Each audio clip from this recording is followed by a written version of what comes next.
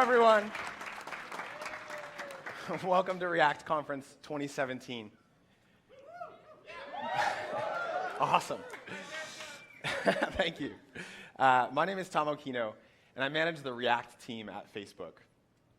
It's hard for me to believe that this is actually just the third time we've put this conference together, because in the past couple of years since the first one, there's been an absolute proliferation of meetups and conferences for React across the globe.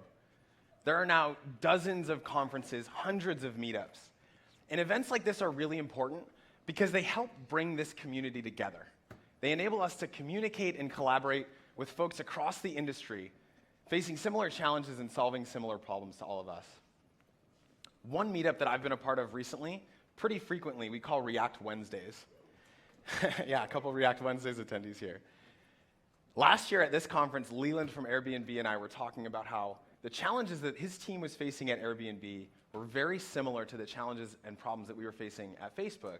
And we also wanted to sort of open the black box a little bit from the React team itself and make it so that we could collaborate more openly with people that work outside of Facebook and use React.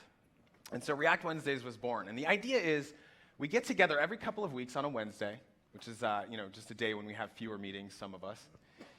And we work on the stuff that we would normally be doing that day, but we do it in the company of engineers from sort of all over the Bay Area.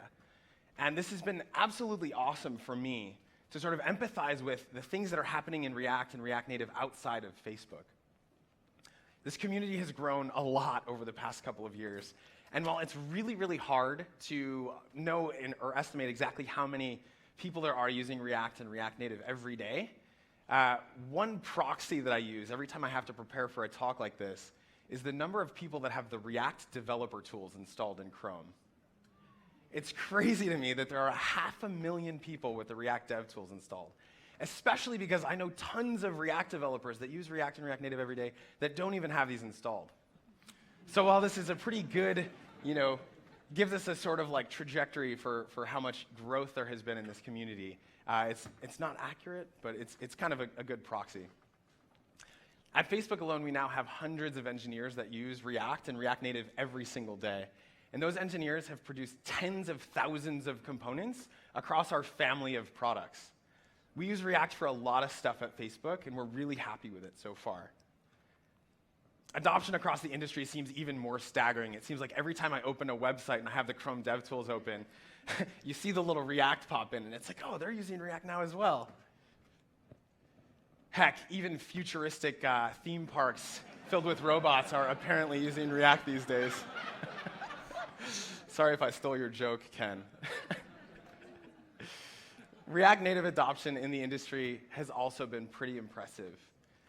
At Facebook alone, we have hundreds of React Native screens in production now across our family of apps. The first one here on the left is our Ads Manager app. This was the first thing that we had in production using React Native, and it's what we call a greenfield or standalone app. There was no legacy existing native infrastructure for this. We built this app sort of from scratch.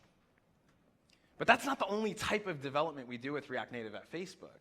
We also have the main Facebook app. A lot of people don't know this, but we actually use React for many screens inside of the main Facebook apps. We have a lot of work left to do here, but it is in production in that hybrid environment. And more recently, the Instagram team published a blog post about their experimentations with React Native that they started about 6 months ago. It's working really well for them. And the best thing about the screens that you feel with React Native inside of the Instagram app is that you can't tell the difference between anything built with React Native and things that are built with idiomatic platform-specific native code.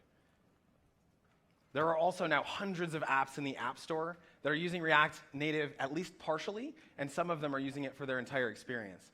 The Airbnb app feels absolutely amazing, and you, again, can't tell the difference between what's built with React Native and what's built with proper native code. Now, the reason I bring up these adoption metrics and statistics and things like that is not just because it's impressive, because what we've been able to do as a community over the past several years is impressive.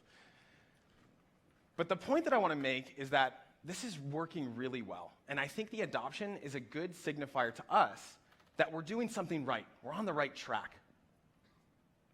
Frameworks and platforms everywhere are being inspired by what we've done with React, and that is a good thing. we're going to continue to invest in React and the ecosystem around it because it's working really well for us. And because we're not done. We have a lot of work left to do. But we're going to continue to improve React. We're going to add features. We're going to fix bugs. We're going to make everything better. And more importantly than the incremental improvements, we're also going to continue to innovate. Again, we're not done innovating with React. We're going to bring it to new platforms like React VR. We're going to make things even better for low-end devices. But the most important part about this innovation is that it's going to happen in place. This is critically important because breaking changes are painful. We don't want to rewrite tens of thousands of components. So you can rest assured that there's always going to be an incremental path from where we are today to where we want to be tomorrow. And we're going to be going through that process with you. You'll never install a version of React and have to rewrite your entire app from scratch. Now, in a little while, Sebastian's going to come up, and he's going to talk a bit about the innovation that we've been doing and the research that we've been doing specifically around performance over the past year on the React core team. But before that, Jing is going to come up and talk a little bit about the investment that we've made so far in React Native at Facebook specifically. Thank you. Jing, take it away.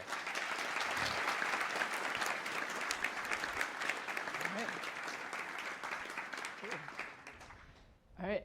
Thanks, Tom. Hi, everyone. My name's Jing. You may have seen me talk about Flux and Relay in the past, but since then, I've been working on React Native. Now, 2 years ago, Tom announced React Native to the world at the first React.js Conf. Looks familiar, right? Today, I want to talk to you about React Native, our path for React Native internally, how we've approached incrementally adopting React Native, and the lessons we've learned along the way. Now, if you've heard much about React Native, then you've probably also heard about its benefits: fast developer iteration, declarative views, and the ability to share code cross-platform. But in order for us to get those benefits, we needed to start using React Native to build our mobile apps. So as Tom said, we started with the standalone app, the mobile ads manager app, and we worked closely with the team building it from the ground up. This worked really well, and last year, Kevin Ghazali and Emily Janzer, who worked on this app, talked about it at F8, our annual developer conference. But we can't just limit React Native to brand new greenfield apps. We wanted to bring the benefits to as many people as possible. So the next logical place to look at is the main Facebook app. More than 1,000 engineers work on this app, and it would be hugely valuable to be able to bring the benefits of React Native to these engineers as well. And from the beginning, we were asked a lot externally whether we were going to rewrite the entire Facebook app with React Native. But internally, this wasn't even something we really discussed, because we knew that it was entirely unfeasible and undesirable at that point. And that's because rewriting has a huge cost. There's years of products, features, and functionality built up in our apps, and re-implementing all of that takes time, and it requires expertise about those products. Not to mention, we'd have to rebuild the infra that those products depend on. So rewriting our entire app on top of new technology just costs too much, and it wouldn't have made any sense for us. Instead, we needed to incrementally adopt React Native into the main app. But using React Native within the main app is fundamentally very different from using it within Ads Manager. So there was a lot of things that we needed to work on before using React Native within the main apps was a good experience, and before it delivered a lot of value to the teams using it. But we knew we couldn't iterate on it in a vacuum. So we started working with teams early on, and we used their feedback to guide what we worked on.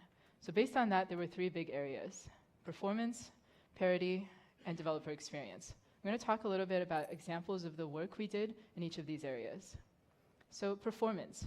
There's a lot of attributes that fall under performance, but initial startup time was the one that mattered the most to us. As Tom mentioned, there's hundreds of views using React Native, which adds up to a bundle size of about 11 megabytes of minified, uncompressed JavaScript. So this large bundle size means a slower loading time, and we needed to optimize that. Just to give you an idea of how we tackled performance, here's a representation of our initial startup time. It's composed of 2 steps, which startup is loading up the JavaScript engine and the JS bundle, and that runs once per session, and app startup, which includes logic specific to each of the views. And included in that app startup is a network fetch to get the data required to show that view. One optimization we did early on is inline requires. Bhavan Qatar talked about this in more detail at last year's React.js Conf in the context of web, but it works the same way on React Native. It brings down app startup time since we only execute the requires needed for the initial view. And we've also been experimenting with native module optimization, which defers loading of native modules to the point where they're needed. And that brings down bridge startup since we don't need to load all of the native modules up front. And we've also implemented parallel data fetching so that we send off the query for data while the bridge is starting up. And that means the data is often already there by the time the app JavaScript is ready to run. This can take a pretty big chunk off of startup time if the user has a slow network. These are just a sampling of the optimizations we've made, but it gives you an idea of the main strategies we use. We make things lazier, and we also only do the things, and we also parallelize steps whenever possible. So Android parity was another big area. When a team built out their feature using iOS, they would often find that showing the same view wouldn't even work on Android. So the first load would show a red box with a bunch of error messages. This would usually be because the APIs were different from components on the two platforms, or sometimes functionality available on one platform wasn't yet available for the other one, or they need to use different components completely for each platform. So they needed to find workarounds for each of these before they could even get their view to show up. We had to bring the APIs and supported features closer together so that engineers could spend that time making views look good on Android instead of fixing those red boxes. And finally, developer experience. One of React Native's biggest selling points is developer experience, but we usually talk about how fast it is to reload once you make a change. What we also need to keep in mind is the time engineers spend compiling that app in the first place. So the Ads Manager team had a small native shell around a fully React Native app, but the main app is completely the opposite. It's a huge native app with pieces of it written in React Native, and that means a build for the full app can take several minutes. We had to make sure that it was easier to integrate React Native views into the app, and we had to avoid rebuilding as much as possible. There were two major things we did here. First of all, we still had to build apps every time we pulled the latest code, even though we were only modifying JavaScript while we were developing. So we built functionality into Nucleide to download the pre-built binaries onto the simulator, and then we would run that binary against the local JavaScript. So that meant only changing JavaScript files didn't require any build time. That wasn't quite enough, though. So whenever we added a new React Native view to the app, even if it was only referenced by another React Native view, that still required native changes. We had to let the navigation system know about the existence of those new views. So in order to do that, we had to change an iOS file and run a build. We had to change 2 Android files and then run another build. And keep in mind that these build steps could take several minutes each, and it becomes pretty painful. To make this better, we needed to improve the navigation integration. By making it possible to load the registered views on the fly when developing, we were able to get rid of all of those steps. And avoid rebuilding everywhere. So with these two pieces in place, engineers using React Native were able to avoid compiling the full native app from almost all of their changes. Now, as we improved these 3 main areas, we also expanded the scope of what React Native was good at. In the beginning, we started with web view conversions. These weren't for the sake of converting, but were usually because a team wanted to make these experiences more native feeling. And as we improved the developer experience, React Native started to make sense for high design iteration views as well. It's a great way to prototype quickly and to test out your product designs. And then as we improved parity and performance, it started to make sense to build other full screen views with React Native as well, especially if the team had lots of React.js experience, but no iOS or Android experience, or if they wanted to share business logic with web. And now we're actually starting to see teams move beyond cross-platform and into cross-app. Now, this isn't a problem for everyone, but because Facebook's main app and Instagram's app started off in different contexts and they evolved separately over time, it's harder to share code between these two. The native features typically depend on different sets of native libraries. React Native decouples the native dependency from the product code, which makes it easier to swap out those native dependency at a per app level, as long as they could be used with the same JavaScript API. This means that for us, it was easier to build cross-app features with React Native. So we can add cross-app views to the list as well. Now that we have products from all of these categories using React Native, we're really starting to see the engineering benefits of fast developer iteration, declarative programming model, and cross-platform. And for us, cross-app as well. Of course, the story that I just told you is the rosy glasses version of our path for incremental adoption. As with the adoption for any technology, we had some speed bumps along the way. So I wanted to take some time to talk about the lessons we learned in this process. The first big one is the value of building relationships with the teams using React Native. I'm going to take a bit of a detour here to the field of medicine. But a few months ago, I read this article about the value of incremental care, and this message really resonated with me. What it said is that having a source of regular medical care, someone you could easily talk to, had a powerful effect on your willingness to seek care for severe symptoms. And we found something similar to be true when we were working with teams using React Native. When we first started out, we didn't put any special effort into staying in touch with them. So teams that had trouble using React Native wouldn't necessarily know who to talk to. And often we'd find out about the issue pretty late as a result. Sometimes the issue was actually really easy to solve for them, like just pointing them to a feature they didn't know about. But by the time we found out about it, they were already frustrated with using React Native, and the damage had been done. So we knew we could do better, and over the course of the last year, we made some real changes.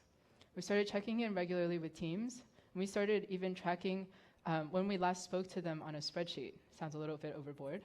But we gathered feedback both in the check-ins and at the end of every 6 months, and we used that to guide our roadmap for the team. And we started hosting monthly tech talks and happy hours to help us keep in touch with the people using our technology and to build a community of people using React Native who could help one another. As a result of this, people who had problems were much more likely to reach out because they knew exactly who to talk to. And we were much more likely to surface issues when we talked to them that we otherwise would never have heard about. And by the end of last year, we were receiving a lot of positive feedback about the support our team provided to engineers using React Native. And this time that we put into building those relationships really paid off. This is where it's often less about the technology and more about the execution. The other thing we realized over time is the value of integrating with native infra. So at the very beginning, we thought that writing code in React Native was so easy, we could just re-implement everything, including both UI and library functionality. So in 2015, when we originally announced React Native, this was us. So it's a pretty common meme. This is React Conf. So I imagine a lot of you can relate. Our first instinct was just to re-implement something whenever the functionality wasn't available in JavaScript. But we soon realized that this is not the right strategy, especially not in a hybrid app. And that's because when we think about the cost of a feature, we need to think about both the cost to build it and the cost to maintain that feature over time. Even if we could afford the cost of building it because it was so fast to build with React Native, the cost of maintenance for 2 implementations is just too high. And having 2 implementations invariably led to inconsistencies between them, and that would be confusing to people trying to use them. So instead, we needed to integrate with the native infra as much as possible. We started building APIs in JavaScript for the native infra we could reuse, like our feature gating system, which was already being built in both iOS and Android. This gave engineers a more consistent experience with the rest of the app, and it meant that we didn't have to take on the cost of maintaining all of these features. So to hear more about this, Leland Richardson is giving a talk at 4:30 about a similar experience they had with bringing React Native to Airbnb's existing app. And finally, the value of user experience. We focused a lot on developer experience with React Native, and we're starting to turn more of our attention to user experience. So I'll give an example of what this means for us. Now, a lot of us working on React Native and the engineers using React Native often have experience with web. And on web, text inputs are fairly simple. You have a full physical keyboard, the tab and enter keys work right out of the box, and the browser will often autocomplete for you. But this isn't the case on mobile. We have to think about a bunch of other things, like we have to focus the first input, you have to have a placeholder for all of the other inputs.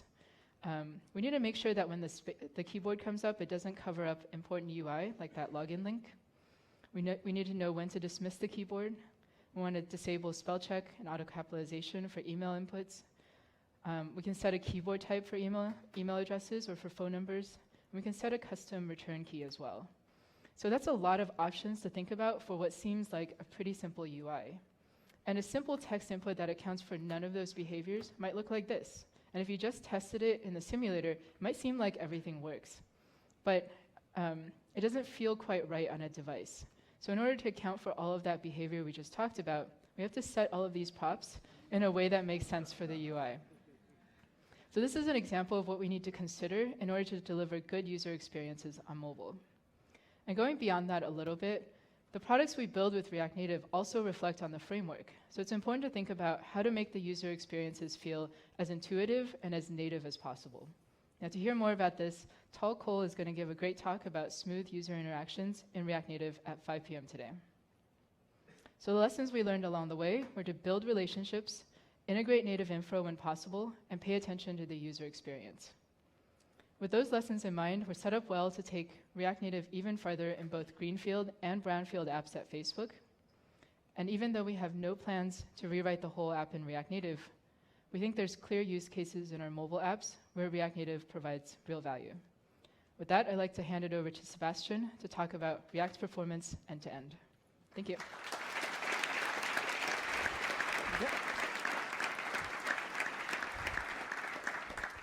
Thanks, Jane. So I'm going to talk a little bit about how we think about performance on the React team. But first, I kind of want to open with a little riddle. What does jQuery, native mobile apps, and React have in common? Any guesses? Well, there was a time when most of the web was driven by server-side state, server rendering everything, right? But these things goes back and forth. And the last decade has seen a strong trend towards client-side technologies. And we need the paradigms like React, jQuery, native mobile frameworks to work with client-side technologies in these environments. But what has it enabled us to do? Why do we see this shift? What is trend? It helps us to build solid and quick interactions with much less latency than a full server round trip. It allows us to build sophisticated user experiences where we can consume content even during intermittent connectivity or offline, or even highly interactive productivity interfaces. So some say that browsers and platform UIs are really enough and the primitives should be there. But if the last decade has taught us anything, it's that UIs evolve. We need to innovate, and innovation comes from all kinds of applications, and client-side code gives us the freedom to build these new UI paradigms. We're no longer bound to what the browser or the platform vendors kind of grant us, but the platforms do get a lot of investments, and they can frankly do a better job tweaking than we can in a lot of cases. And they can help make everyone's content better as a result. But that's also a major responsibility. Sometimes they want to solve those issues by limiting what we can do. For us producers, that can be devastating. When you find a bug in the browser, there's not much you can do about it, really. You can file a bug, maybe open a pull request, wait for the release cycle. If it doesn't line up with the architecture or the roadmap, then you're kind of out of luck. There's not much you can do. You have to kind of find a very complex workaround. And JS libraries have these problems as well. Like, we're not better in that regard, but there's one major difference. In user space client-side code, you can hack it yourself, and there's a lot of value in that. Browser engineers that work on extensible web features, they really understand this, and they're really doing an awesome job kind of exposing more lower-level primitives, like WebGL, WebAssembly, parallel rendering, and so on. And we're not really giving much attention to that, but that's really valuable. But it is a problem. One problem is we added all this stuff. So now we have a slow startup time. The increasing move to client-side code creates a major problem for the web. It can lead to a terrible user experience, and research showed this time and time again that startup is a huge issue. But it's not just for the web. Native apps, purely native apps, they have startup issues as well, and they have upgrade rate problems because they're huge and the download rate is not as good. And Jing mentioned React Native as well, and it's not sustainable. Server-side rendering, that does help a bit, but the point is to be responsive, right? And to wait to load everything, to initialize everything, is also not enough. So should we just revert and make interaction server-side again? Well, maybe, for some things. AMP, instant articles, are actually great technologies for static content. You can get some interactions like links and so on. So server-side rendering is good for a lot of static content that doesn't change very much. And if you look at a page like Facebook, A lot of this here looks like static content. Most of the visual surface area is content consumption, and we can get most of that content from the server. But if you look closer, there's a lot of interactive pieces here. And this is what we see over and over again. Websites and apps do have a lot of static content, but they need a shell to power this UI. And the shell itself is built out of a complex set of user experiences. And that's a key part of the experience that they provide, right? This is what we've been building, and that is important. So maybe we should move some things server-side and let it stay there, but client-side code is a huge, important part of how we make this experience work. We need to make client-side code scalable. We don't need to revert, we need to fix forward. So let's take a look at what we have here. We're all engineers, right? We can fix it, we can engineer this stuff. We can't completely remove all of these steps, but we can minimize the impact that they have. So let's break it down. First, we have network. Client-side apps load more data, they load more code, because they need to load that for the interaction that might happen. But there are some node solutions to this. First, only really download what you need for those initial views. And one way you can do this is by splitting your bundles up and then lazily load the next bundle as you need them. Nihar has a great talk about this tomorrow. Another thing, we don't really have to download the new version every time we use the app. We can keep it in cache, get it auto-updated. This is already how native apps work with their auto-updating feature in the background. Service workers let us do the same thing for the web. Nicole Chung has to talk about that later as well. But if you have a limited data plan, you might not want to auto-update all your apps all the time. And this is a really problem in some developing rural areas. But there are solutions for that as well. There are technologies where one person can download a version, then share it with their friends and family and neighbors, peer-to-peer. And there's some real interesting stuff going on in this field as well. But what if you're a startup and not everyone has your app, right? Well, there's solutions there as well. You don't have to cache the unique thing about your app, but most of your app is probably going to be a lot of library code or similar things that other people share. And by cooperating with other companies, by using a common set of tools, like what you find with NPN, it's a good start. And utilizing shared versioning, so that you stick to similar versioning, and CDNs, you can ensure that a large portion of your code is already cached before the user gets there. There is some work to be done here, but there are solutions. So what's next? Since we're sending everything as client-side JavaScript code, we actually have to parse and compile it. The VM has to parse and compile the source code to machine or bytecode before we even execute it. And this actually takes a significant amount of time during the startup. Even if we're not going to execute it all, we still have to scan through it all. And this is actually a big problem as well. In React apps, we tend to only use a small amount of the code we download because not every possible branch will be taken. We have to have it there in case the user will need it. But there's new solutions for this as well, because the output is always the same. So cache the artifacts. Put them in some lookup tables. WebAssembly actually has explicit APIs for this. Some web browsers do this with JavaScript. Even native platforms can do this under limited conditions. And we'll work with browsers to kind of expand these capabilities so that it happens in more conditions as well. But if you're really ambitious, you can even cache a custom runtime and ship your application as bytecode. Templates-based frameworks have actually started trying this out. It's actually practical for certain use cases. Now we just need to do that for the rest of JavaScript. But we know how to kind of solve this general problem, right? Or even if we can't solve it for JavaScript, maybe Chenglu can solve it with another language, which I'll talk about tomorrow. And finally, we have module initialization time. Since JavaScript is a dynamic language, it actually has a lot of meta-programming and code that runs during startup to initialize a bunch of modules, objects, closures, classes. All this takes time. Luckily, native compilers who kind of figured this out mostly, we can just do the same thing. The Closure compiler team has done a great job for years doing this. You can apply some constant folding, You can look it up on Wikipedia if you don't know what it is. It's a pretty common optimization technique, and the resulting code can be much faster to initialize. V8 even uses heat snapshotting to kind of start up your core libraries and the JavaScript libraries.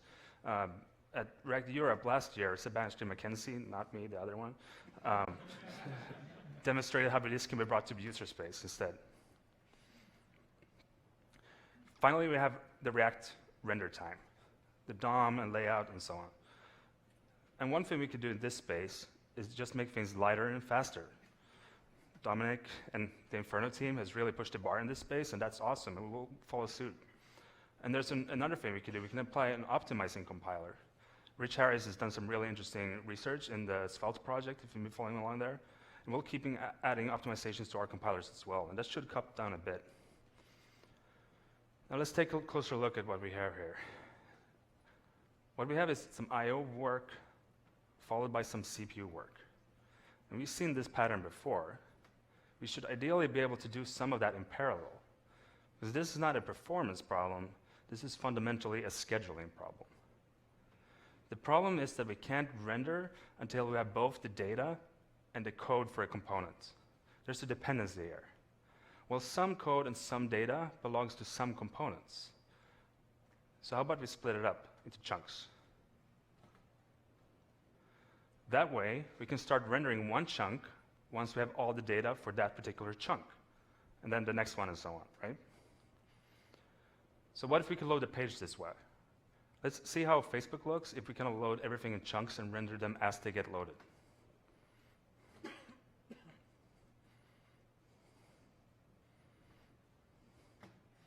This is what is streaming rendering. It does require a lot of work to break these things up into the right size chunks and the right places. But what if we could break it up at the framework level? There's actually a really cool experiment by, I think, Paul Lewis over at the Preact repo, where you kind of make every component asynchronous. So let's take a look at this particular story here. And then rewind. What if we could just split every component and render it on its own as it completes? Let's take a look at how this looks. That's pretty janky, right? Like finding the fixed positions for everything ahead of time is not always possible, because it's not just one view. It's a series of complex components, each of which can yield different results depending on what the other ones do. But even if you could avoid relayouts, even just popping in images and text as they load lead to too many loading states. We found that showing content as quickly as possible is not a good user experience. A loading sequence has to be designed in steps. So let's try that again, but this time, what if we could defer display on each section until it's done? Much better, right? The realization we had is that it's great to automatically break rendering to chunks for performance purposes and parallelization, but only if you wait to display it until the rendering is complete. So that was our startup. And with these techniques, we can reduce load time and jank. But let's take a closer look at this chat tab. What happens if I tap it? We haven't loaded any code yet, or its data. So after some interval, we have to show a spinner. And that's an artifact of making everything lazy. Now when you interact with something, you need to wait for it to load, and then we can render the content. But I think we can do better. Let's go back to before we tap it here. And what if we preloaded and pre-rendered some content that the user is probably likely to need before we actually display it? Now when we tap it, we can instantly display it. You might be wondering what you added just a bunch of rendering and CPU time there, and JavaScript is single-threaded, and now everything is going to be blocked, and we have to wait for everything to load again. Well, that's where priorities comes in. Let me show you this as another example. Have you ever been typing into like a text field, and then suddenly the text freezes just a little bit? And it only happens sometimes, so you can't really put your finger on why, and it's kind of annoying and janky. It leads to a bad experience. You kind of get interrupted with what you're doing. So I got a message from Tom here about dinner, apparently. It's probably going to be Vegas Steakhouse if I know Tom. So I'm going to start typing a reply. So I type character H here, and I get immediate low latency feedback. Right? This is an important step of the experience. And I keep typing, keep getting feedback, just fine. What I didn't realize is that Tom was also sending me a follow-up message. And I just got the payload over the network. Like any company, we should be able to build new cool features. And sometimes we get a little excited about this stuff. And sometimes the messages can get complicated and take a while to load. But what if I had more to type? I would get another key press here, but our data model is sequential. So I would have to wait to display the feedback until I render the message. This is what leads to that janky behavior of freezing my keystroke, and this is fundamentally a priority problem. It's more important to process the keystroke, including any custom behavior like emojis or extra features that we have in our text inputs, than it is to render the message. So let's try that again. But what if we could abort the rendering here and instead render the character? Then we should be able to resume where we left off and render the message. There's something fundamental going on here about building high-quality user experiences. Certain types of input are more important to handle than others, even if that means handling them out of order. We can fit events into these categories. Animations and gestures has the highest possible priority. If you don't update them every frame, it breaks continuity in a fluid motion, and that's really disruptive. Taps, click, keyboard events, they're very discrete actions triggered by the user. These are not as time sensitive because they're not interrupting something that already has a fluid motion. But they're still very high priority because we're manipulating something in the world around us, and when we do that, we expect that to have an immediate effect. Network and long timer events, like the message coming in, are not as important. We still want them rendered in a reasonable time frame so we can keep our interaction and conversations going. But if we defer it a bit and even prioritize other events first, we can't really tell. Finally, for things that are not visible, such as if you're scrolling down a list of items or if you have a hidden tab somewhere or the message there, it's really fine just to do it whenever. It would be good to have it done by the time we need it, but we don't necessarily have to do it right now. So what does this all mean for React? These are all things that kept coming up for us. It seemed to us that scheduling is a core primitive of UI engineering. We just have to deal with it in very ad hoc ways right now. And that's why we investigated and experimented with a lot of different models, like based on threads and workers and built-in primitives. And everything has trade-offs. And finally, we settle on a model that we think will change the trajectory of how we build the UIs. And that's why we built React Fiber, a complete reimplementation of the core algorithm inside of React with ground-up support for built-in scheduling. Lynn Clark has a really interesting talk about how this all works under the scene after the break. But here's the thing. React Fiber is not designed as a new framework. It's built with full backwards compatibility in mind, and therefore we're not launching a new project. React Fiber is simply React 16. React 16 will be launched in compatibility mode by default, with an opt-in for asynchronous interruptible rendering. This should make it easy for the entire ecosystem to follow along. And in fact, we're already upgraded. Facebook.com is already running React 16. And in future versions, we're going to enable asynchronous mode by default. But the journey doesn't end here. We still have a lot of interesting problems to solve, a lot of interesting innovations to be made. I'm excited to continue all this journey with everyone in here and everyone in our awesome community. And as always, if you want to try our pre-releases, you can use the @next tag. It should be pretty stable because we're running master off of Facebook. Thank you.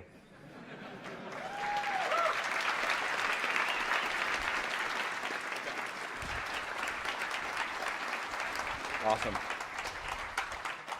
Yeah, that's awesome. I'm really excited about Fiber. We've been working on it for a little while now. I think the whole team's been working on it for about 6 months. Sebastian's been experimenting for a little bit longer, along with Jordan Walk, some early prototypes and things like that. But I really see Fiber as a new foundation for React. It's going to set us up for the next several years worth of improvements and innovation that are going to happen in React and in the React ecosystem. Now, the scheduling primitives and the new data structures and algorithms are exciting, but there's also a couple of other things that I think are exciting that are probably not worth Sebastian talking about, so I'll come up and talk really briefly about those. One of them is this concept that we call error boundary. This is actually born out of our server-side infrastructure at Facebook. And the idea is that if part of your application fails, but it's in sort of an isolated place, we shouldn't have to take out the whole app. We should be able to fail in an isolated way and handle that failure gracefully. And so error boundary allows you to sort of put a seam in your application around a certain component or a subtree, and it makes it so that you can handle that better than the default of just unmounting the whole tree. We've had this support in React for a little while now, but the support in Fiber is a lot better. It's comprehensive, and I'm really excited about this. Perhaps the feature that everybody has been really waiting for, though, as the #1 requested feature of React since we released it, is the ability to return multiple components from render. You can So this would have been really, really hard to implement in the old version of React, but we knew that we needed to get this into the next version of React, and so Fiber was sort of designed around the idea that we need to have this. So now you can return arrays and strings from render. You don't have to do that weird dance with like your table rows and all this other stuff anymore. It's going to be awesome. One other thing that I'm really excited about was, we've long had a problem of the approachability of the React core. We don't get as many contributions to the React core as we want to because it's really hard code base to follow along. There's years worth of iteration and changes and things in there. And so when we set out to build Fiber, we wanted to make it significantly more approachable and easier to contribute to. One big thing we did here is the whole React core, all of Fiber, is all written in Flow now. So we can make changes to it with more confidence that we're not going to break the world. This has been working really well. Apparently, Leland, another shout out for you, he tweeted the other day that he's pleasantly surprised at how approachable the code base was. I can't believe someone actually said that about React. React has kind of been historically pretty crazy to try and contribute to. So this is awesome.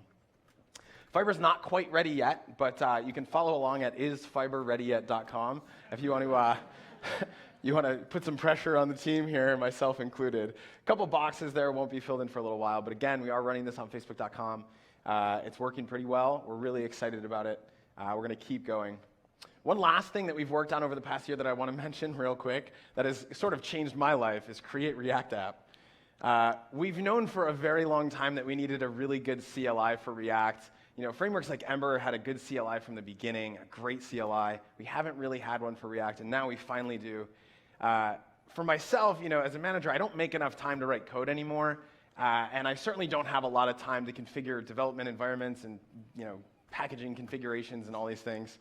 And so Create React App has enabled me to start coding again, which, for better or worse, I don't know if the team's excited about it, but I am. So I think this is as good a time as any to pour one out for JavaScript fatigue. You weren't with us long, but we're glad you're gone. Okay, finally, just a couple of quick thank yous. I've been involved in planning of this conference for the past couple of years, but this year I gained a newfound appreciation for how much time and energy actually goes into preparing for an event like this. And there's just a couple of people I really want to quickly thank. Our events team, Christina and Mylene, also Jenny and a bunch of other folks. FN Tech that put all of this stuff together, the stages and everything going on backstage. Absolutely amazing working with all of you.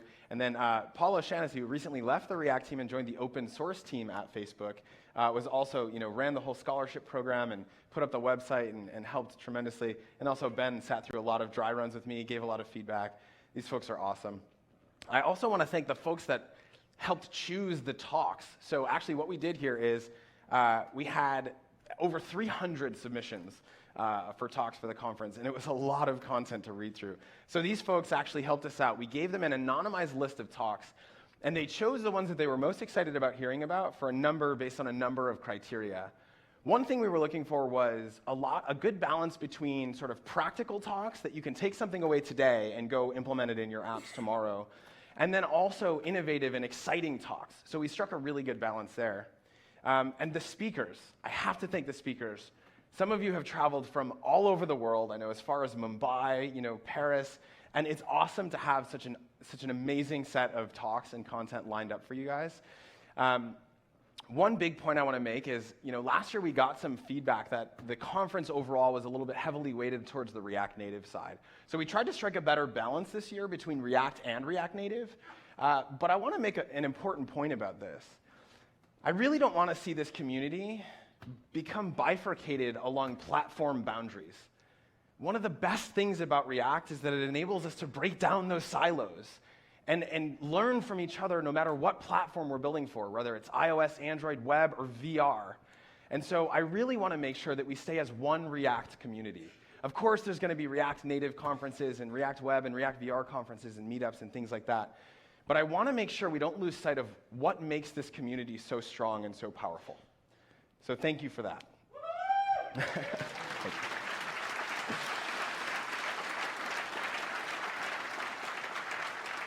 On to a couple of housekeeping things and logistics. So we're in the main room here, but if you want to get away from all the talks at any point, over on my right, your left, there's a nice chill room. There's tables in there, outlets you can plug in. If you got some work to do, you can hang out there. The entire React and React Native teams are going to be hanging in there after the keynote during the break.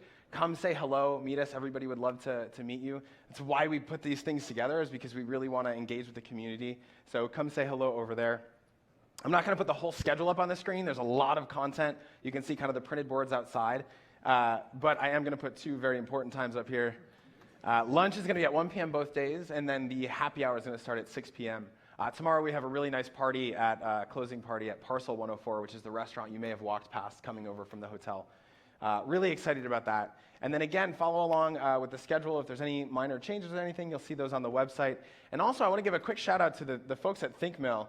Created an awesome conference app, and then they open source the app. I think one of you is right here. That's great.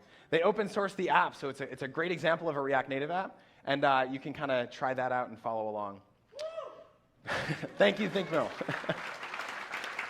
And you can keep it going because that's it. We're done up here. Thank you so much. We're going to have a break, and then we'll get into Lynn Clark's talk. I'm really excited about the next 2 days. Thank you all for making your way out here. Cheers.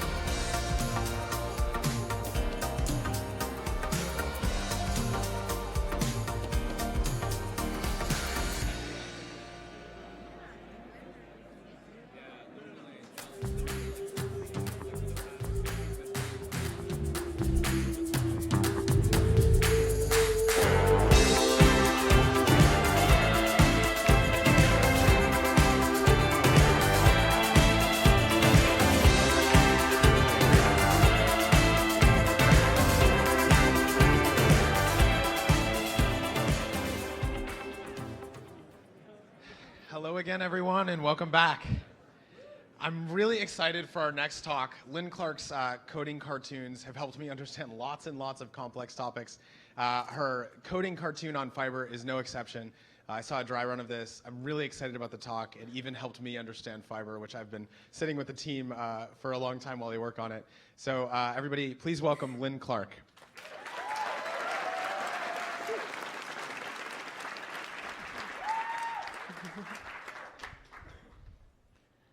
Hi, everyone. I'm Lynn Clark, and I make code cartoons. And I also work in the Emerging Technologies group at Mozilla. So that means things like WebAssembly and the Rust programming language, and Servo, which is a super fast browser rendering engine. But I'm not here to talk about those things today. I'm here to talk about Fiber. When the conference organizers asked you all what you most wanted to hear about, Fiber was far and away the #1 answer. So that's why I'm excited that I get to come here and explain Fiber to you.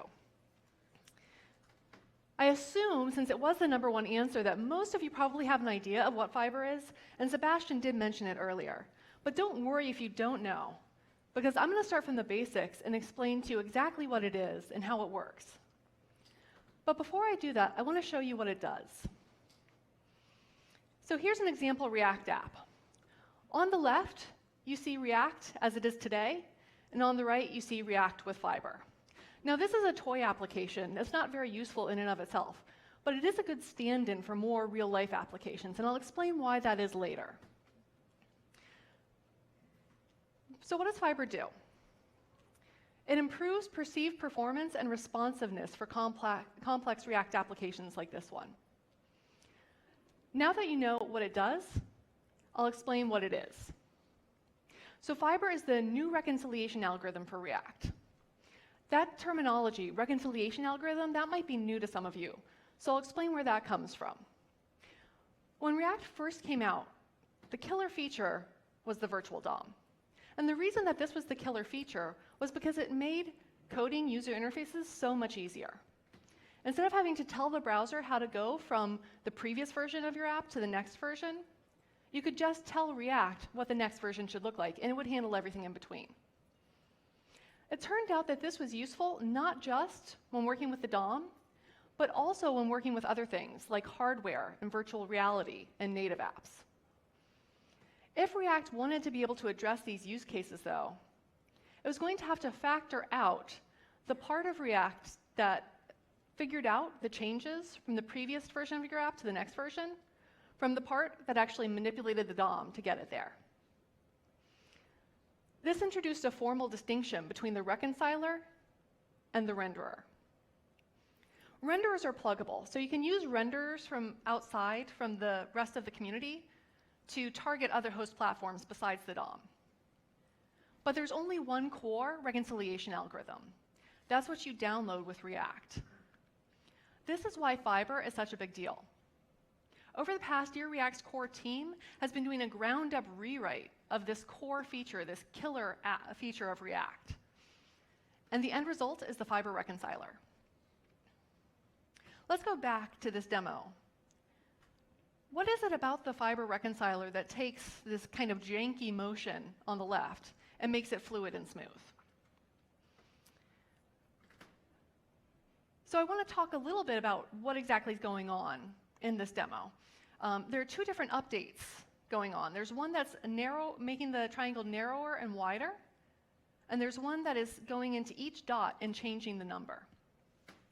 And this is a good stand-in for other real-life applications because it makes very visible interactions between two different kinds of updates. There's a high-priority update and a low-priority update. Sebastian talked about this earlier in his talk, but an example of a high-priority update would be when you're typing. You need to have that immediate feedback loop when you're typing. And an example of a low-priority update would be when you have things coming in from the server, updating things like the number of likes on a comment.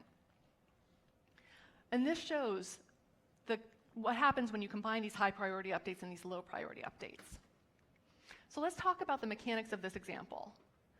You have a triangle at the top level, and then there are more triangles. It keeps going down and down until you get to a point where you have to place a dot because you can't fit any more triangles. These updates are going to touch different parts of this tree. The update that's going narrower and wider is only going to touch the top level triangle. So it's not very computationally intensive, but it is happening frequently. It's happening every 16 milliseconds to give you that fluid motion.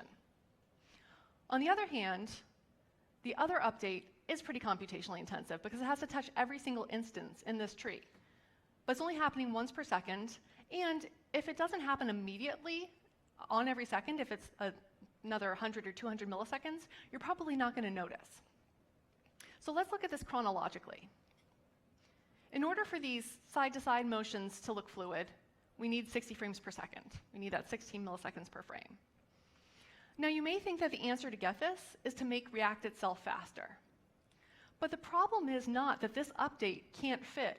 You're only touching one instance. It's not that it can't fit in 16 milliseconds. It's the fact that it's getting stuck behind these larger updates. And most of the time that's spent in these larger updates is actually spent in the render function and other functions that are part of the user code and not part of React itself. So making React itself faster won't make this fast enough to solve this problem. But there is a way to solve this problem, and that's by making the updates play together better. And it's not just React updates that need to play together better. It's also updates coming from the browser, so things like CSS animations, browser resizes. Those would also get trapped behind these larger updates. And that's because of the way that the browser works. I've talked about this a little bit before. When you're building a website, it's kind of like your code is the project lead on this website.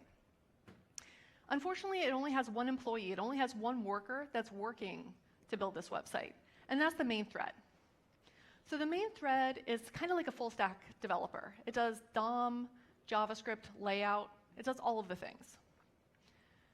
And as long as it spends time doing the JavaScript update, it can't do these other things. It can't do layout. And I've said before, when you use React, how it helps with that is it knows how to work better with the main thread. It's kind of like a technical lead that knows exactly how the main thread works. And so it makes the main thread more efficient in its work. It can direct the main thread in its work by minimizing and batching DOM changes. What Fiber does is basically teach this technical lead some basic project management skills, like how to split up work and how to prioritize work. And it also gives the technical lead a watch so that it can keep track of how much time has passed. So how do these new skills come into play? How do they change the way that the reconciler works? Let's start by looking at how the existing reconciler works. And this is a diagram I've used in explaining it before. On the left, you'll see the elements. So those are the things that your component hands off during render to tell React what it should build. In the middle are the instances, which React creates as a way of managing, figuring out what the previous state was, what the next state is, and what changes it needs to make.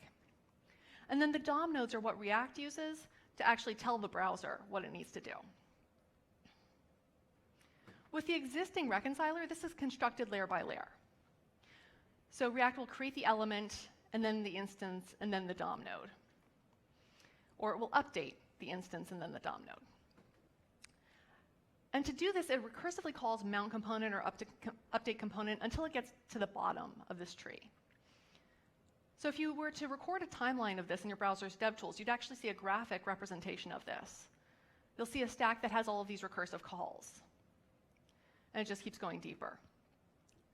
This actually shows us where the problem is too, because the main thread is getting stuck underneath all of these calls at the bottom of this call stack. But if you need to be able to come up and check for other work, see if it needs to do other things, you need to be able to break this up. And Fiber does that. It makes it possible for the main thread to compute a little part of the tree and then come back up and check to see if it has other work to do. The way that it keeps track of where it is in the tree is through a data structure called a fiber. And that's where the Fiber reconciler gets its name from this data structure. Now, the old reconciler, it didn't have a name.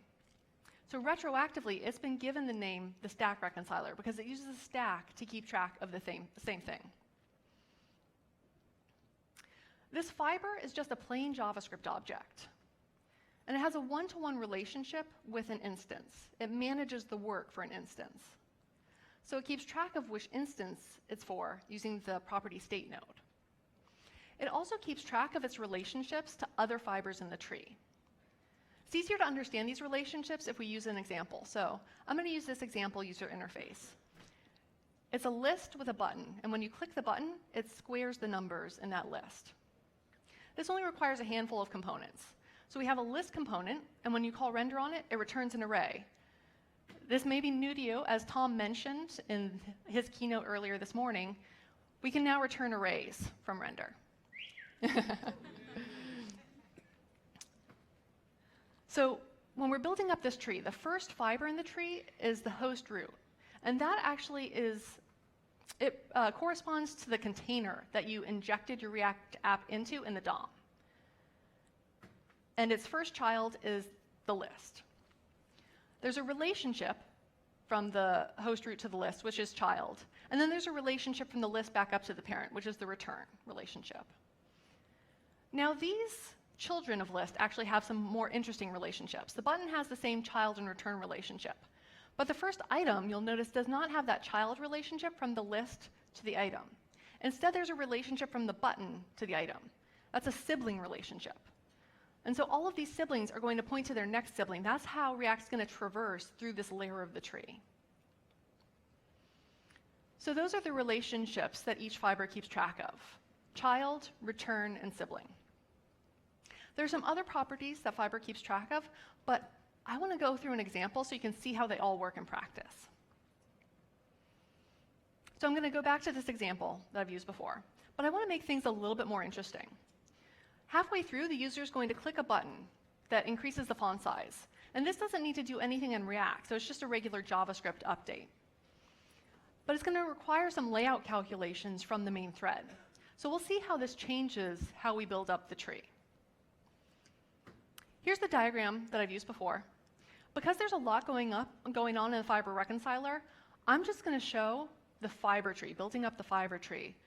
I'm not going to show the elements or the DOM nodes like I have in the past. Before we start the update, we already have the current fiber tree. This was constructed during the initial render. And React also started something called the work in progress tree and added the first fiber to that.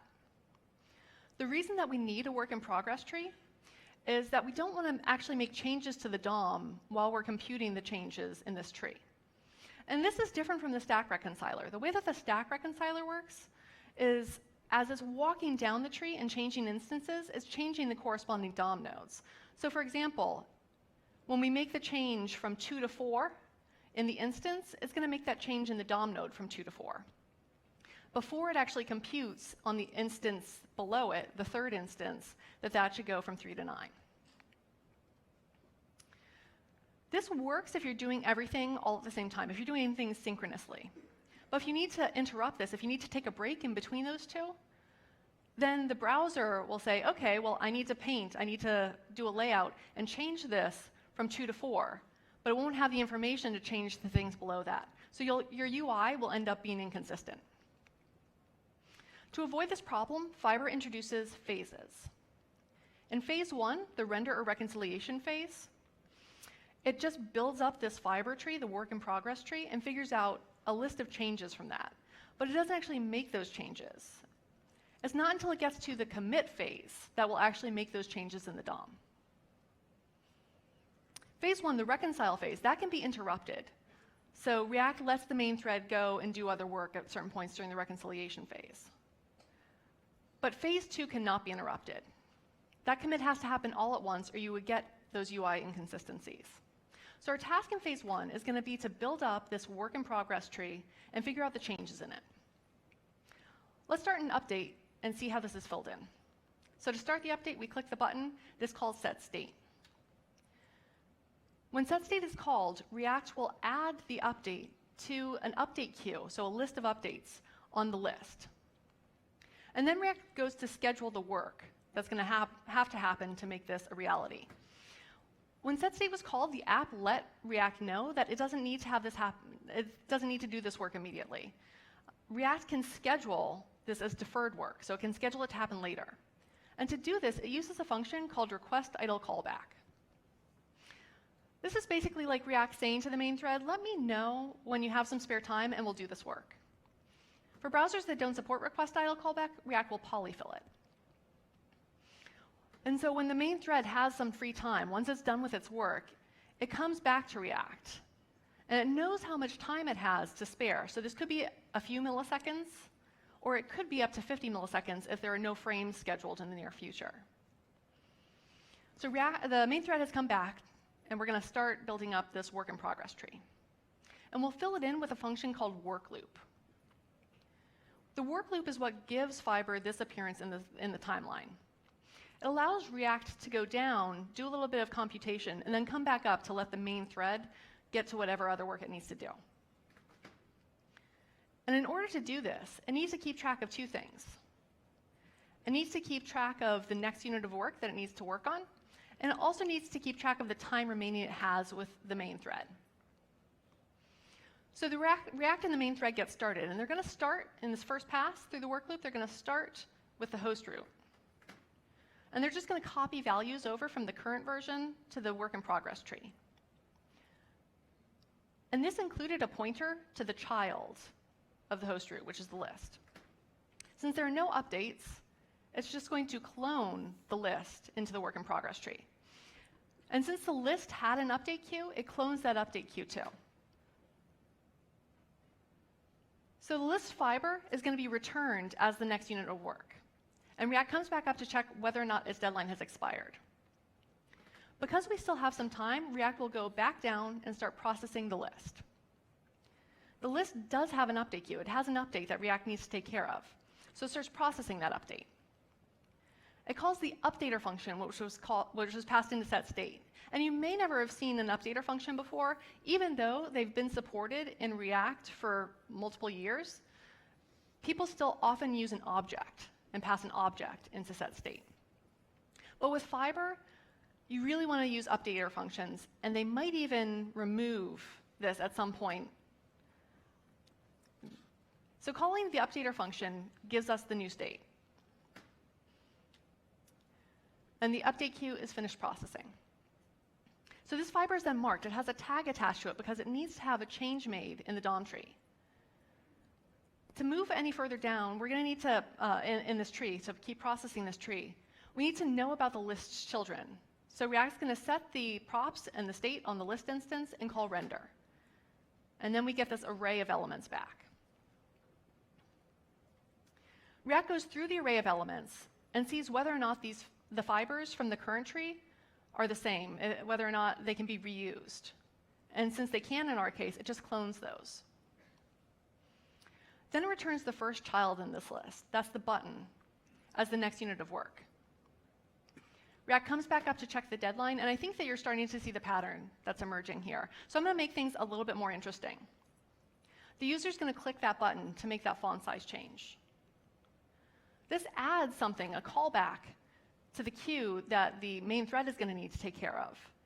But it's not going to take care of it immediately.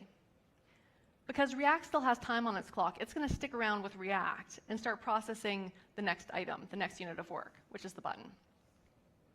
This button doesn't have any children. This is the first time we've had something in this tree that we've reached that doesn't have any children, so it's not creating any new work. So React can complete this unit of work. And that means comparing the old and the new to see whether or not there have been changes. If there were changes, it would mark it as needing changes in the DOM, but since there aren't, it doesn't. And then, since there's no children, it returns the sibling as the next unit of work. Now remember, this is the item that had the number 1 in it. So React goes back up to check the deadline, then goes back down. And this will follow the same pattern as the list. But let's say that there was a should component update on the item that says, if the number prop that's passed in is the same, I know that my div isn't going to need to change. So I might as well just return false from should component update. This means that the item will not have a tag attached to it that says it needs to have a change in the DOM. The precise details of how it works when should component update returns false are still a little in flux, so I'm not going to go into the details. I'm just going to skip ahead to where the item is completed. And it returns its sibling as the next unit of work. We go back up. We come back down. It's processed in much the same way, except this time should component update does return true. So it gets marked as having a change. It gets that tag attached to it. And its div is cloned and returned as the next unit of work.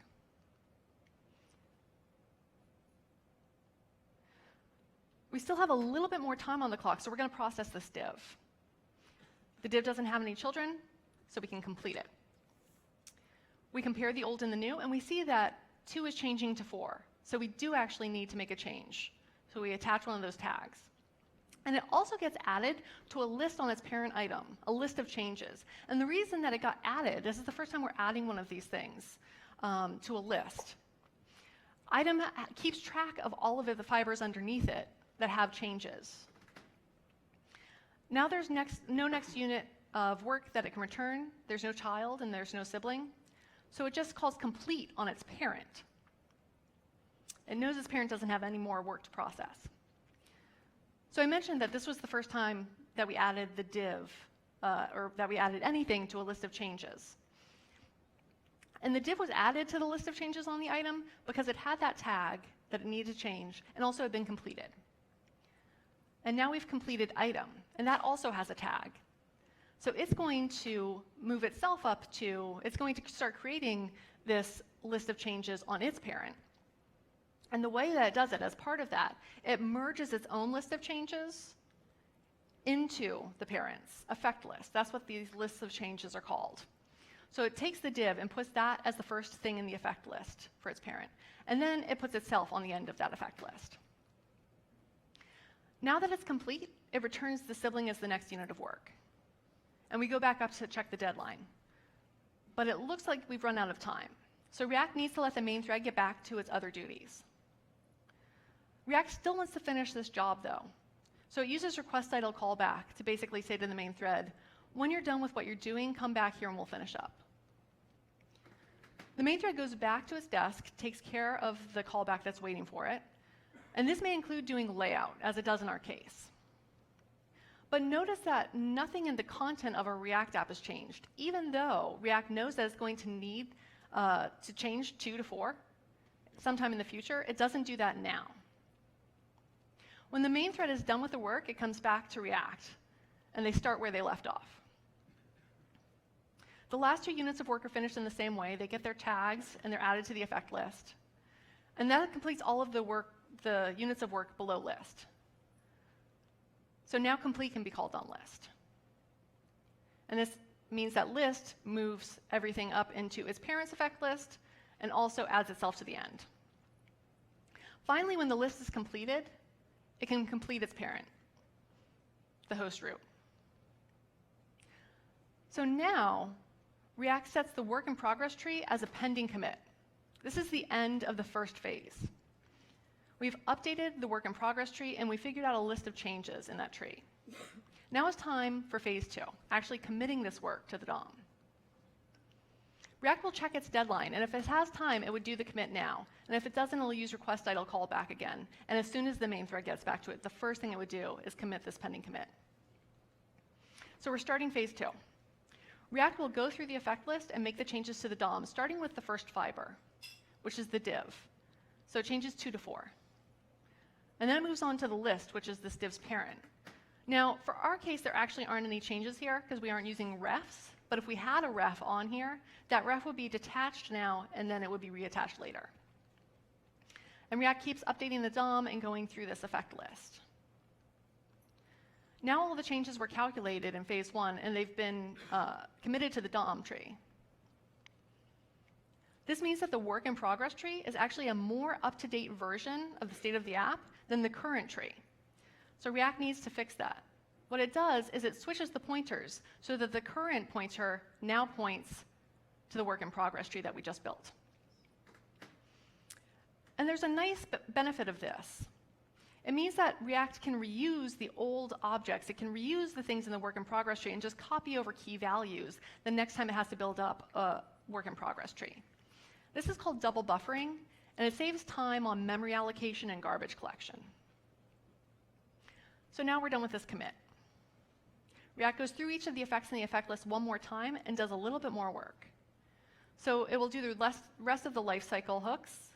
It will update any refs. And it will also handle those error boundaries that Tom was talking about earlier.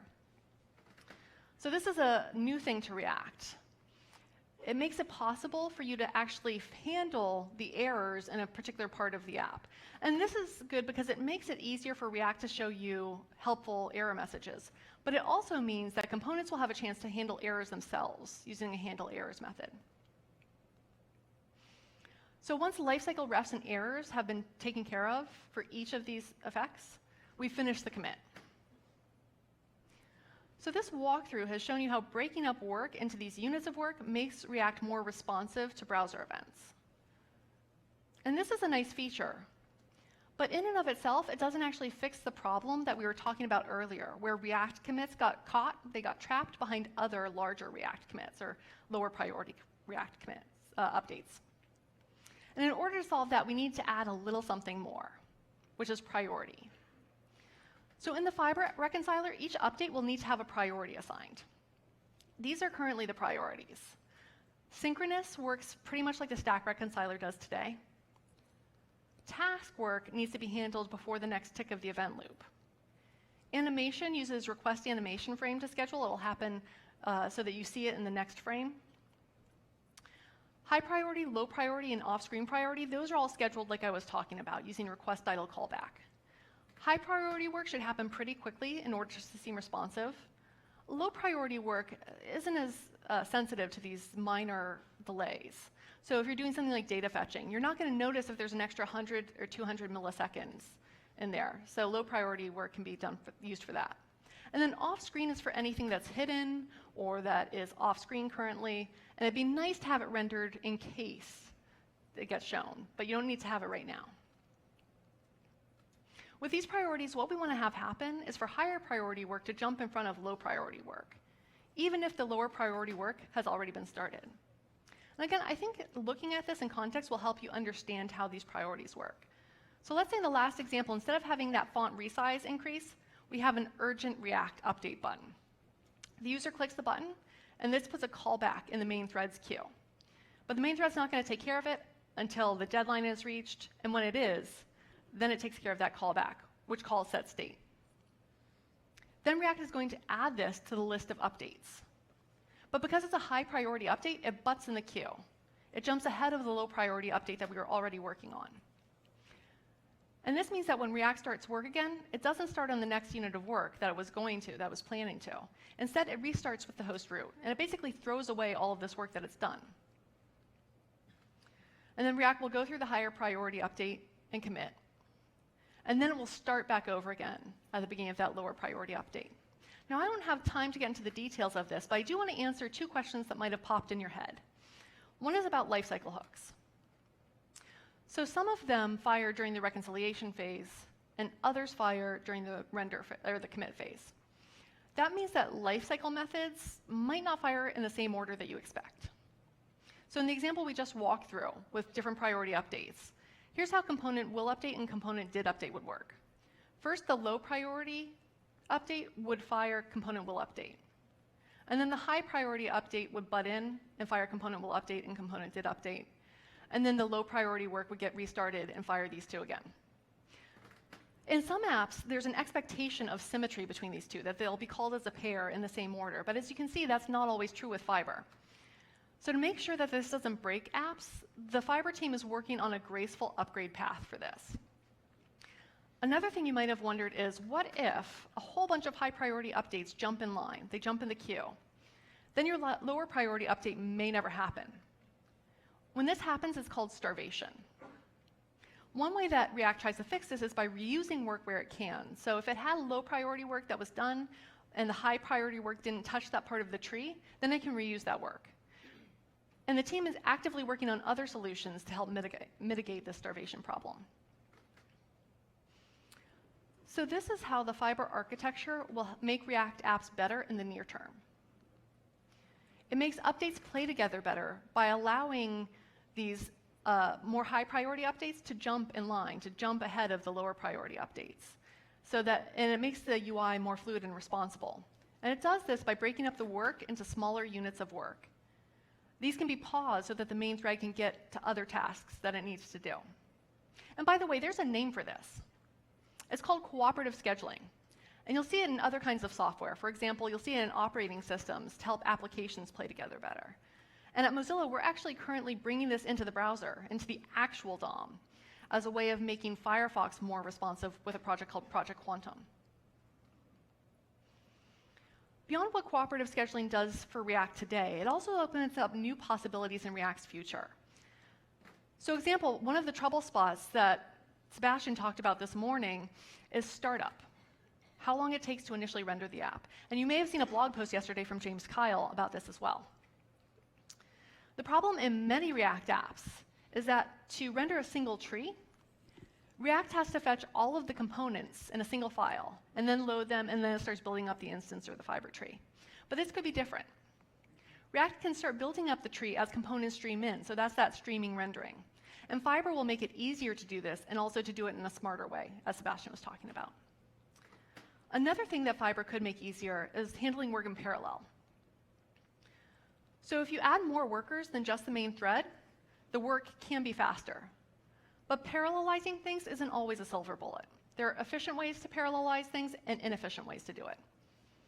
Fiber will make it easier to do it in an efficient way by splitting up branches of the tree and doing branches of the tree in parallel. And this is another thing that we've experimented with successfully at Mozilla. Our new CSS style engine, which was developed as part of Servo and now is being introduced to Firefox, it handles the tree the same way. It handles parallelized sibling branches. In our testing, a page that took 130 milliseconds to render before only takes 30 milliseconds once it's parallelized like this.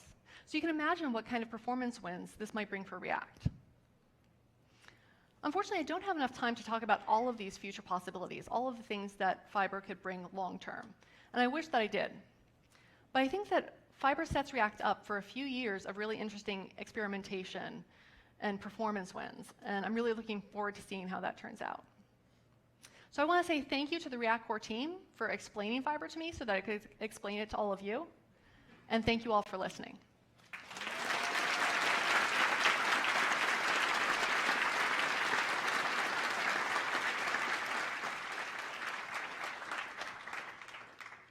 Thank you, Lynn. That was absolutely awesome, as always.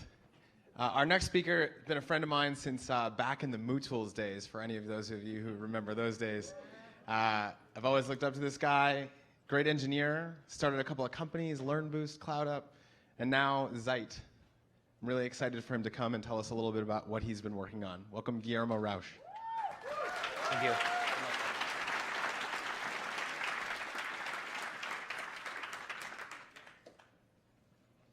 All right, thank you, everyone. And today I'm talking about Next.js, which I hope many of you are already familiar with it, but if not, it's a simple framework for server-rendered universal applications with React.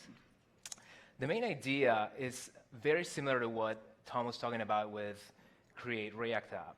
There is an opportunity to make starting with React development much easier, but at the same time, there's an opportunity to make it really, really simple by taking advantage of the fact that React is a very universal paradigm as it is for any kind of UI-related work. So before I go on with the talk and all these ideas and features, I'm going to define some of the things that I want to talk about today. So by universal, I mean that it works everywhere. So we can decide to do some work ahead of time on the server, stream it to the client can pick up and do more work. On both ends, you can share code, views, etc.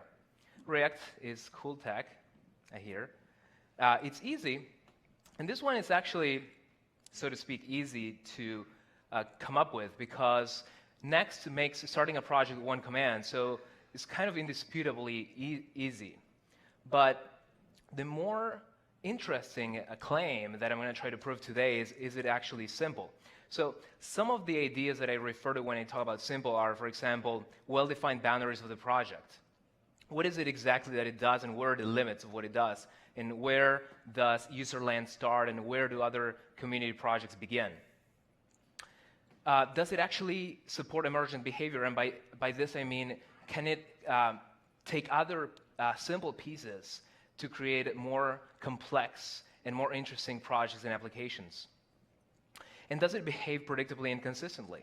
So a lot of the ideas that Next takes, for example, for how it performs navigation, are actually taken from the browser. a lot of what it's trying to do is merging the world of how the web used to work with all the new exciting possibilities that heavy and fat clients come with. And by predictably and consistently, I also mean that it takes you only a little time to learn, and you probably can go through the entire README in maybe like 10, 20 minutes. So we take the simplicity of React, we make it easy to use so that we can amplify its reach. So ideally, everyone can create any sort of UI application with this. And it all started with a paradox for me because I spent a lot of time, probably like many of you here, on Hacker News.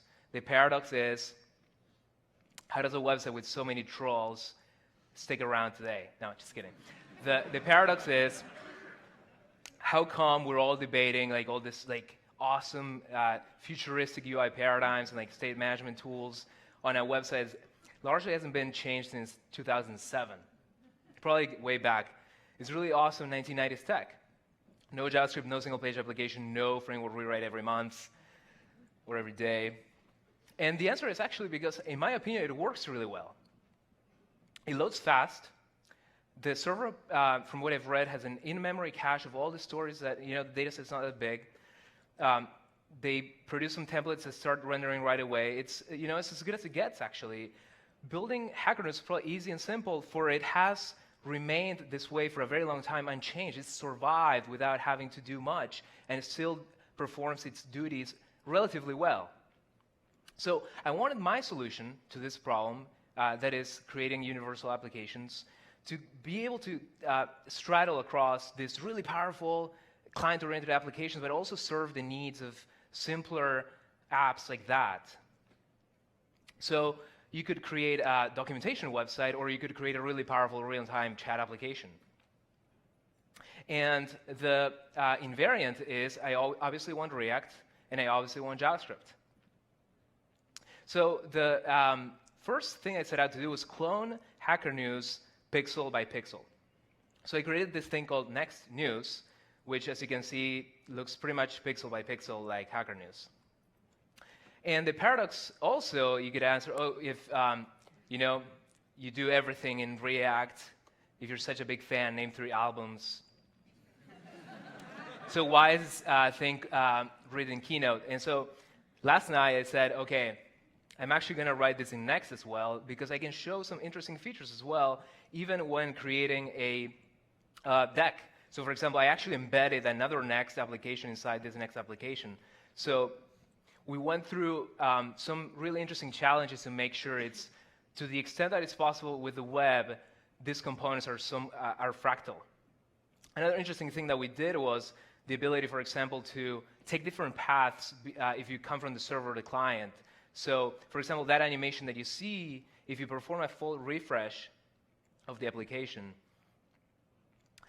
we're not going to trigger it again. So you saw there was no flickering at all whatsoever. So we're taking a slight detours from the server path and the client path. So this is one of the strengths of Next that I'll go more deeply into later. So it's not jokes out, cat's out of the bag. It's a server-rendered application with dynamic routing. So something interesting as well is I wanted to show what the code of an entry point, which is a top-level component within Next, looked like. So what I did was I extended our Babel configuration, which you can do in package.json, and I included a plugin that allows me to include the source of the component inside the component. So here what we're looking at is a definition of a top-level component for Next. So you can see that it simply exports in this case, a stateless function. We can go more deeply into this subject later on. At Zeit, we're moving into pure component exports more frequently. So the top-level component is the slide, which is a higher-order component that sets up the keyboard interaction.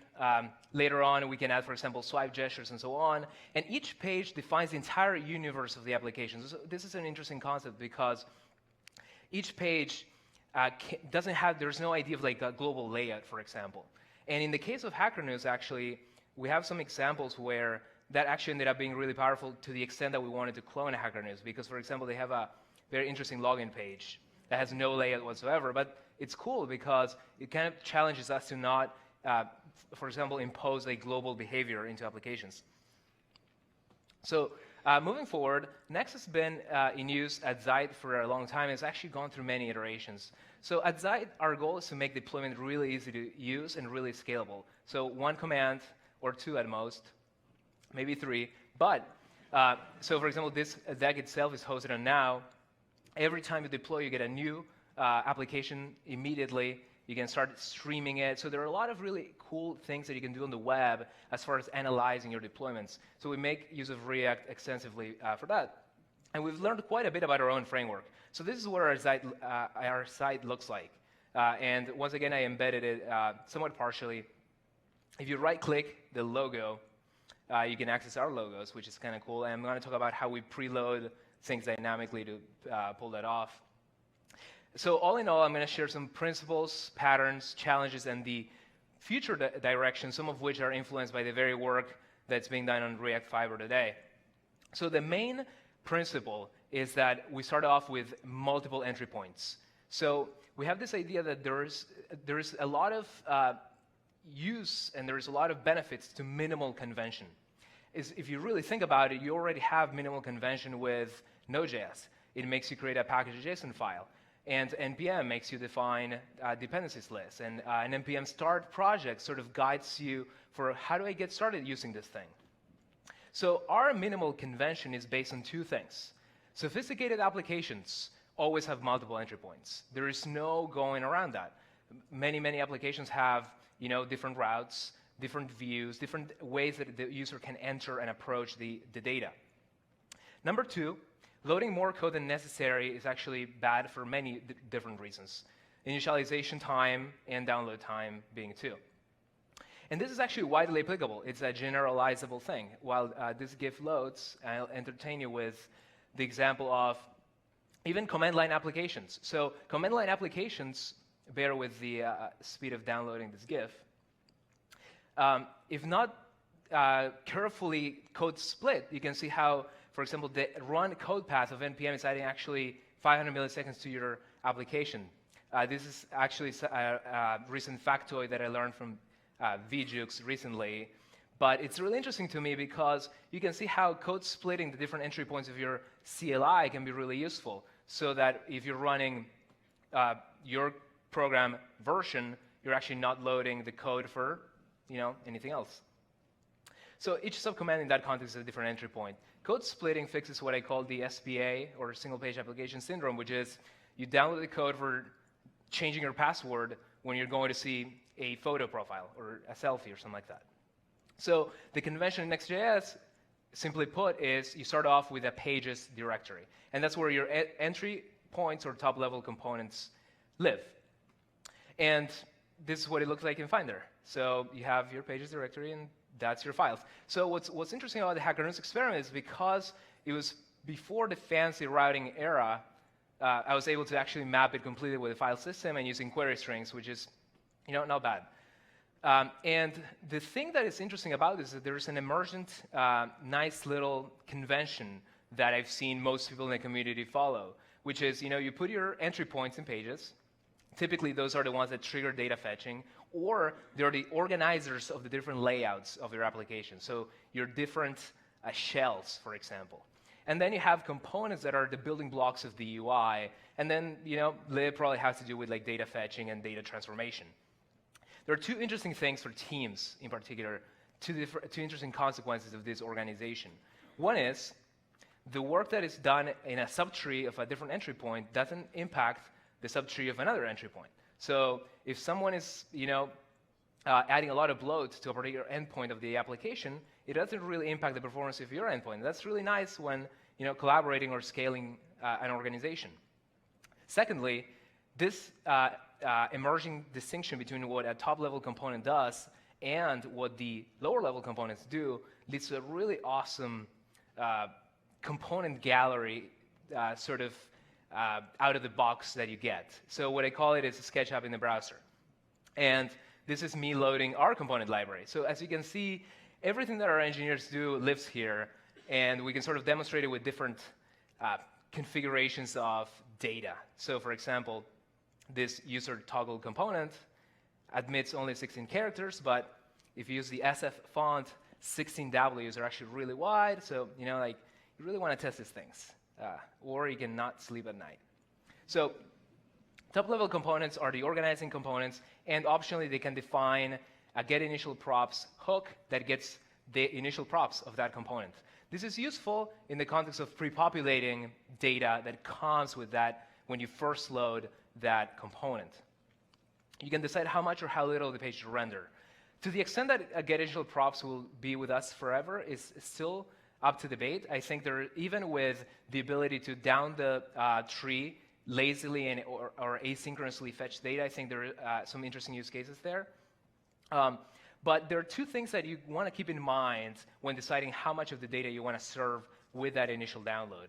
And I frame it as two different questions. So one is, what is the critical datum, or what is the critical information the user is after in that particular entry point? So in Next.news, if you go to /news, it's news. So what do we do for that case is, we render a list. Now, how many items you want to pre-render kind of depends on what your expectations are of the viewport, or how much in a premature optimization mood you're in that very day. But there's no harm in this case in doing it, and I've benchmarked this example quite a bit, and there are no substantial throughput differences between 5, 10, 20 stories. Then we have the item endpoint, which receives an ID, and just to take a slight departure from the original, I decided to show off how you can sort of branch. See, in this case, Firebase takes a while, so we show a loading message. So depending on the speed of the server, that's the second interesting deciding factor. Depending on the speed of the server, you might want to pre-render or not, because that gives you the flexibility to, like I said, display a shell, perhaps do something to entertain the user, like a mini game, perhaps Pac-Man with some sort of Konami code. So as another example, I was setting out to clone Instagram, called Nextgram, very creative.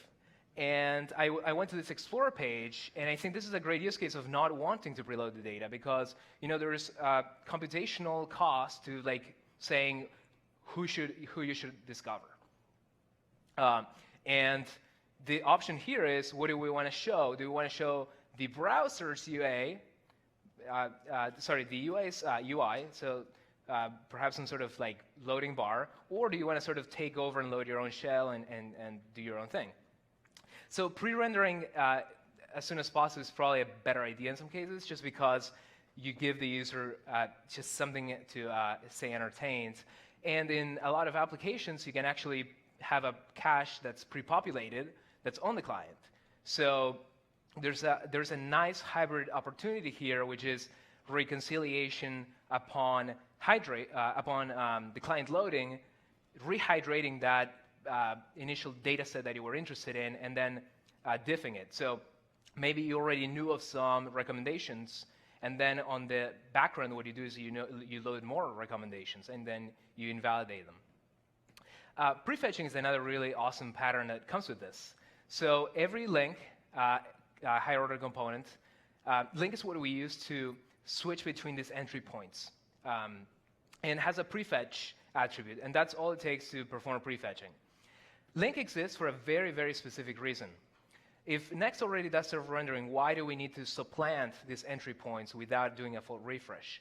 And the answer is, we don't want to lose client state in a lot of cases. So a critical example for us is authentication.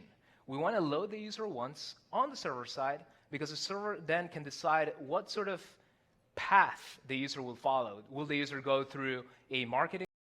Will the user have its notifications pre-populated, or will the user continue a path of oh, you're in the dashboard or whatever?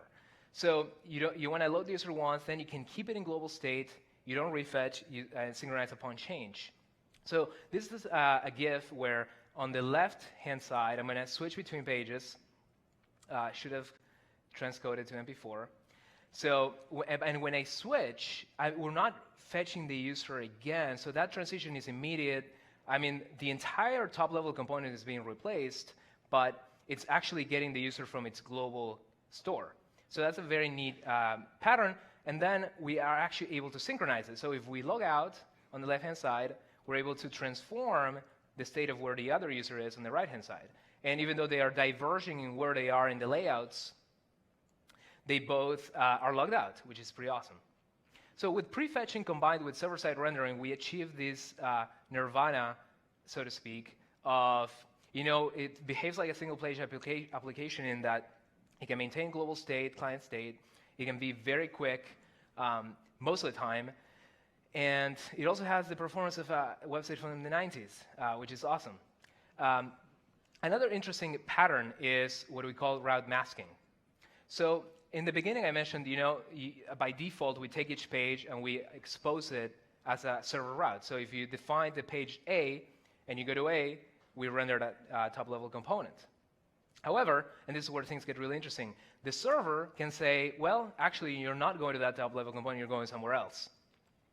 So we impose as a design constraint on ourselves that the client at any given time should not know the entire route map of the application. We shouldn't have to keep in memory or download every single possibility of routing. Instead, it can always be a negotiation between server and client. So in the case of Instagram, for example, they have /p/some sort of UID.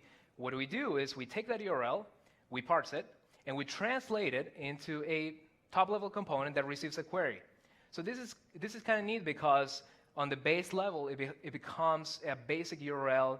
It's a resource that receives a query, just sort of like how, again, the internet was sort of designed to work.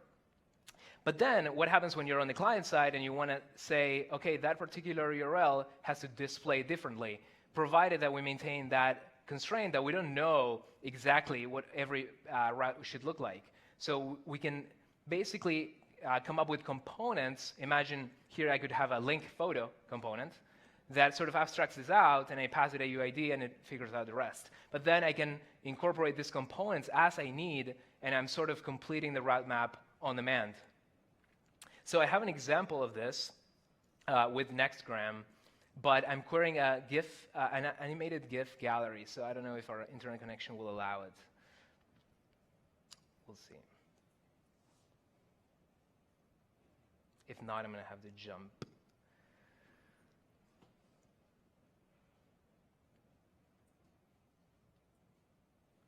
We can check the timeline.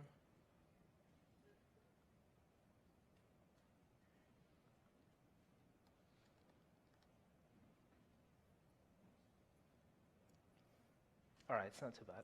So what we have here is a Instagram thingy that queries a bunch of animated GIFs. So this is what I call, this is what I refer to by route masking. Let me exit full screen here.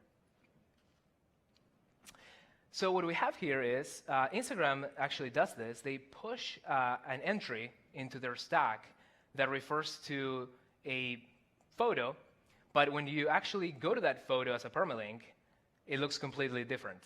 So what we have here is we have two different top-level components that are answering a certain URL. So even if I refresh here, you're going to see that it sort of merges into, and the server resolves it to the other one. So this is cool because you can see how you have the flexibility of doing routing the way, any way you want, with any sort of URL pattern you want. No limitations there. So each of these attributes that I described have their imperative counterparts. This is cool because I mentioned earlier that when you right-click our logo on our website, we show the logos page. So that's not a direct link to the logos page. It's something that happens on hover. So what we do is when you hover the logo, in case you ever right-click it, we prefetch it on demand. So that's why we have this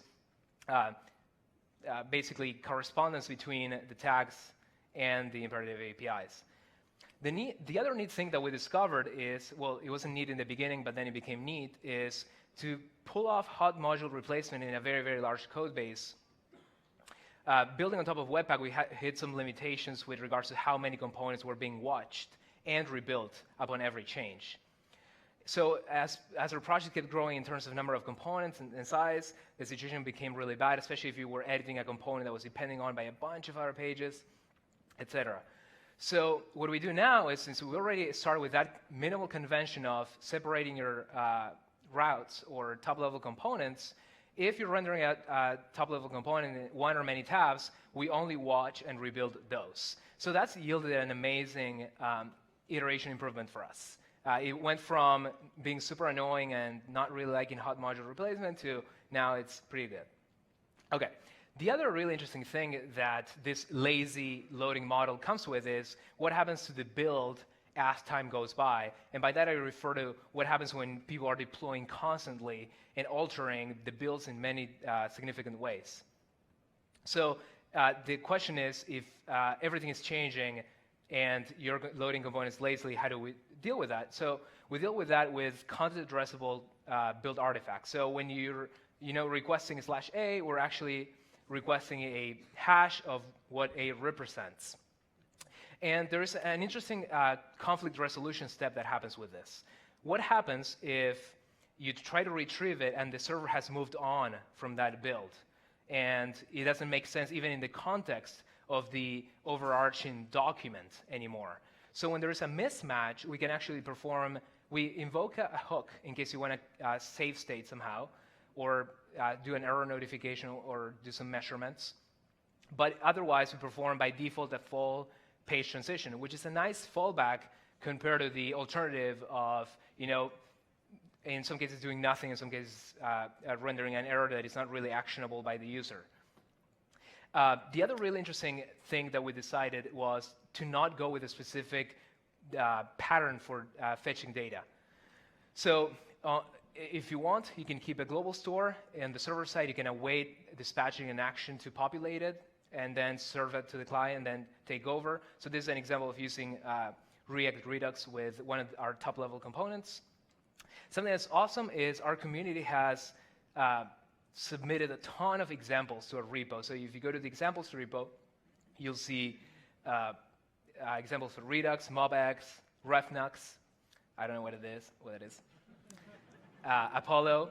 I know what that is, and so these are constantly being updated and improved. So it's really awesome to see, specifically some of these. I think the Apollo one recently got updated to do this idea of hydrating when the client loads and reconciliating the data set, et cetera. It's pretty cool.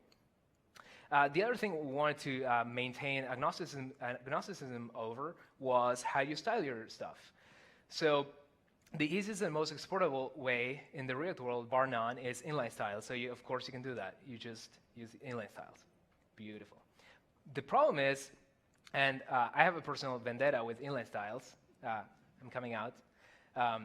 It's only a strong subset of CSS, right? So no surprises there. So no media queries, no animations, no font declarations, no hover states, no pseudo elements.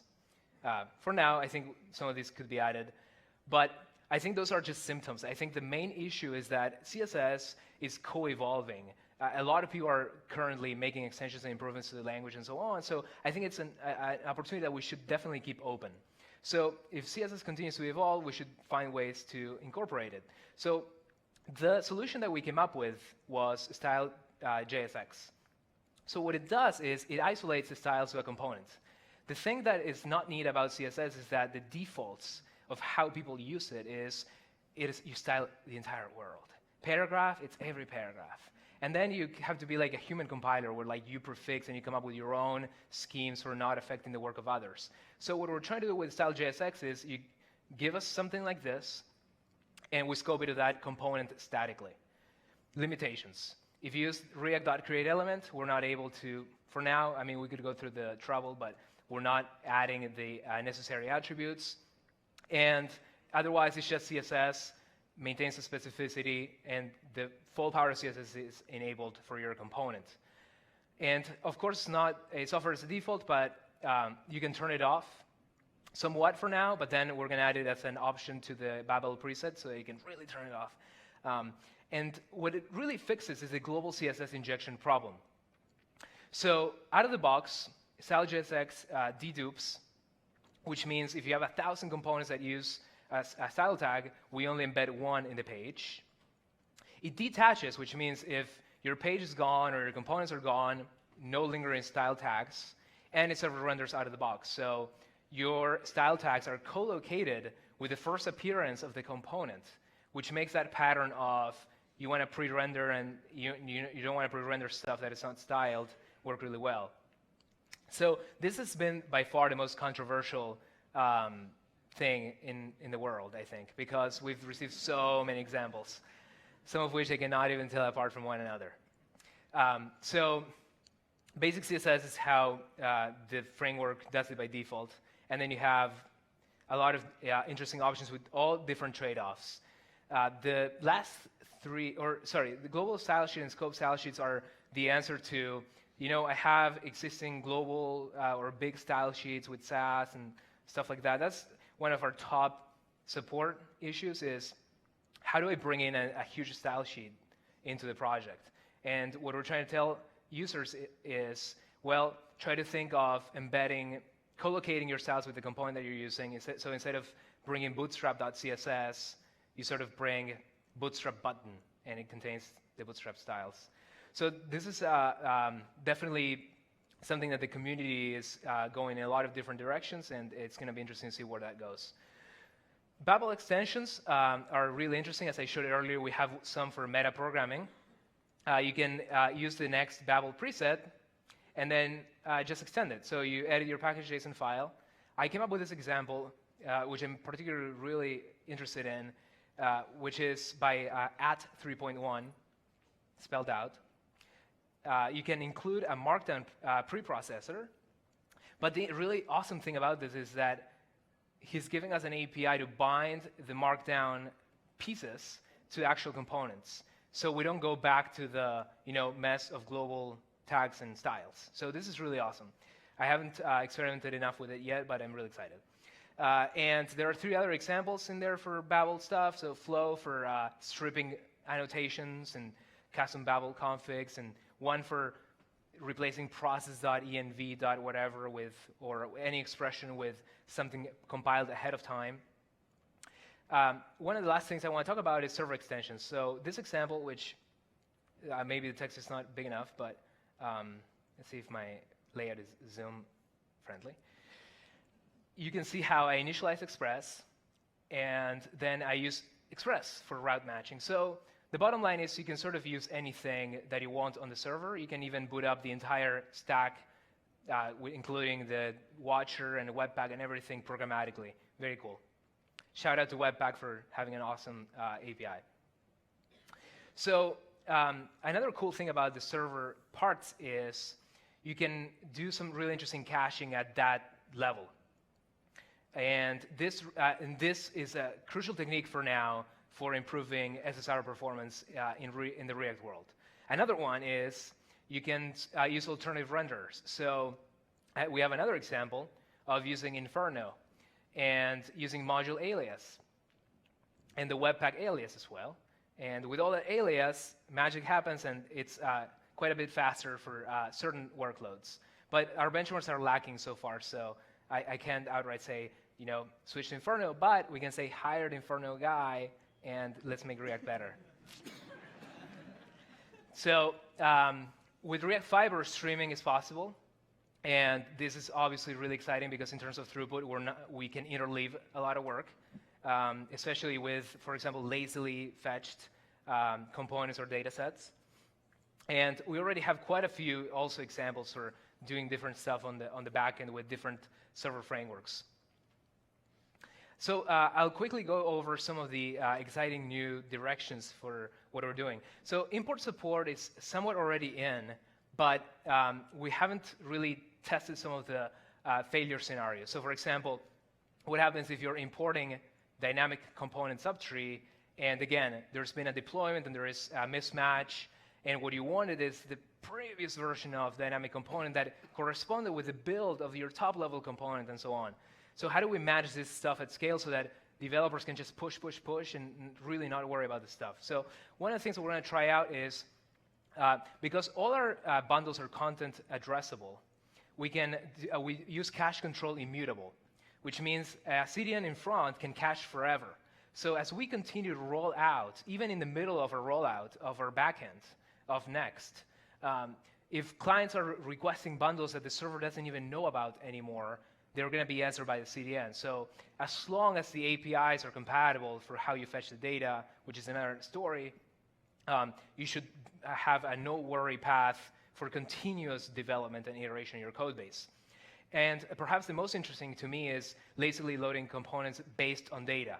So an example that we're putting together is, imagine a messenger where you have different message types, and you want a server to render the markup according to the data needs of that particular thread. And then you want the client to pick up where that left off, reconciliate by fetching the specific bundles that were used there, and resume the work. And if new messages come, lazy load those messages as well.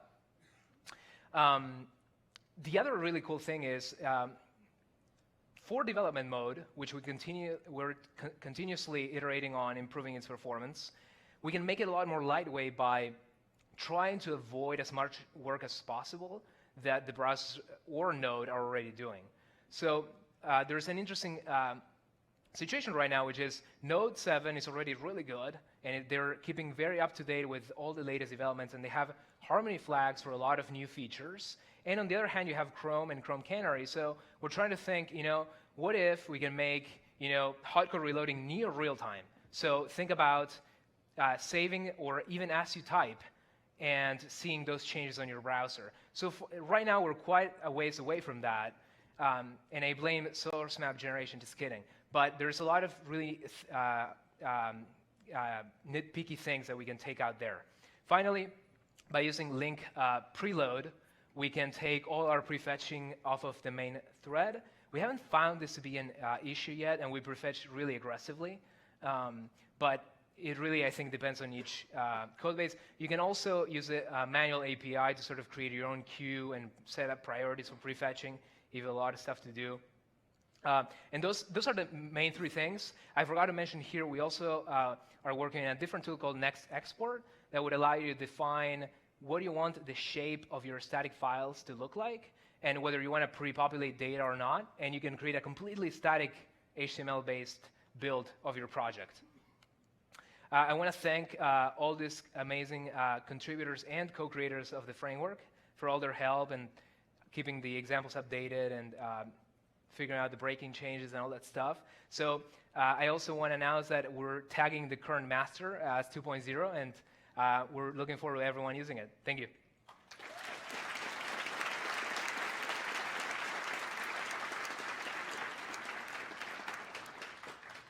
Awesome. Thank you so much, Guillermo. We have one more talk before lunch. I'm happy to invite Ben Elegbodu up from Eventbrite. And after this, we'll have a lunch break, and then we'll pick it back up this afternoon. Let's give it up for Ben. Thank you.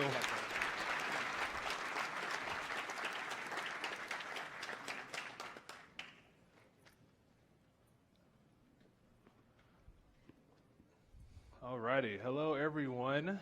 Like he said, my name is Ben Elegbodu. I'm here to talk about React and ES Next, my two favorite features, things I like to build with. I want to let you know that I've posted a link to my slides on my Twitter account at BenMVP. So if you want to check that out or go to my blog, benmvp.com, you can have the slides there. Because I won't have enough time to kind of camp on certain topics that I'm going to talk about. I'm going to go over them at a high level and explain them, but you may want to dive deeper and focus a little bit more on those. So if you have the slides, I just want to let you know that you will have the slides to take a look at to peruse later. All right, so the first thing I want to do is I actually want to get everyone to stand up. I want to get everyone in the room to stand up. Apparently we have 2,500 people on the live stream, so I want you guys to stand up too, watching. If you're, got your headphones on at work and pretending like you're working and you're not, I want you to still stand up. Go ahead. Because we've been sitting here for a whole hour, we need to get loose. So what I want us to do all together is we're going to do 10 squats like this, okay? Together, right? We're going to do it in unison. So if you're physically unable, don't feel at all self-conscious, but we're all going to just get those major muscle groups worked up so the blood can start flowing, okay? You ready? Here we go. 1, 2, 3. Yes, you look silly. 4, 5, 6. Feeling the burn now. 7, 8, 9, and 10. All right, good job, guys. Well, but before you sit down, I want you to turn to your neighbor, introduce yourself, and say hello really quickly, okay?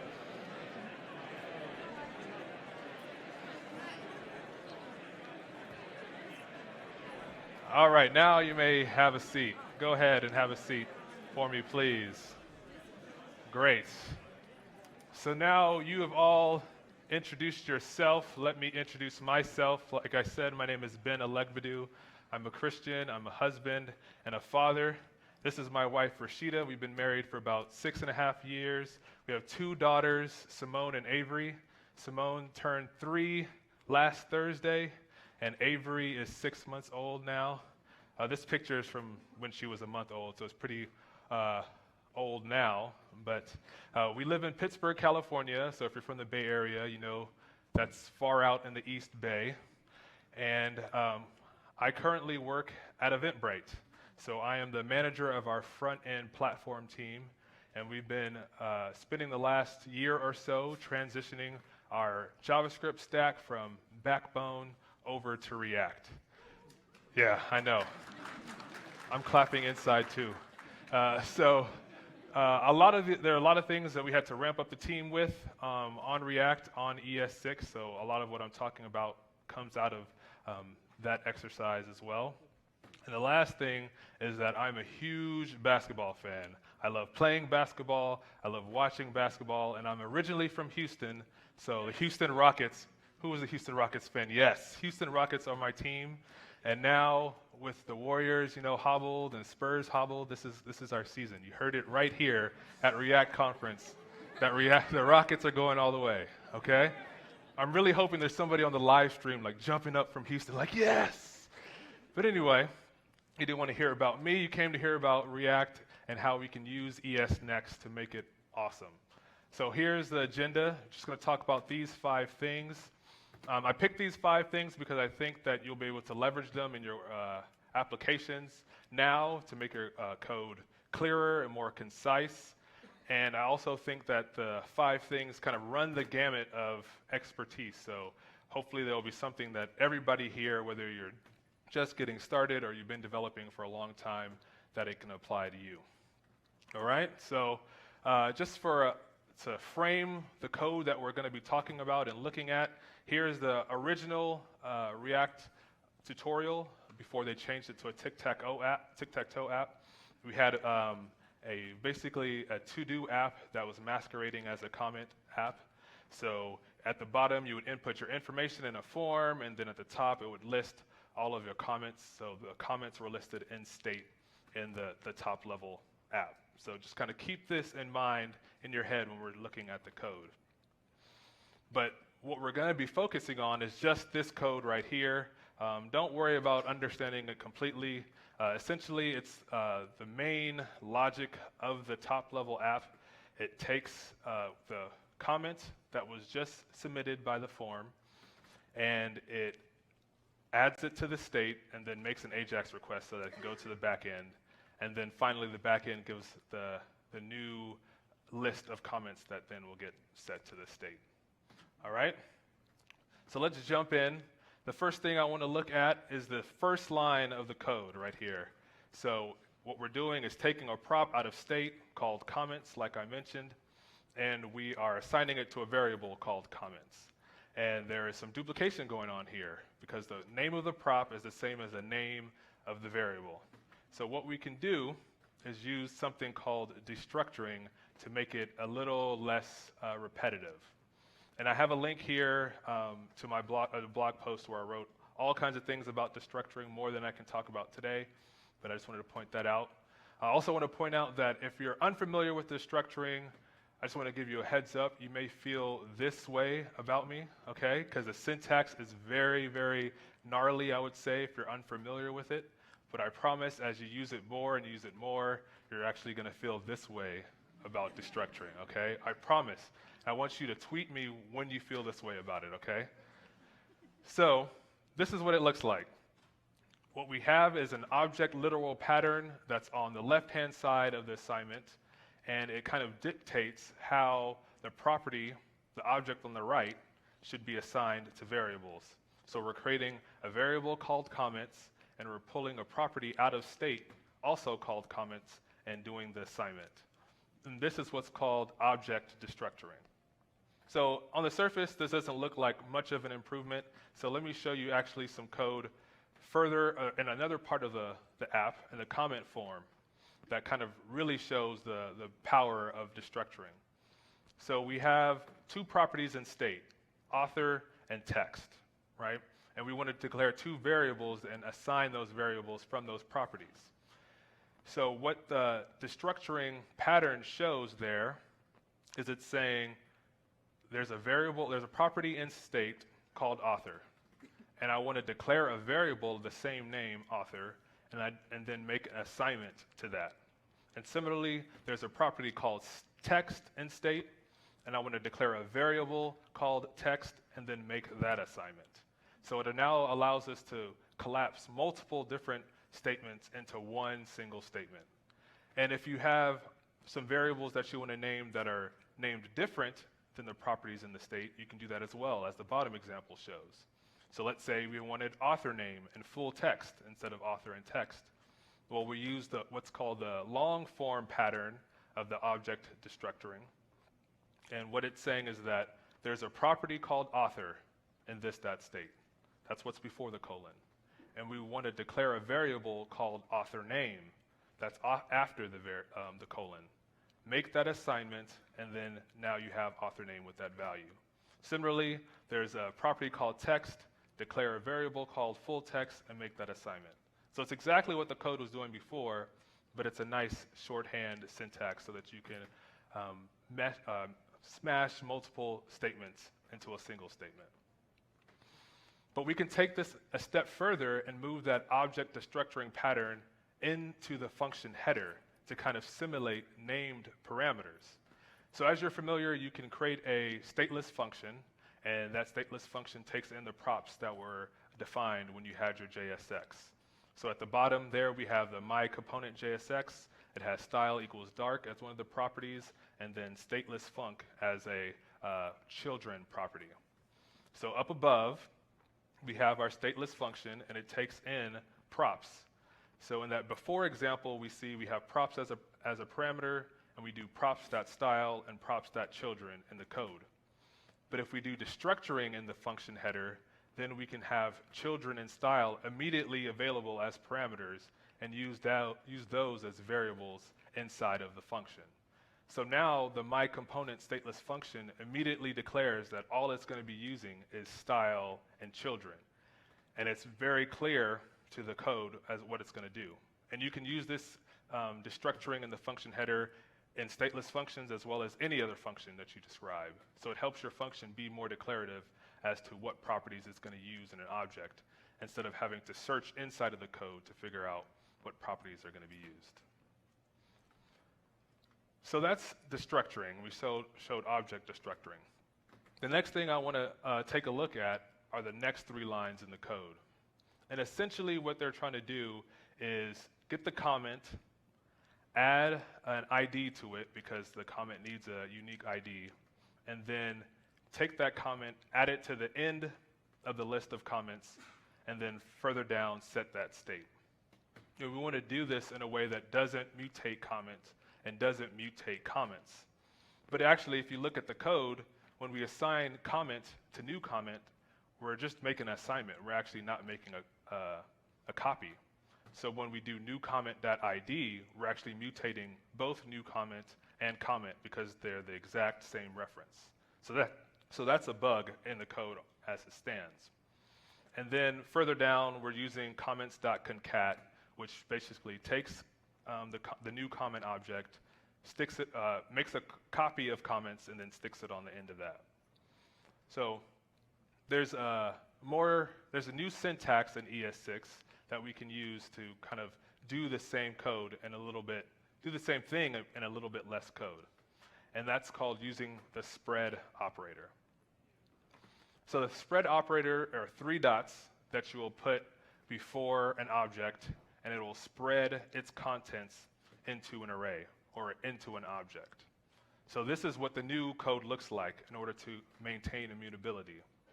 So to create the new comment object, what we do is we spread all of the properties that are in comment in a new object literal that we're creating, and then add the ID in there.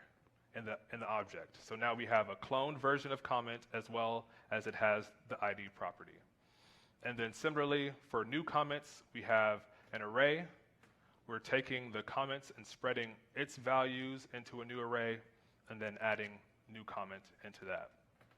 So if this is our first time seeing spread operator, this may not make complete sense. So let me take you down a path to hopefully explain it a little bit better. So if you're using math.max, right, you can pass one or more values to math.max and it'll give you back the max that was passed in. So if you did math.max 33, 2, 9, you would get back 33. But if you had an array that you wanted to get the max of, you'd have to do the code that you see at the bottom there that did math.max.apply and then pass a null context and then the array of values. And I don't want to go into how that works, but you have to do some, you have to be a JavaScript ninja, so to speak, in order to know how to do those kind of things. Well, what the spread operator does is it takes that array of 33, 2, 9, that array of 3 elements, and it spreads each element of the array as if you called math.max with the 3 individual parameters. So it took the array and spread each element into different parameters in the function call to math.max. So now it's as if you called math.max 33, 2, 9. That's what the spread operator does. It takes an array into individual parameters in a function call. So then, if we remind ourselves of how you could create an array. So the old school way of creating an array is using the array constructor. New array 2, 3, 4. But pretty much no one does that anymore. We use the shorthand notation, which is the bracket syntax. So we'll just say bracket 2, 3, 4 to create an array. But as you know, a constructor is just a fancy form of a function. And remember, the spread operator works with function calls. So if we look below, when we're creating the new array of 1, spreading values, and then 5, we're creating a new array that has those 5 elements in it. 1, 2, 3, 4, 5. Because we have 1, spread 2, 3, and 4 as if they're individual parameter calls, and then 5 as the last one. So now when we do the bracket notation and do 1, and then spread values 2, 3, 4, and then 5, we now have an array of 5 values. So that's how we can actually clone an array easily with the spread operator. So that was the spread operator with arrays. There's also a proposal to do it with objects. So this is not ES6 or ES 2015. This is not 2016 or even 2017 that's coming out later this year. This is a proposal that's in stage 3. So more than likely it's going to be in ES 2018 next year. But what you can do is if you have an object, let's say you have a list of Warriors players, and those Warriors players are Steph, Clay, and Draymond with their ratings that I gave them all. And then you add Kevin Durant to the team, right? And you want to create a new object that has the new set of Warriors. You don't want to add Kevin to the old set of Warriors. You want to create a new object that has the new set. So you spread the Warriors object into the new object that you're creating, and then you add Kevin to the end of it. So now new Warriors has those 4 players. Warriors just has the original 3 players in it. And this is a feature, like I said, in stage 3 that's coming out hopefully next year. But if you use Babel and you use stage 3 transpilation, you'll have that to use right now. So now, this is our code. Now that we know how the spread operator works, we've got we have those ability to create new comments, to create the new comments variable, and use immutability. Okay, so now we've done the initializations, we've got that kind of sorted out with ES Next. Let's tackle the API request, the AJAX request at the bottom of the code. So we're using function bind in order to pass the this context into the function. And that's because if you didn't do that, this would be undefined or would be the window object, depending on if you were in strict mode or not. So ES6 introduces arrow functions. And arrow functions allow you to replace any anonymous function with an arrow function. And arrow functions now work as you expect. You no longer have to use the function bind to pass into this context. The this context inside of the arrow function is the same as it is outside of the arrow function. So it doesn't depend on how the function was called.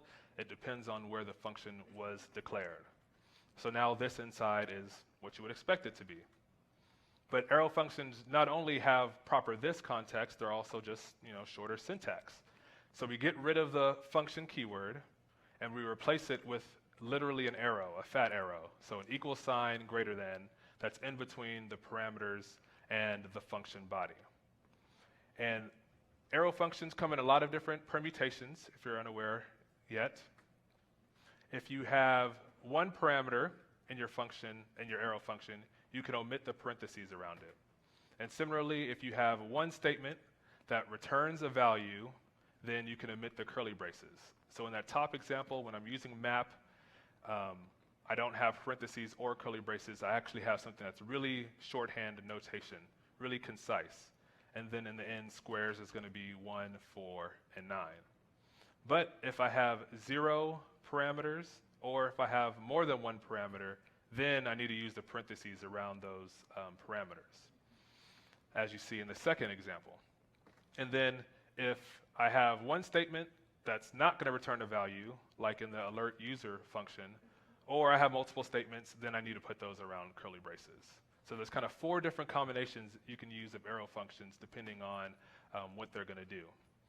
But I also want to point you to the last example, number 5, which was our stateless function from before. I've now rewritten it as a const arrow function. And that const arrow function is also still using destructuring in the function header. So now, as you can see, you can combine different ES6 functionality together. And I want you to pay attention to that const arrow function because we're going to be using it again and also going to be looking at destructuring in a arrow function as well. Okay, so we've talked about destructuring, we've talked about spread operator, talked about arrow functions. I want to take it up a level, okay? Ha ha ha ha ha ha. Yeah, you get it. Okay, so we have the Ajax function. We made the arrow functions, but using the arrow functions in general with the callback style programming is kind of annoying, right? And it's kind of 2013 type programming, I would say. And there has to be something better than using Ajax in our React code, right? Or sorry, using jQuery in our React code. Because jQuery has all this code that comes with it, and if all we're using Ajax for is, it's going to be kind of inefficient. Plus, if you have jQuery in your code, you're more than likely to abuse jQuery in your React code and use refs because you have jQuery to be able to manipulate the DOM. So we want something that's a little bit better to replace Ajax, as well as kind of replace this callback style system that we're using. And ES6 introduces something called promises. So no longer do we do callback style programming, we're going to use promises. And the way that we're able to do that is with this new API called fetch that's been introduced to all of our modern browsers. So window.fetch now is promise-based, so it's a replacement of XML HTTP request object. And basically you pass the first parameter to fetch, is the URL that you want to fetch, and the second parameter is an optional set of options for that request. So here I'm passing in the method as post and passing in the body as the content of the comment for fetch. And what fetch gives me back is now a promise object. And on that object, it will be resolved when the asynchronous action is done, when I get back the data. And I can use then in order to get out that data. So here I'm using the then reaction. I get back the response stream, and then I convert that stream into a JSON by doing .json method on it. And .json returns another promise, so then I can now chain my promise, and instead of assigning it to a variable, just chain it and do another then. And now with the response JSON, I can set that to state. And the nice thing about promises is that it also has catch. And catch catches any error that happened up the promise chain. So if the fetch failed, if the JSON parsing failed, if setting state for some reason failed, all of those errors would be caught in that last catch, and then we would write it out to the console. So promises are basically the future of asynchronous programming. Any API moving forward that is asynchronous is going to use promises instead of using callbacks. And that's because promises are more flexible. And here I'm kind of showing how they are more flexible. So typically in your application code, when you're developing your helper libraries, you're going to create a fetch JSON function that's going to wrap fetch and also serialize or parse into JSON. And that's going to return you back a promise. But then now you can have another function, in this case fetch comments, that's a wrapper around that that just passes the right URL that you want to use, API comments. And all fetch comments does is just return back the promise that fetch JSON returns. So now in the meat of your actual function, get unique comment authors, you can use that promise. So you're able to just pass the promise all the way down into different functions and kind of separate out your logic into different discrete units.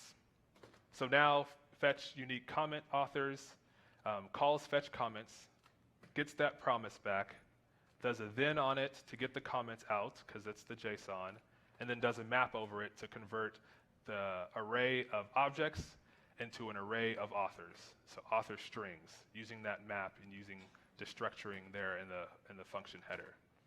So now we have the array of comments that were returned.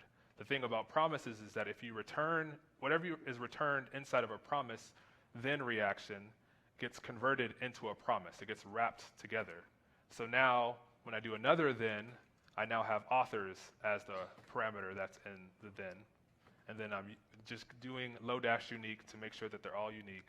And now get unique comments returns back a promise that has the unique authors. So at the bottom of the code, I'm now using that data in order to set it to state. And in this example, I'm also using object literal shorthand, which I didn't have time to talk about, but it's something that it also comes with ES6. So this is kind of like the power of promises and what they enable you to do, to be able to pass them around so that at any point you have an object that then, when it's resolved, you can get the data out of it. But you're not just, you don't only have to use promises with APIs that are promise-based. You can actually convert callback style functions into promises. So here I've wrapped set timeout with a promise constructor so that when set timeout gets called, the promise will be resolved. So I've basically created a promise-based sleep function in JavaScript. So now I can wait 3 seconds and then call get comment authors and then get the data outside and set state on it. Also, I can use this for Node. So for the file system object in Node, if you're familiar, the read file function and other files, you get back a callback, and the first parameter in that callback is an error, and if that doesn't have anything in it, then you know the second parameter has the data that you can use. Well, that's kind of clunky to use, and it's proliferated all over Node. But now you can wrap that in a promise in the same way, and now have a promise-based read file. So then you do read file, the path that you want, then you get the data, catch, you handle the error. So now there's a predefined format API for handling successes and errors instead of having that function that may pass the first parameter as an error or not. Like now everyone can kind of adhere to the same standard of how to pass data and successes and how to pass failures. And I would argue that this is a friendlier syntax to use for handling file system methods. And then lastly with promises, I also wanted to show promise.all, which is a new function, and it allows you to take an array of promises, asynchronous actions, and then get back a single promise that will be resolved when all of those other ones have finally resolved. So they can all happen at different times, and then the one promise you get back will be resolved when they all have. So what this now allows you to do is you can submit in parallel all of these actions. So fetch the comments, fetch the posts, fetch the users, and those can all take different amounts of time. And then once they are all done, or one fails, then you'll get back a promise that will be resolved. So trying to manage this in the callback style programming is very difficult to kind of manage what all of them are doing. So then what you get back in your promise is an array of the data that those individual promises would have returned. And then what I'm doing now is that's in responses. And then I'm using array destructuring as opposed to object destructuring to get back those individual values. So I get back the comments, I get back the posts, I get the users, and then now I have those data to do whatever I want. And in this example, I'm just setting them to state. But it allows you to do parallel programming very easy with promises. So that is the power of promises. And you can do a lot with promises. And because of the way that they're set up, you never have the kind of pyramid of doom or callback hell, because everything is a flat promise chain. When you do one work in a reaction, and then that becomes a chained promise that comes in. So everything is really flat. But the problem still is that once you go to asynchronous programming style, you can never go back, right? Once you go async, you can never go back. So it's still kind of annoying. It's still, it's better than callback style, but still a struggle. So what we really want to do is be able to write the same way with synchronous programming as we do with asynchronous programming. And a feature that's coming now in ES 2017, officially this year, are async functions. And you can use normal control flow with the async keyword and the await keyword. And this is what our code now looks like with synchronous code. So the first thing you have to do is name your method or your function async. Use the async keyword ahead of it. So that's the first thing. And then now you have the await keyword. And the await keyword works with promises, any kind of promises. And it will just hold your code until that promise is resolved. So here, now our code will wait at the await fetch and wait for the response to come back. And then once the asynchronous thing has happened, we now have the response stream in our variable. So we can just assign it directly. We don't have to use any kind of callbacks or anything like that. And then now we have that response stream, .json to convert it to JSON, or .blob for an image, or .text for text. They all return back a new promise to serialize the stream into whatever you want. So now we have to await that as well. So now that's assigned into new comments, just directly in there. And then at the end, we set the state and we have those values. And the reason I've wrapped it in a try-catch is because that's how we handle exceptions in our normal code. We use a try-catch statement instead of having to use a catch reaction in promises or check to see if some variable named error exists. So in the catch, any of the promises fail, the catch will handle it, and then you can do whatever you want to handle the errors with that. So how does this all work in ES 2017? Well, if you look at how it's implemented, what Babel does with the regenerator runtime and with how it changes async into what it transpiles it to, it's basically magic. It's like lines and lines and lines of code to support it. But in reality, what it is, async functions are a combination of generators, which I didn't talk about, and the usability of promises coming together to give you asynchronous code written like it's synchronous code.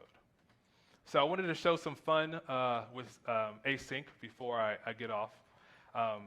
So here's a constant function, arrow function I'm calling fun with async. So the first thing I'm doing is I'm awaiting get unique common authors, and then I have that value. Then I'm awaiting that sleep function. Remember, it's a wrapper around set timeout, and I just wait 1.5 seconds, just cause, right? And then I'm awaiting read file of my package.json file, and I get that value back, and then I do json.parse, so now I have it as my package info. And then I'm going to sleep another 3 seconds, wait another 3 seconds, and then await the promise.all, because promise.all returns a promise, and then now I have all of those values that were all done in parallel, right? But then I have them synchronously as a value, and then use the structuring in order to get those individual values. So I just made 5 different asynchronous calls, get unique authors, read the file, and then the 3 parallel files, did them all in code that looks synchronous, right? And then at the end, I'm returning 42, just cause, right? But what happens is that an async function, when you return a value, that value gets wrapped in a promise so that something else that was using fun with async can then await the value that's returned back from it. So you can kind of keep having your synchronous functions using together. So hopefully you're feeling this way about asynchronous functions, because this is how I felt the first time I saw them. It's like, wow, all of my helper code that I'm writing along with React, I can now just use synchronous codes. All my libraries that are doing asynchronous code, it's just written synchronously, and it's just amazing, an amazing way to write. So this is what we had before, again, and this is what it gets converted into afterwards.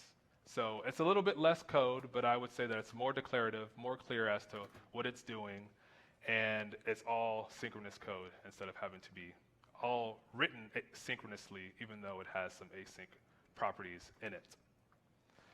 So I created a repo that goes through all of these things step by step. I only showed 5 of the steps, but there are more steps in terms of going from ES5 all the way to this ES Next. So there's a repo if you're interested in learning more about modules and classes and block scoping, stuff I just glossed over and skipped over. You can go to this repo and follow the steps as well. So you can see a working app go from ES5 all the way to the end. There are 9 steps in total. And also have additional resources that you can read up on. So I have a whole blog series on ES6. Axel Roschmeyer wrote this great chapter in his book about async functions that you can read. And then lastly, Eventbrite, we have a whole bunch of people writing a lot of React, a lot of ES Next, and we want some cohesion amongst that code. So we wrote style guides on how to do both. So if you're interested in kind of best practices, or at least the practices that we've adopted, I would suggest you take a look at those links as well. All right, so at the end, I like to always kind of thank people in my talks. So first, I want to thank React Conf for having me, and also for obviously putting on the conference as well. So I want to thank Tom and Beth for inviting me. 2 years ago, I had never even heard of React, and last year, it was just my dream to come to React Conf. But I didn't get in, right? But now here I'm speaking on stage and be able to share what I've learned about React, what I've learned about ES Next with you. So that's a great privilege for me to be able to be here. Secondly, I want to thank Eventbrite for allowing our team to be able to make that conversion from Backbone to React so that we can improve our code base, improve our development experience with React so that I could learn all these things and then be able to share with you. And they've all been really supportive of me coming and speaking at different places, so I'm thankful for that. And then lastly, thankful for all of you for being here, for listening in. Granted, it's a single track, so you had nowhere else to be but here, right? But you're still here and not going, trying to get in front of the lunch line, so that I'm really appreciative of as well. So thank you very much, everyone.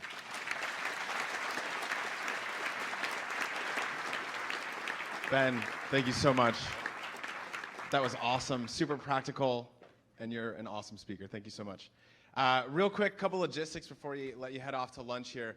Just a reminder that today we're going to have a pretty fun happy hour in the conference space here and the room over, and then the lunchroom over on the other side of that. Ben Alpert from the React team went and bought a bunch of games, so we're going to have all sorts of board games and stuff like that. So I just wanted to give a plug for that so people can kind of plan their evenings and afternoons out. We're going to get to lunch in a minute here, but one thing we like to do here is collect real-time feedback. And we got some feedback on Twitter. There's a severe lack of Brent on stage this year on the mic, so Brent, if you're here and you want to make an appearance after lunch. All right, thanks everyone. Enjoy your lunch.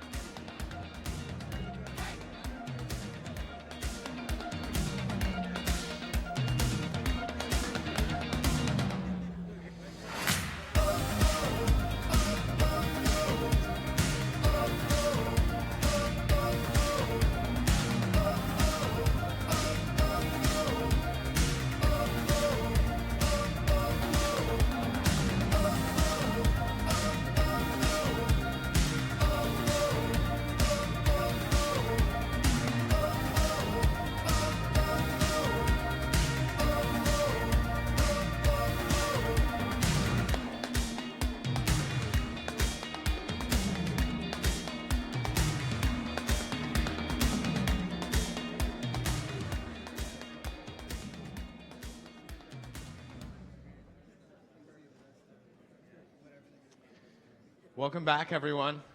I hope you all enjoyed lunch. I found it to be pretty awesome.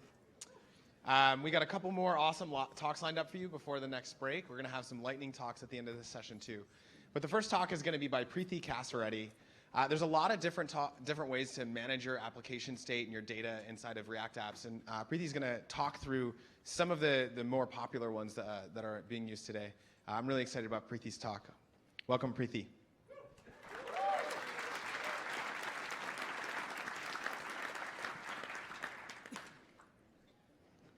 Awesome. I know it's 2:30. Everyone just had a big lunch, and I'm probably going to see a lot of droopy eyes.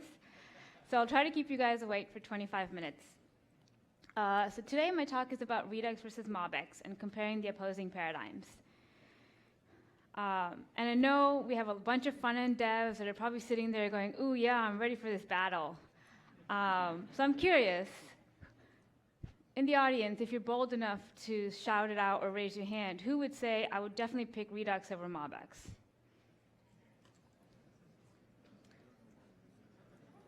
And who would say they'd definitely pick MobX over Redux? Yeah! All right, and who's ready for the right answer?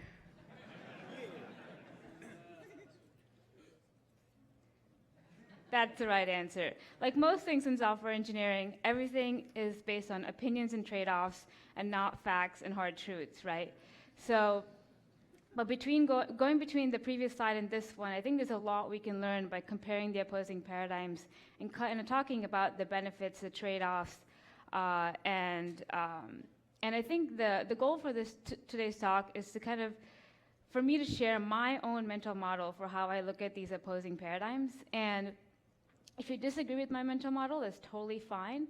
But the goal is to kind of have like an intellectual discussion. And hopefully you'll walk away with a good idea of how you can think about comparing the two libraries. So to get started about me quickly, I'm a co-founder and lead engineer at a company called Sapien.ai. We just started. We're kind of building Siri for brands. And things I live for, I love learning about code, teaching about code, writing about code. Some of you may have read any of my Medium posts. I'm obsessed with physical training and fitness. I do like TRX and CrossFit and stuff like that. I'm obsessed with food. I probably can eat more food than most of you guys out there. I love wine and whiskey, and I live to make a positive impact in this world. So the goals for this talk are, one, quickly explore the differences between the two in case some people haven't used both. And then we're going to spend a bulk of the time evaluating the benefits and trade-offs of the two opposing paradigms. And then we're going to close off by talking about how do you even go about choosing between, plain React, MobX, Redux, or something else altogether. So MobX and Redux, they're both open source client-side state management libraries. They basically describe UI as a function of state. And they really have no relation to React. Like you can use it with Ember, jQuery, but they do work really well with React. So React provides mechanisms to optimally render UI by using virtual DOM, and MobX and Redux provide the mechanisms to synchronize your application state with your React components. So quickly going through the differences. But first, let me explain. So Redux is kind of like a derivation of the Flux architecture. So if you remember Flux kind of came out with the one-way data flow. Something happens in the view propagates an action, and then the action gets sent to the store via callback that the store registers with the dispatcher, and then the store emits a change once it updates its state. And Redux follows a similar paradigm with one-way data flow and actions firing, except there's three main differences. One is that there's a single store, so your state is stored in one giant JavaScript object. Two is, unlike Flux, Redux doesn't have the concept of a dispatcher because it instead uses pure functions instead of a dispatcher. And third, in Redux, your store is immutable, so your state is one giant JavaScript object that's immutable. MobX, this is how I kind of view MobX. So I think to explain MobX on a high level, at a high level, you can think of it in terms of a paradigm of spreadsheets. So you have what I call your observable values, which is what your state is. And what MobX does is it wraps your data in observables, so it gives your data observable capabilities. And you can think of that as your data cells in a spreadsheet. And then you have what are called derivations. And there's two types of derivations. There's computed values, which are pure functions that derive state off your observable data. And then you can think of your computed values as formulas in a spreadsheet. So if you have two columns of data, which are your observable data, and a third column multiplying the two columns, that's your formula, that's your computed value. And then you have reactions, which are similar to computed values, but instead of producing a new value, they produce a side effect. So you can think of it as like you're taking the output of the formula and drawing it to the screen. So the main differences that I'm going to talk about in this section is these four. So I'm going to quickly go through that. So as I said, with Redux, you always have a single store. With MobX, you typically have more than one store. And so yeah, with MobX, you can separate your app into different modules or entities, and sorry, something's going on. With MobX, you can separate your app into different modules or entities, and each domain class kind of encapsulates its own data and logic. And usually you have like at least two stores, one for the UI and one for your domain state. But really, how you structure your store is really up to you. Maybe you decide to put your users and messages all in one store because there's some containment logic or something, but that's kind of left up to you. So that's one main difference. Second is, obviously, one uses plain data structures, the other uses observable data. So Redux uses plain JavaScript objects and arrays and structures. MobX wraps your regular JavaScript object with observable capabilities.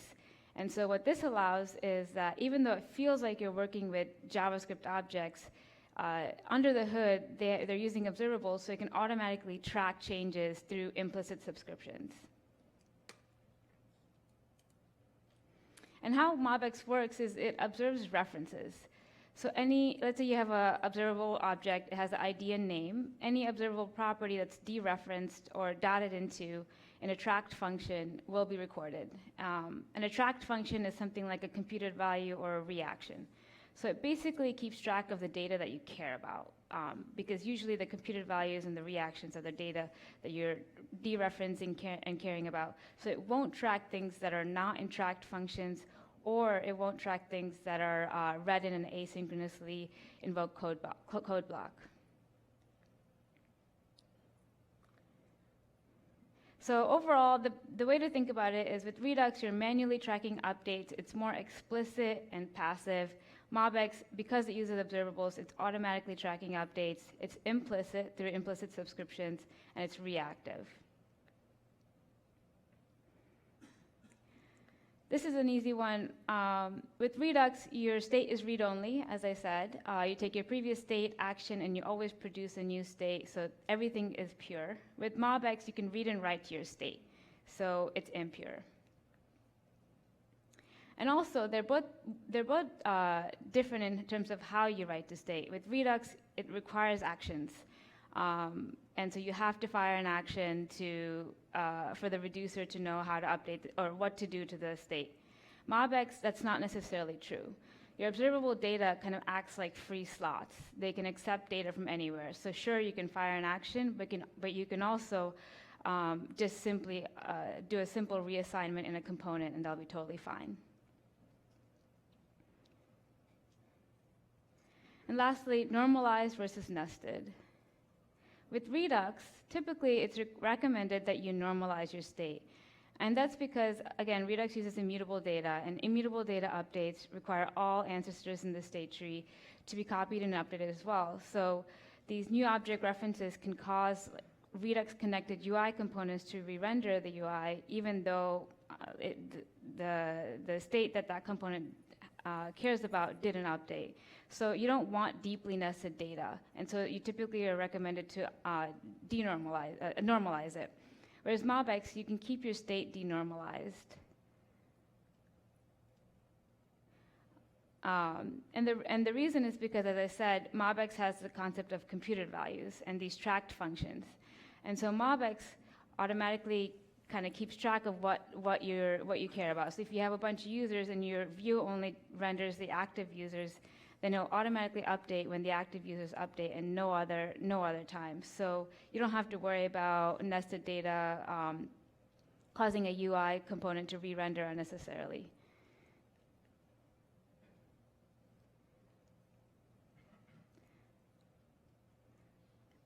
I'm going to skip this one.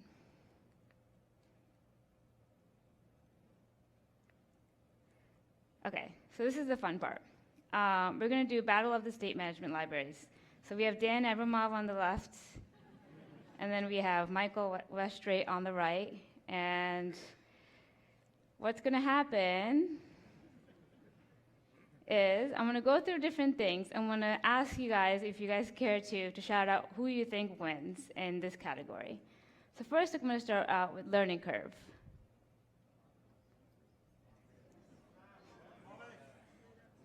Yeah, that's my opinion too. Again, it's an opinion. It's not hard truth, but I'll try to explain why I think so. With MobX, you're working with a familiar paradigm. I think it doesn't force you to kind of learn and adapt to a new one. And again, also because it has more magic. Like, for example, it abstracts away a lot. It abstracts away the need to understand your view rendering logic, like computed values, observer classes, and auto-run functions. They're magical in the way that just accessing an observable within their scope subscribes them to changes. So this kind of magic makes it typically easier to learn, at least that's what I found. Whereas with Redux, you have to learn the whole functional way of doing stuff. And for people coming from either traditional object-oriented JavaScript backgrounds or Java backgrounds, it's typically a little bit harder to get up and running. So I would view the learning curves as this. With MobX, it's pretty linear, and once you learn it, it doesn't get more complex over time. With Redux, I felt that the core concepts are pretty easy. You can even read the source code library in like 30 minutes. So that part is easy, but once you start building more complex applications, you have to learn things like how to normalize your state, how to use MemoI selectors, how to use Redux Thunk. And so at that point, the learning curve kind of goes exponential, and so that's where people struggle, I think. Next thing, boilerplate. Who do you think wins? Yeah. This was an easy one. So again, because MobX is more implicit, more magic, you typically write less code. It doesn't really require you to introduce new abstractions because things are built in. Like you don't need Redux Thunk, you don't need to normalize your state, so you don't need MemoI selectors. So it typically just leads to less code. Whereas Redux, it's more explicit, and you need more special toolings because there's not as much magic happening. Developer tools, what do you guys say? Wow, you guys are good. Yeah, I would say Redux is definitely better on this one. MobX does the job, it's fine, but I don't think it's hard. I think it's hard to compare against what we have with time travel debugging and Redux.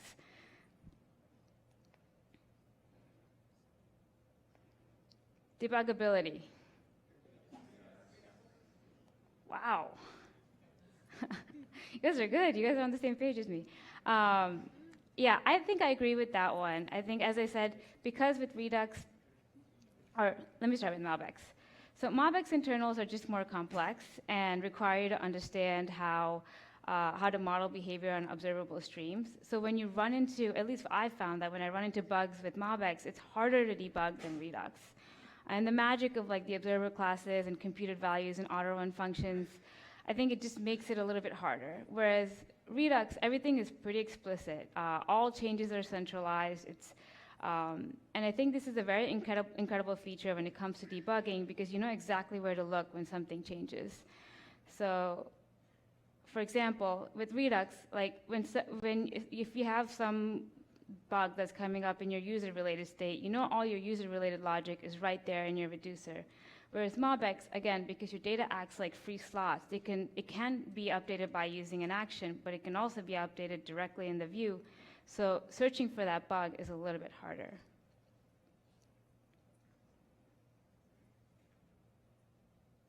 Predictability. What do you guys say? Wow. This is very similar to the previous one, and I'm going to use the same points, again, because it's explicit, one-way, pure. Redux, I would say, is more predictable. And when your data is like free slots, like MobX, I think it does destroy predictability in a pretty big way. Whereas like Redux was designed kind of with the Flux paradigm in mind, and the idea with Flux was like when you're given a slice of state, you know exactly where that data comes from. Maybe it's not designed to be the most performant or the most concise way of writing your code, but it is the most predictable in my opinion. Testability. The loner over there. Yeah, this was a tough one. I had to pick sides, but I think because Redux is more opinionated, it typically makes it easier to get more code coverage. And what I mean by that is, with Redux, you have your actions, and it just returns a plain object. So testing that action is just a matter of firing that action and make sure it returns that plain object. Then testing your reducer is a matter of running creating a new state and an action and making sure that your reducer returns the new state if that action is fired. So you just copy and paste all these tests across all your actions and reducers, and like 80% of your code is covered already. Whereas with MobX, if you're strict about it and you do use actions to mutate state, then yes, I think you can get decent testability there. But because, again, MobX is not strict about that, if you were just mutating state directly in a non-click handler like this, which is totally possible, then testability just grows out of hand sometimes. Modularity.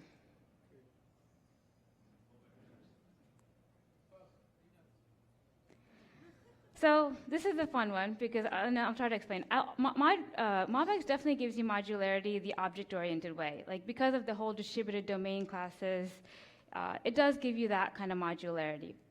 But I think the one thing to remember is that with Redux, even though it's globally shared and it's not necessarily modular, I think sometimes we want modular code, but in the front end, it's inevitable that your components are going to want to share state. And so with Redux, it's almost like the global shareable state is good. And the modular state, when your application grows, it becomes a little more complicated. Like, when you have so many different stores, coordinating across the stores and figuring out how do they share data, how do they reference each other, that becomes harder and harder over time, I think.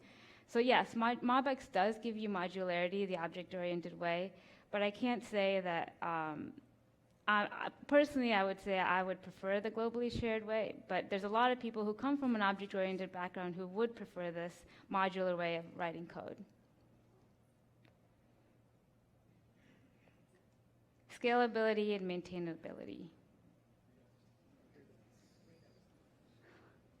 Guys are Redux fans. Yeah, I would say Redux because of the whole functional, pure, strict order way of doing stuff. Whereas MobX, because there's no strict order, it kind of doesn't give you that guarantee that everything's changing in a controlled way. And so in a large team, I think if changes can come from anywhere, then MobX could cause maintenance problems over time.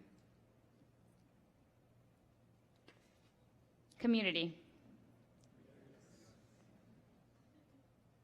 Yeah, it goes through the roof.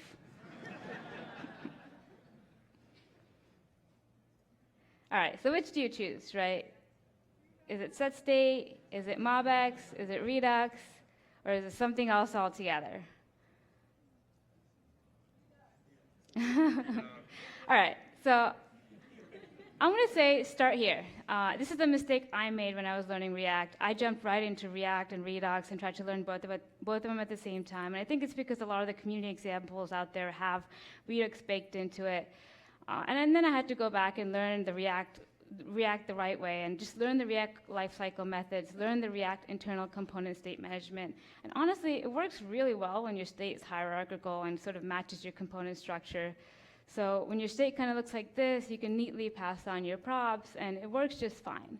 So I would say start here, and only when you run into problems, like maybe you have set state soup everywhere and event handlers and everything, and it's going out of hand.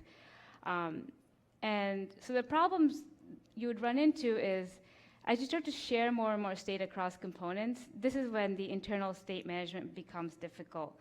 Or when you start to see that your distant leaf components need access to state that intermediate components don't need, and you're passing down props like 5 different levels, then maybe you should consider MobX or Redux.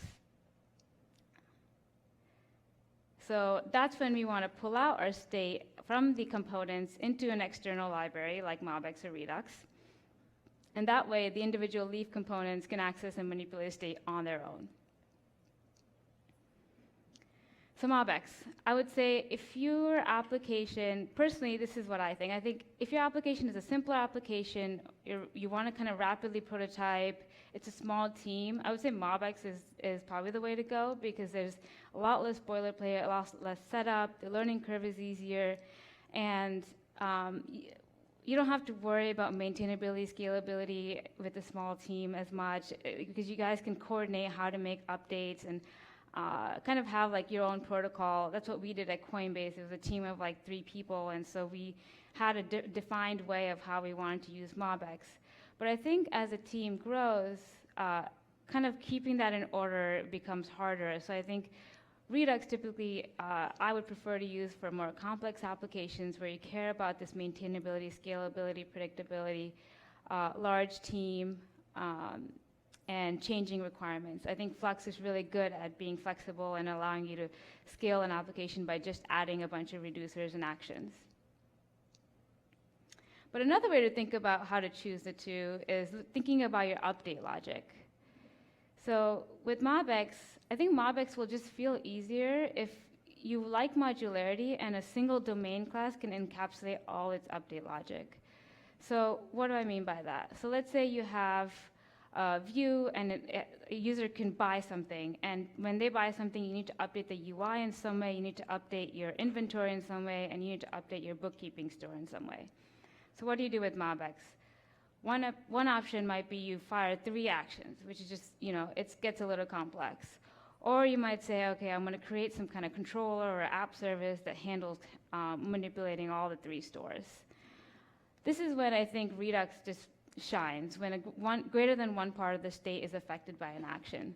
That's because you can fire a single action, and all your update logic is encapsulated in that reducer. So maybe your UI reducer, inventory reducer, and bookkeeping reducer will all update to a single action. So when your update logic is more complex, I think Redux makes more sense. So overall, I think MobX really works well when you're reacting to state changes because of its reactivity and sort of ability to give you that magical feel that it's just reacting. So things like real-time systems, dashboards, text editors, presentation software, and it's not as good for event-based systems, like where there's an event happening and multiple updates to state that need to happen. Whereas Redux, you're kind of thinking in terms of actions or events, and so I think it works better for like business applications, event-based systems, or like another example is game events that involve like a complex reaction, multiple parts of the UI need to change. And then the other question is like, do you use something else altogether? And the reason I picked these 2 libraries to talk about today is because I think they offer something very special for the front-end community in different ways. So one, we're realizing that referential transparency is super important for the front end, and that's why you're seeing a lot of these functional principles come back to the front end. And this is what Redux always gives you, right? You have your pure reducer functions, you have your immutable state, and so it gives you referential transparency there. Whereas MobX, it sometimes gives you that. So you have, when you're deriving data off your observable, data, you use pure functions, which are your computed values, to derive that data. So in that sense, it is referentially transparent. But in the other way, when you're going from the event to the observable data mutation, it's not necessarily referentially transparent because, again, it kind of acts like free slots.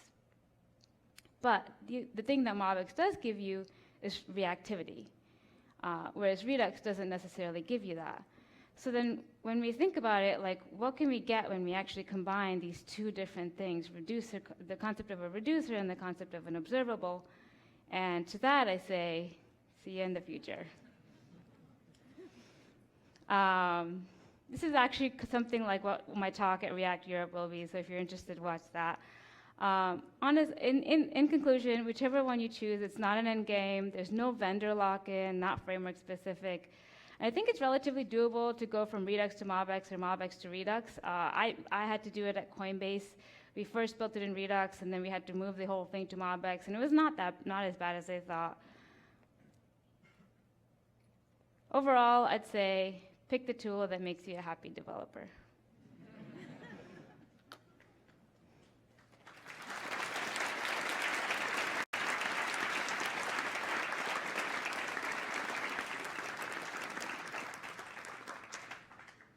Thank you, Preeti. That was awesome. Next up, we have Jared Forsyth, who actually he was an intern at Facebook once and created those React developer tools, the initial version that now have over 500,000 users. These days, he's working at Khan Academy, and he's going to come up here next and tell us a little bit about how type systems are going to make us a better JavaScript developer. Jared, welcome out. Take it away.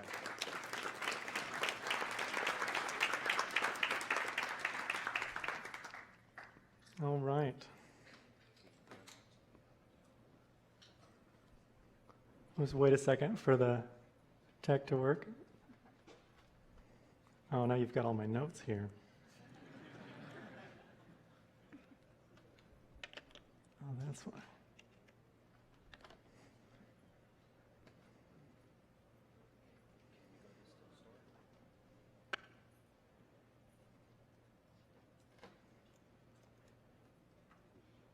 Okay, we're good.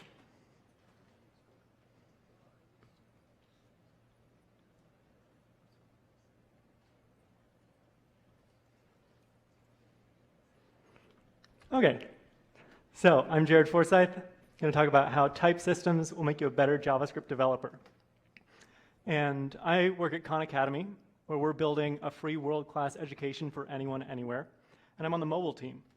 So that means that in addition to JavaScript, I work a lot with Java, Objective-C, and Swift, which have much more powerful and expressive type systems than we have in JavaScript. So I've seen both worlds, right? I've seen the compiled, statically type checked languages where you have some more security, maybe some more readability, and then in JavaScript, you can move fast, you can break things, you can prototype.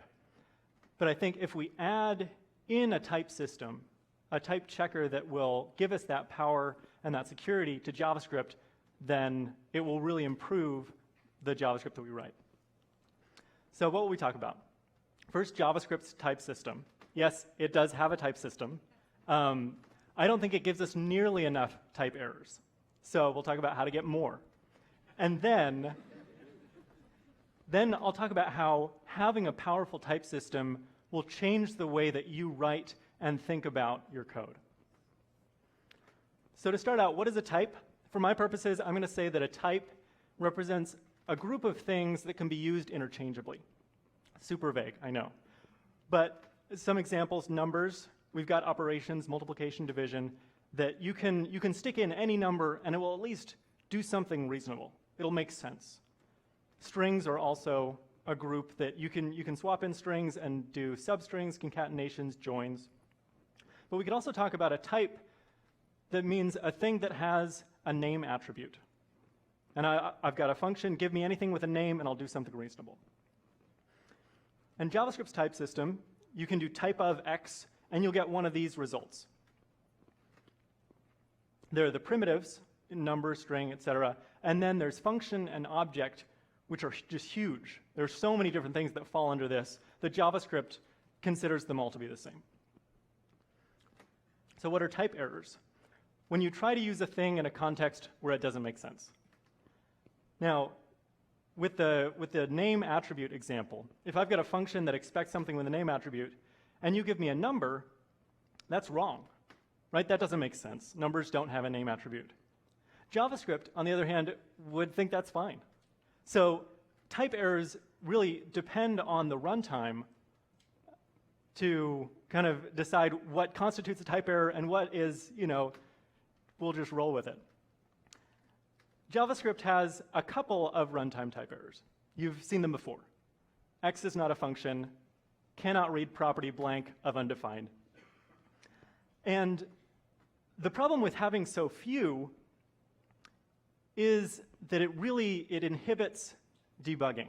JavaScript tries to go with the flow, but the first thing that happens is you get weird type errors late. In this example, we've got a number, we say y is x.parent, and then we return y.name. From my perspective, the error is on the second line, right? Numbers do not have a dot parent. But JavaScript think that's fine, but it will complain at the third line trying to take the name attribute of undefined. And in this trivial example, you might think, oh, it's fine, it was off by 1. You look at the code, you can see it. But really, in large production apps, it's off by millions, right? You get to an error, x is undefined, can't call it as a function, and you're looking at it and you thought, well, I thought it was a function.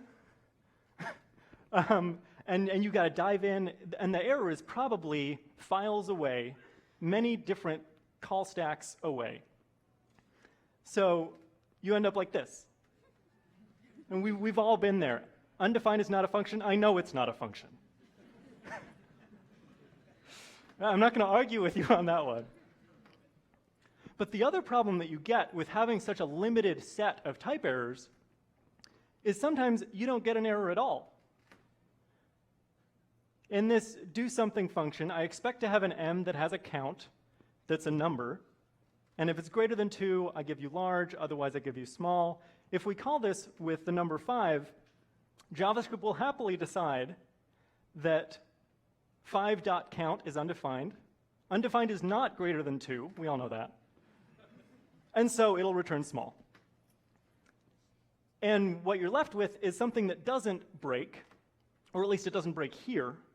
And later on, you're like, I thought there's got to be some logic somewhere. And in fact, it's just JavaScript glossing over the problems in your code. So you're here. Now, to give JavaScript credit, it's trying to give you the benefit of the doubt. Right? It thinks, oh, the programmer is smart. They probably meant to divide 2 by the empty string. But it really backfires. And it makes it so much harder to diagnose problems. So I hope at this time you're with me that we need more type errors. We need more expressive and specific type errors so that we can diagnose the problems that are in our code. To start out with, I'll talk about linters. You might be thinking, a linter, what does that have to do with type checking? And I'll admit it's limited, but linters do know about 2 types, declared and not declared. And at least in non-strict JavaScript, this will really bite you because JavaScript won't even throw an error if you try to use something that's not declared. It'll just say it's undefined. In strict JavaScript, you'll get an error at runtime. But even then, linters give you something, which is they run before runtime. You get the error right there in your editor, so you can fix it before you have to go into your app and fiddle around with it to touch the code path you were just modifying. So they run ahead of time. There's no extra work on your part. You just let it run. But it's super simple. If you want to go more complex, there's custom runtime type checking. And if you've used popular JavaScript libraries and dived into the source code a little bit, you'll see this. Because you want to make sure that users of your functions aren't calling them wrong. Say we've got this greet function. It takes a name, or it takes a string, an array, and a number. And so the last 3 call sites, that should be an error. We should tell the client, the programmer that's using it, this is not the right way. I'm going to do terrible things if you call me like this. And so to start out, we'll just validate that the number of arguments is right. But of course, you also want to make sure that one's a string and other's an array. And pretty soon, it just gets really obnoxious.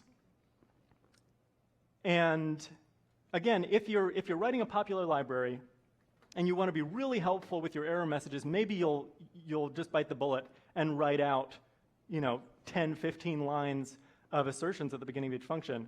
But in general, it's just not worth it. So it's very powerful, but lots of boilerplate code.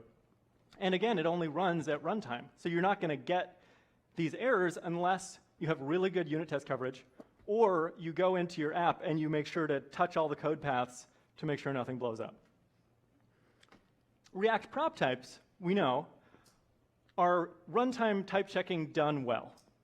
Right? It removes a ton of the boilerplate because you can just say prop types.string and it'll make sure that it's a string, and you just throw it on the component and React will warn you if you're passing in incorrect things. So there's not too much extra code, and it's really good documentation. You just look at the component prop types and you know, okay, this is how it's supposed to be used. But it's only at runtime, and it only works on React components, and it's not going to check your functions. Now we get to static type checking. And I'm going to be talking about Flow because that's what I use, but TypeScript does similar things and is also great. A quick primer on how you would use Flow in your code. Here we've got a say hello function, takes a name that's a string, expects to return a string. Flow will verify that yes, it does return a string. And you can also annotate variables and assert that this age is a number. But in a lot of cases, Flow can do the inference, and you don't have to annotate anything. You know, it knows that another age is 10. And if you call a function that's annotated, it knows that greeting is a string.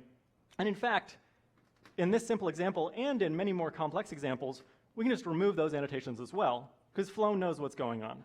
Say hello is called with a string down at the last line, so it knows that the argument is a string. Now let's compare this to the other options. With custom runtime type checking, it's much simpler. Of course, there's a whole runtime built for this, so of course, we'd hope that the syntax is simple. With prop types, it looks very similar. And the people building React prop types were very much inspired by type annotations in the way that they built it. So static type checking with Flow runs ahead of time, so you don't have to touch all your code paths in order to make sure nothing will blow up. There's not much boilerplate. It applies to all of the functions, all the variables, even many of the ones you don't annotate. It will just figure it out. It'll find bugs that you didn't think to look for. And it's really great for readability, really good documentation. So I really like tables because they allow me to show unequivocally that the thing I like is better than all the others. So make of this what you will.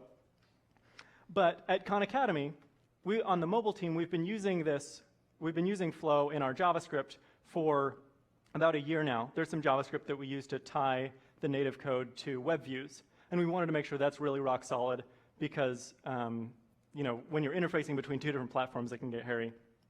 And on the web front-end team, we've just started using Flow in the past couple of months. And we're pretty happy with the decision. Here's some of the reactions that we've gotten. One thing that's interesting, adding Flow to current code that's running in production, it finds bugs. Things that our users haven't found yet, we certainly haven't found yet, but Flow lets us know. There are a couple of downsides. Editor integration is sometimes confusing. And actually, there's a lightning talk after this that will maybe help us out with that in Nucleide. But especially in a large team, we feel safer having these types checking our JavaScript to make sure that all the function usages are right, that all the types interop well, and the documentation is really key. You just look at the code, it's readable, and you know how you're supposed to use this function. So having a rich and powerful type system will help you have fewer bugs, but once you get used to it, and you're thinking in this mode, it will really change the way that you write your code and the way that you think about code. There are a couple of ways it'll do that. First, I want to talk about clever code. And there's a great quote on the internet about how debugging code is so much more difficult than writing it in the first place. So if you're being really clever when you write code, you just have no hope of debugging. I have experienced this many, many times. Here's what I mean by clever code. At the top, we've got a props object that we want to set an event listener on. And it's going to be either on mouse down or on click, and we put in a little ternary, and we concatenate the strings. It's one line. Isn't that great? But it's also a little hard to read, and Flow will have a hard time with it. It's not going to evaluate your clever ternary and string concatenation to figure out what you're setting on this props. And so if you just rewrite it with an if statement, Flow will be happier, and your coworkers will be happier because they can see immediately what's going on. Another big place where this happens in JavaScript is with like really fancy, crazy function signatures. And several years ago, this was much more prevalent, but it's still a thing now, where if you call this function with 3 arguments, then the first one's a string, and the second one's a Boolean, and the third one's a callback function. But if it's 2 arguments, then the first one's an object, and the second one is a callback function with a different signature. And if you call it with no arguments, then it returns this and allows you to chain. Like, it's a mess. It's clever, but A, Flow will have a really hard time figuring out what you mean there. And B, as a user of a function, I want to have one thing to remember. I don't want to have to look at these call sites and be like, okay, this is the 2-function version, which means it has different semantics, and I need to make sure to pass these arguments. Just forget it. Just write functions that are straightforward, and everyone will be happier. In general, I've found that if it's hard to type check, it's probably hard to understand. Another place that having Flow and a rich type system will change the way that you code is with implicit invariants. Now, an invariant is a guarantee. An implicit invariant is a guarantee that you as a programmer know, and maybe you write about it in the comments, but it is not enforced anywhere in the code, and it's not enforced in the types. Here's an example. This is a pretty common React paradigm, where you have a component that loads some data asynchronously. So in component will mount, you call your fetch function, and so loading is true, and error is null, the data is null because you haven't done anything yet. And in the error condition, you set error to be some string to display to the user, and if it loads successfully, then data will be populated, and you can render the happy path, which is, in our case, is a button. And this looks great. The problem comes when you try to populate that on-click handler, and you say, let's do something with the data that we know we have.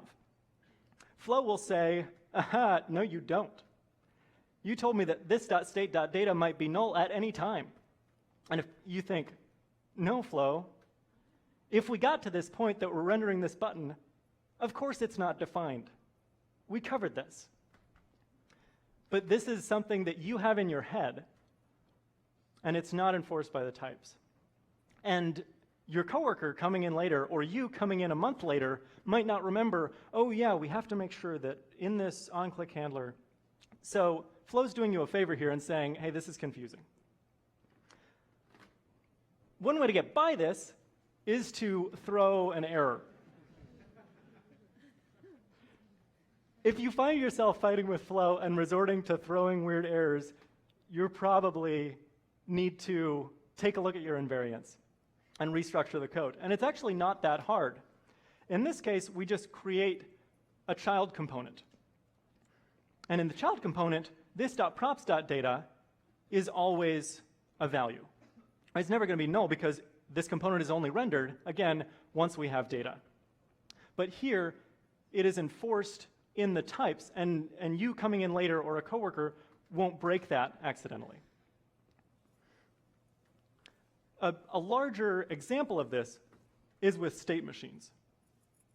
Now, a state machine is just means something that can be in different states and transitions between the states. Here's an example from the Khan Academy mobile app where we, in the beginning, we're loading up a problem set.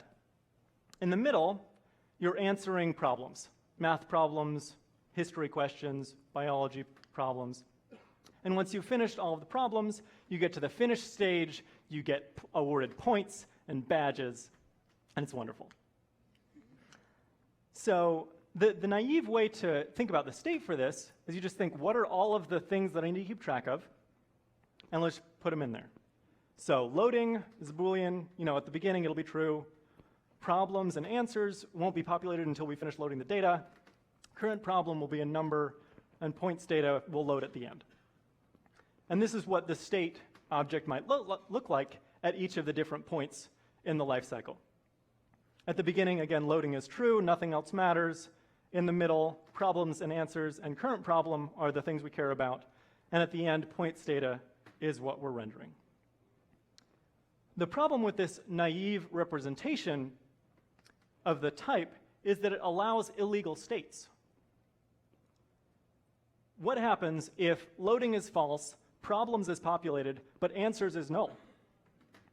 Now, again, you're thinking as the programmer, this will never happen. I wrote the code.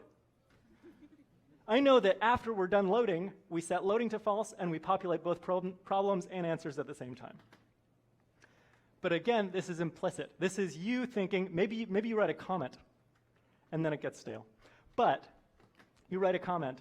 But later on, your coworker comes in, you come in, you forget about this invariant that you had in your head. And the type checker won't stop you. In a language like Swift, we could have an enumeration where we represent each of the states as one of the cases. There's the loading case, there's the answering case with problems, answers, and the current problem, and then there's the finish case at the end where we have points data. In Flow, we can represent this similarly, just using JavaScript objects, where in the first case, we have the screen is loading, and the second case, we have the screen is answering, problems, answers, and current problem are all there. And in the final case, the screen is finished, and we have points data. And the great thing about this is that now illegal states won't type check. They'll be invalid. If you try to do a set state with something that doesn't work, Flow will tell you that you're doing it wrong. Because problems and answers, when they're present on the state object, they're not null. And in general, if you're trying to use Flow and you're typing things and you're making everything optional, you're probably trying to represent a state machine poorly. The final thing I want to talk about is writing your types first. As I've used Flow, I found there are some problems where thinking about the types first really makes everything cleaner, especially if there's complex data involved. Now, state machines is one example, but here's a comment that's very similar to comments that I've written in my JavaScript, where I'm like, I need to remember, okay, a post has a title and a created date and contents and authors, and author is this other object, because maybe you're getting this data from the server. But if you're using Flow, then you can write it as a real type. Flow will type check it for you, so it won't get stale. And you'll be able to keep that in mind when you're writing the code. Now, this approach, going with types first, isn't for every problem. There are definitely cases where I turn off Flow, I just go straight for it, fast and loose, prototyping, because maybe I'm not sure what the data will look like, or I don't really have complex data, it's all about interesting UI. But as you use a powerful type system and come to learn of the benefits, there will be times when writing types first will make it easier for you and your coworkers as you're writing JavaScript. So in conclusion, I think JavaScript doesn't give us nearly enough type errors, but static type checking can help, and working with types will help you think better and write better code. Thank you.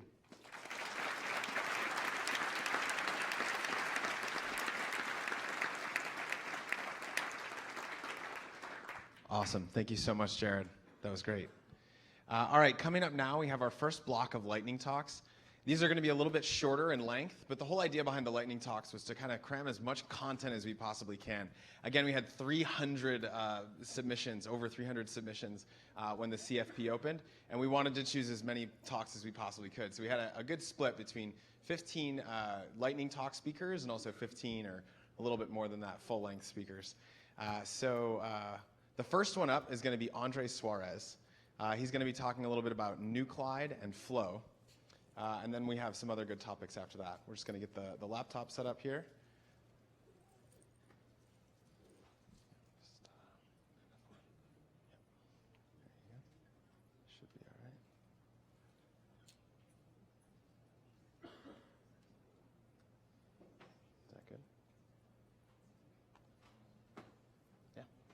Okay, so first up we have Andres again to talk about Nucleide and Flow.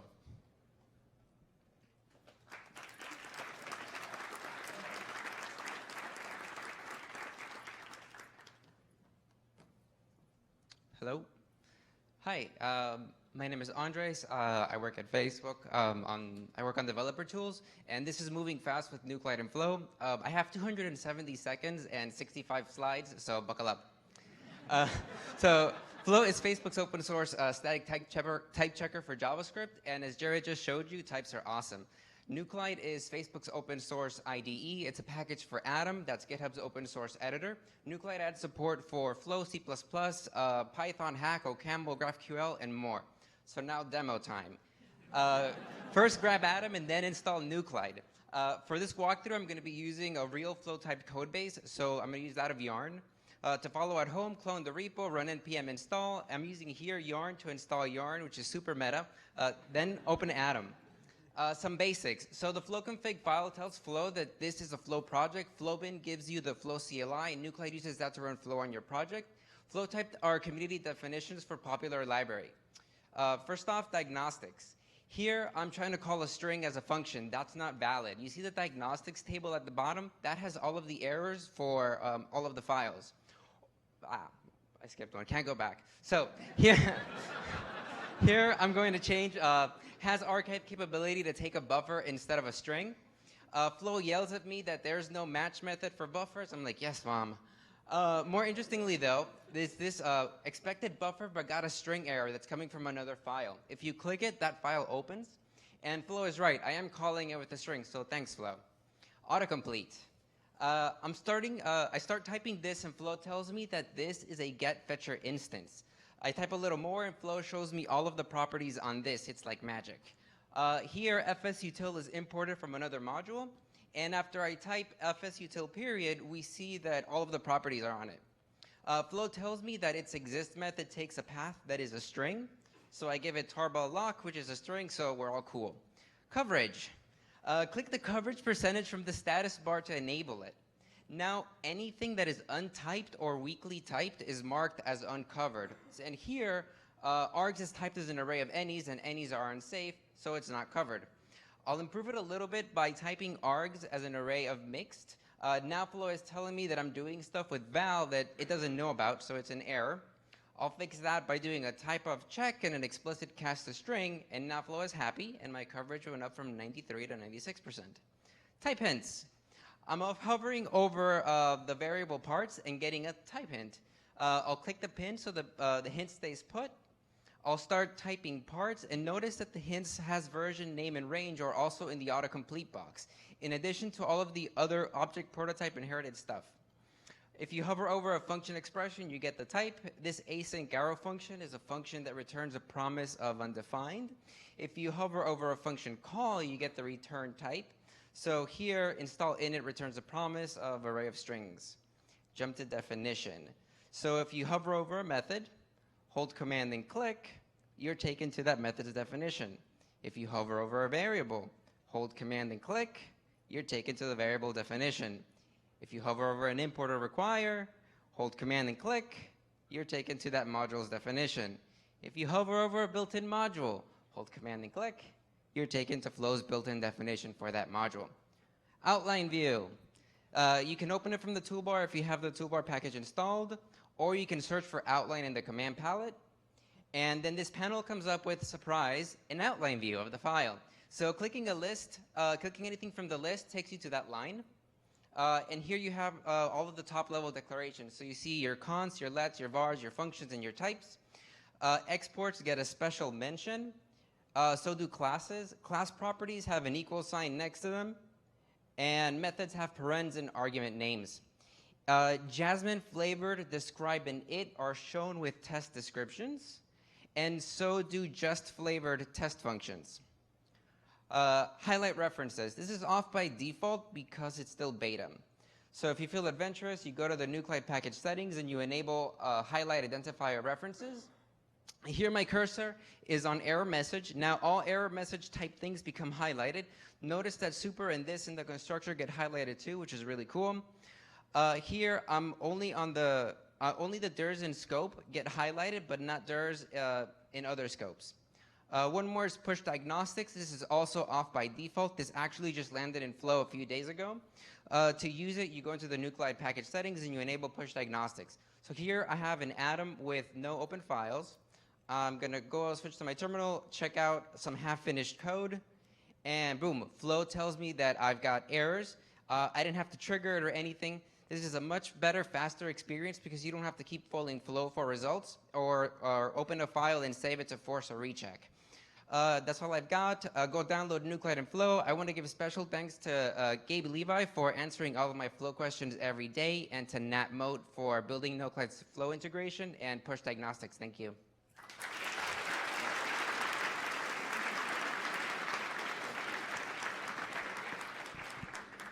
Thank you, Andres.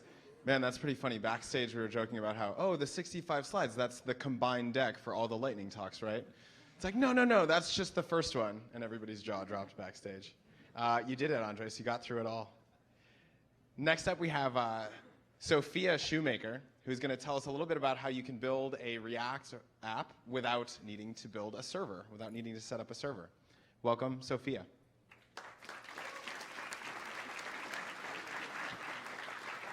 Hi, I'm Sophia Shoemaker. I'm a web developer, and I am a member of the Full Stack React team.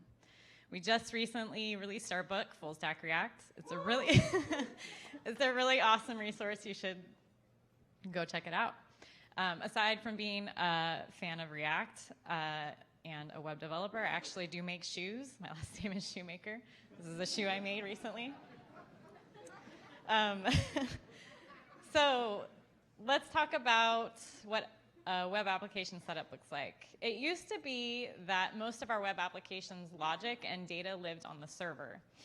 And the client just spit out what was returned back from the server. And now, because of JavaScript frameworks like React, the client contains a lot more of the logic, and the server returns back basic data that the client-side application can use.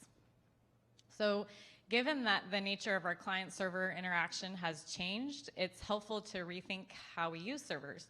And this is where AWS Lambda comes in. So what are some common tasks in a traditional server setup? Monitoring, load balancing, scaling up and down, different environments.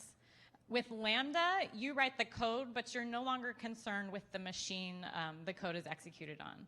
It's a completely hands-off approach. So a lot of these tasks can either be minimized or even eliminated.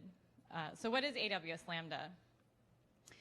The basic idea is you write a function, upload it to Lambda, and it will execute it for you in response to events like an HTTP request, an S3 object upload. There's a variety of different ways that a Lambda function can get triggered. So Lambda is serverless, and you might have heard the term used in connection with Lambda. Serverless doesn't mean there's no servers. It just means you don't manage the servers your backend code runs on. You only pay for the time that the code runs. And then the current languages that are supported for AWS Lambda are JavaScript, Python, and Java. So a way I typically use Lambda is I'll upload all of my assets, JavaScript, HTML, CSS, to S3, and then configure the S3 bucket for static web posting. And then in order to use Lambda as the backend, I need to use another service called API Gateway to create an HTTP endpoint. So anytime a client hits that endpoint, my Lambda function gets triggered. So there's a great tool out there. It's called Serverless. It goes hand in hand with Create React App. So just like Create React App gets your React application up and running, Serverless is a similar tool in that it will help you get up and running with Lambda. So let's build a little application with Serverless and React. So this little application, when you hit the Update Name button, did that work? Oh, yeah.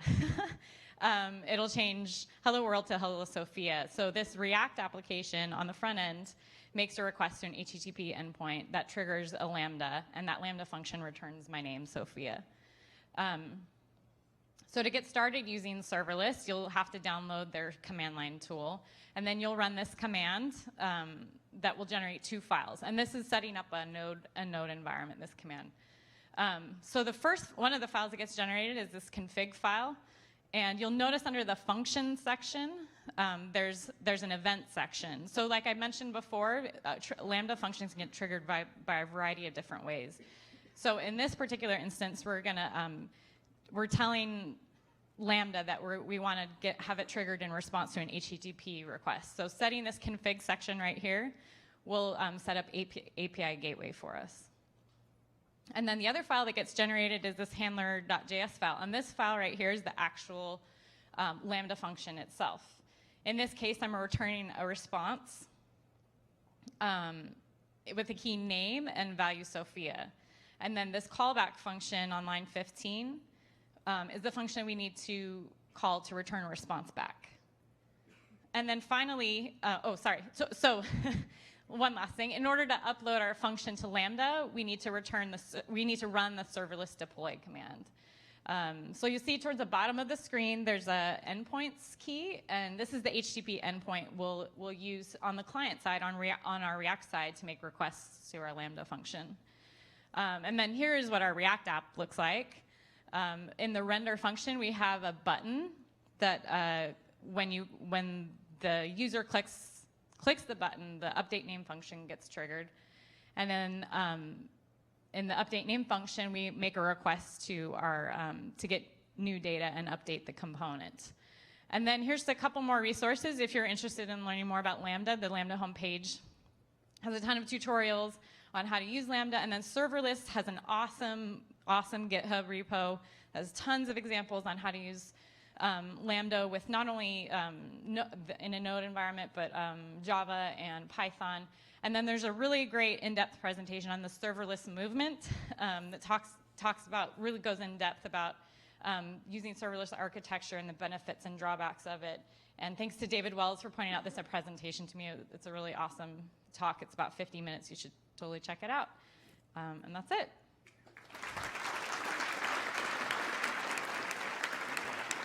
Thank you, Sophia. That was great. So our next presentation is going to be from Merrick Christensen. This is pretty exciting. Merrick's going to talk about how to use React for something other than building user interfaces. There's a couple of lightning talks about taking React to different environments and things like that. This is perhaps a place that we didn't think that React would go, and it's pretty exciting. So here is Merrick.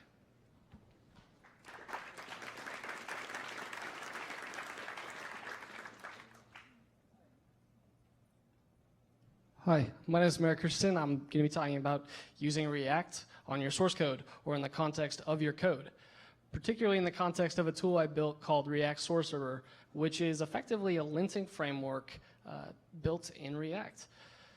So the definition of React is to respond or behave in a particular way in response to something else, right? Normally, this looks like React sitting in between your state and your interface and keeping your interface up to date, and responding to your interface to keep your state up to date. React Sorcerer is kind of interesting because it takes your state and it says, what if your state was actually your source code? What kinds of interfaces could we build and how could we respond to those interfaces to then update our source code? Our example code that we're going to be going through today is this. We're importing underscore or Lodash. We have a list of fruits. We're going to iterate over each fruit and just alert the fruit name. Our goal is going to be able to detect that they're using Lodash, detect that they're using the for each method, make a recommendation to use the built-in for each method, reauthor the code for them, and then provide a helpful link to learn more about the built-in for each method. First thing we need to be able to do this is detect patterns in code. Namely, we want to figure out if they're importing Lodash. If you were to do this yourself, it would be a little difficult to just take the string into the component, especially because they can import it as something other than underscore. Regular expressions are fairly limited. And the first tool React Sorcerer offers is the AST provider. And the AST provider is very simple. It simply takes your source code and provides it in the context of a state tree. So we run it through Babylon, and then we have state much like your React state. And there's some interesting parallels if you think about your state tree in Redux versus your source code state tree. So you provide AST provider your source code, and now you can write detectors or matchers, as we call them in React Sorcerer, within the context of that source code. To implement the Lodash detector, we use the bread and butter of React Sorcerer, which is the match component. The match component matches patterns in code given a provided matcher function. So you provide a true or false return value with a node that we give you every node in the tree, and you provide a true or false return value. We gather them together, and then we provide them back to you so you can render them however you like. Whether that's storing them off in some history that you can then look at the history of changes, or in our case, producing this error. To write the Lodash detector, we would provide a callback that uses the Babel types package to ask, hey, is this an import declaration? If it is, are they importing from Lodash? In which case, we get the callback. The problem is you have to know about the state tree, right? Or the abstract syntax tree. You can also get on match callbacks if you need to do lateral composition or if you need to store the results of a matcher inside of your state. React Sorcerer comes with a lot of pre-built matchers, and this is really what's compelling about it. Is your matchers can actually start to look like more generic or abstract forms of your code. So to import from Lodash, we actually write a React component that looks strangely like the code. So this will match files that import Lodash or import from the package Lodash, in which case we take whether or not they imported Lodash, and we can render whether they're using Lodash or not. Scope matches is something that React Sorcerer does to solve a very specific problem. Say they're importing it as underscore, which is kind of the default, but they sometimes might call it Lodash. A developer might use named imports. They might do some combination of the two. And this is why working with strings is very difficult. So what we could do with scope matches, we could take the results of one matcher, so take the output of the imports matcher, and use that as the context for the identifier matcher within it. So now we're only walking on the results that positively pass the imports matcher, in which case this will print all of the identifiers or local variables imported from Lodash. Nested matches are interesting because we'll render the child every time. However, you don't have to limit the search to just that child, but you can use the results of a matcher. In this case, I'm grabbing all the identifiers from Lodash, and I'm configuring the member expression matcher to say anything imported from Lodash. If they imported Lodash as jQuery, and then they called for each on that, I will know that they called Lodash.forEach, even though they called it jQuery, whatever they may have called it, because I'm using their code to inform my additional matchers, which we can then render our helpful message around ES 2015 each, because the matches will include the line numbers, etc. If you're interested in this experiment and kind of where I'm going with this, this is the link to the repository. Thank you so much to the organizers and each of you for listening and for the opportunity to share this stage. It's an honor. Thank you. Awesome. Awesome stuff, Merrick. That's so cool. I love whenever anybody uses React in a way that the React team didn't really think that it would be used, and this is definitely one of those ways. This is super cool. Next up, we have Max Stoiber, who's going to talk about a topic that is kind of near and dear to the React core team, especially. Christopher Chadeau, a couple of years ago, famously almost presented a talk about why CSS sucks, and all of the things that we've had to do at Facebook to sort of make CSS better. And one of the things that one of the more promising sounding ways to solve this problem, I think, is styled components. So here is Max to tell us a little bit about the road to styled components.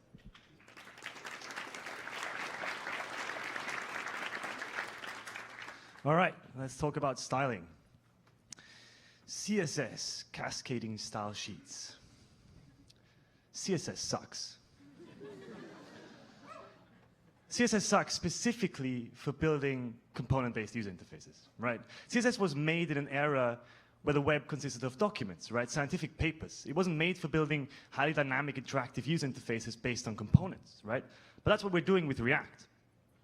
So the question is, how can we take CSS but make it better? How can we make it work for building really complex user interfaces?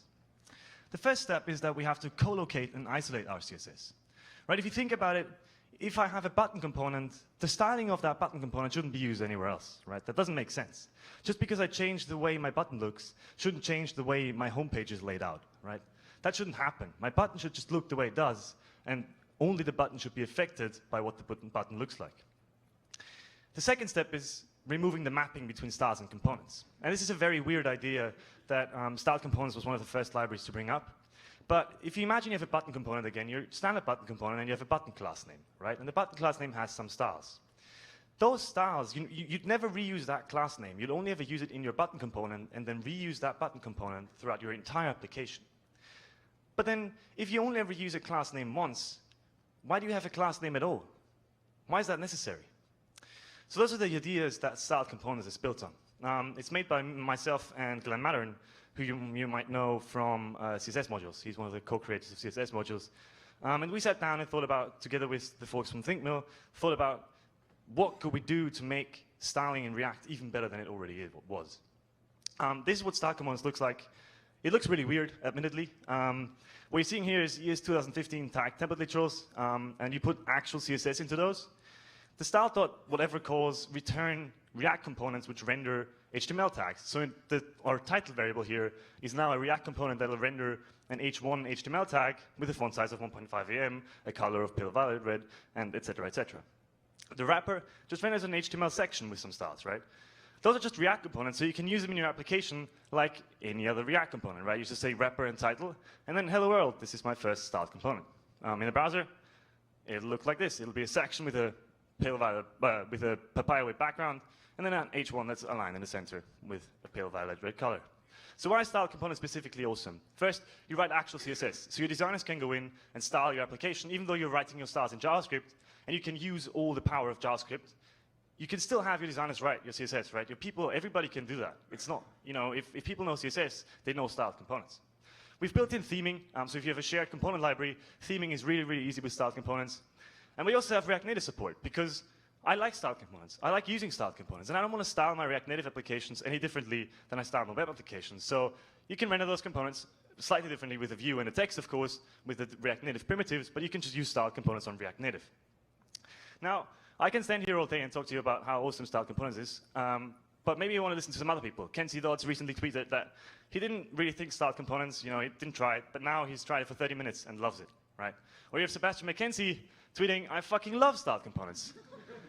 So if you don't want to listen to me, listen to these people, try styled components, it's awesome. I have to thank the folks from ThinkMill who are in the audience here, Jet Watson and Boris. They've been sponsoring me for a year to make this a reality, to make styled components as awesome as it is. We're really close to version 2 release, so keep an eye out for that. And if you come find me around the conference, I have a bunch of stickers that I want to hand out, so come find me, I'll give you stickers. Thank you very much.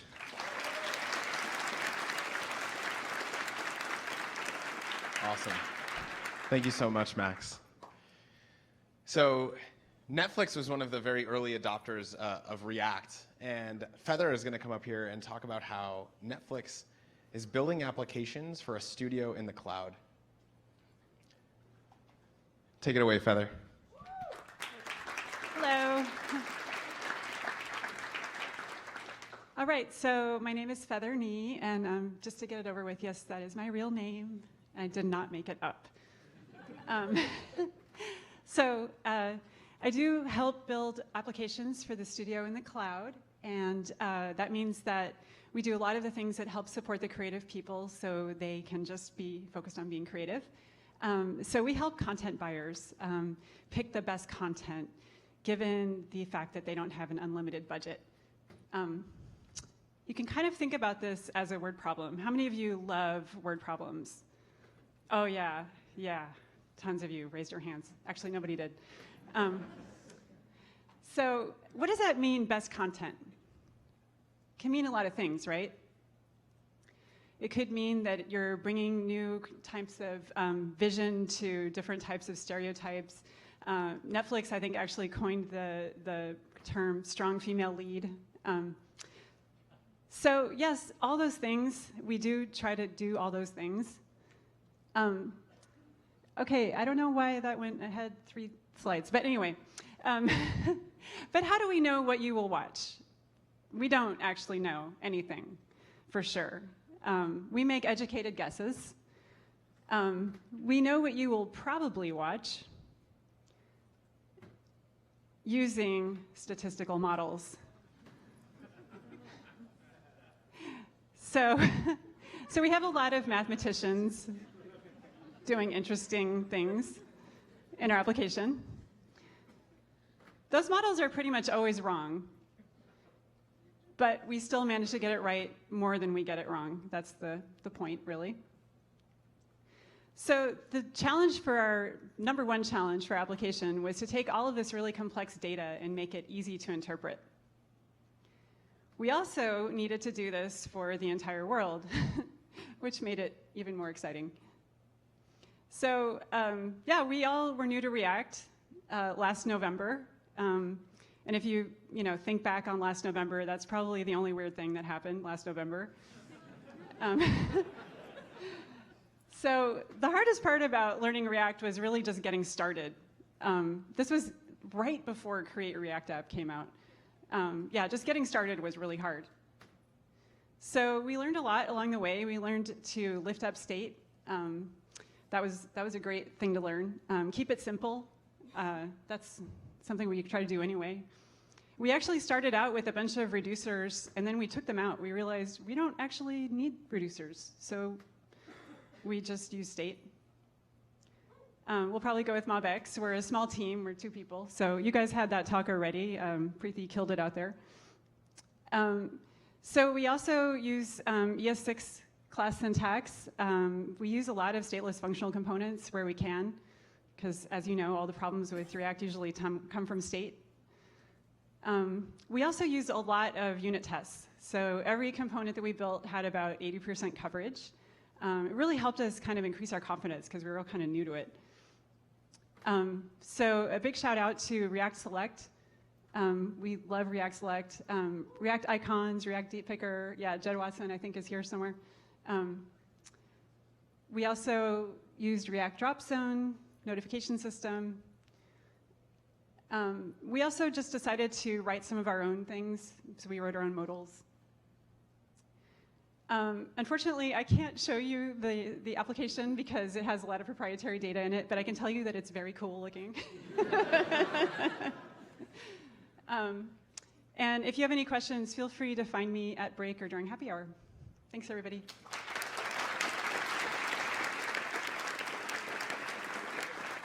Awesome. Thank you so much, Feather. Okay, so we've reached that time. It's time for another break. We're going to pick it back up here at 4:30 with a couple of talks about React Native. Then we're going to have, some fans over there. And then we're going to have a couple more lightning talks, and we'll wrap up the day. So be back in here at 4:30. Enjoy some snacks. Take a break. Thanks.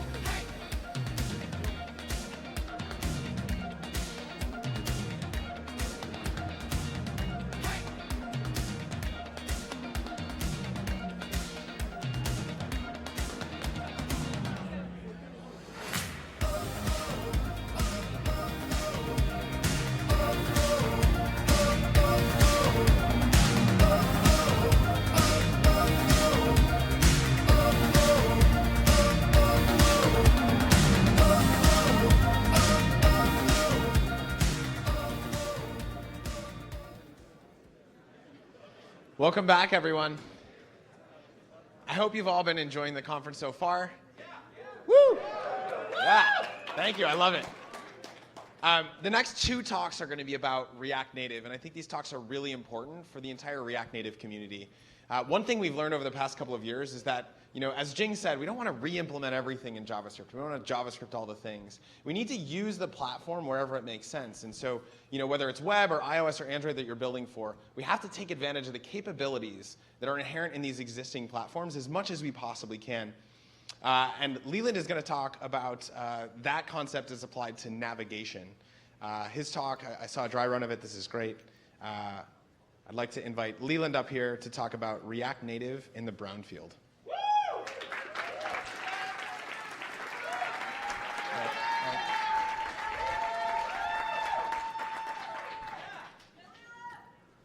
Hello.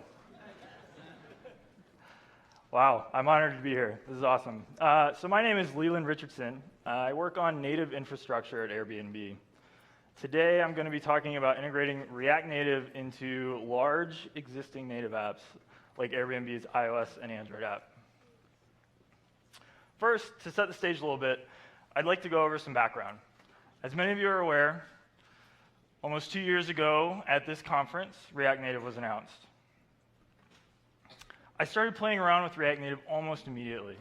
As a web developer very much enamored with React, who had just finished my first native iOS app, I was ready for a different way to build apps. React Native seemed to fit the bill perfectly.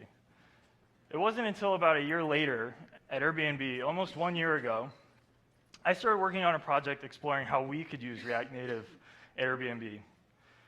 The goal was to build a small, non-essential feature with React Native into the iOS and Android apps. The expectation was that we would run into a number of challenges along the way, and after about 4 months of work, we were able to ship our first feature in production. Overall, the project was a success, but there were several challenges we ran into along the way, and we knew there would be many more to come. Nevertheless, we felt confident recommending React Native for more features. So we continued to build more and more with React Native, and then in November of last year, we launched an entire new platform on Airbnb called Trips. Trips not only represented a new and exciting direction for Airbnb's product, but also technically. Many of the features on Trips in iOS and Android were built on top of React Native. It was the first large-scale test for React Native. Despite such a large chunk of new code being written in React Native, the Trips platform is just a small piece of the overall Airbnb app. It needed to integrate seamlessly with the rest of the app. And to give an idea of scale, the iOS app has about 460,000 lines of native code and now has around 70,000 lines of JavaScript code. On Android, the split between Java and JavaScript is about the same. So it's easy to see that while there is a significant amount of JavaScript in our app, the majority of the app is still native. Today, we've heard the term greenfield thrown around a couple of times. Wikipedia says a greenfield project is one where you are developing a system for a totally new environment without concern for integrating with other systems.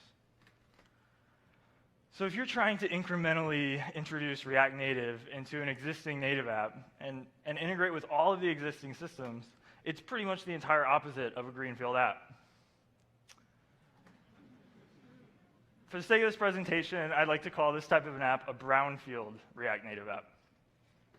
More specifically, brownfield apps have existing infrastructure.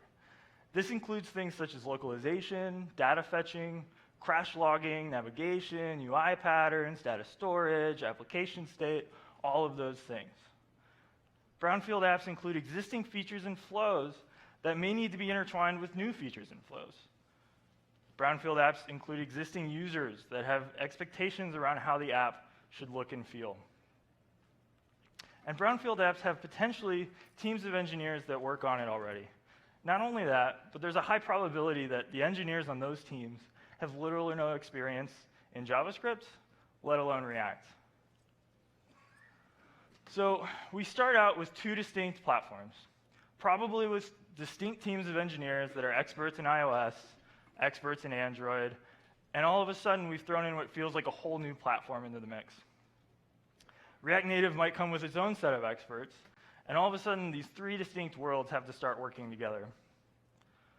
With all the excitement around React Native, the narrative starts feeling a little bit like this. I love this meme.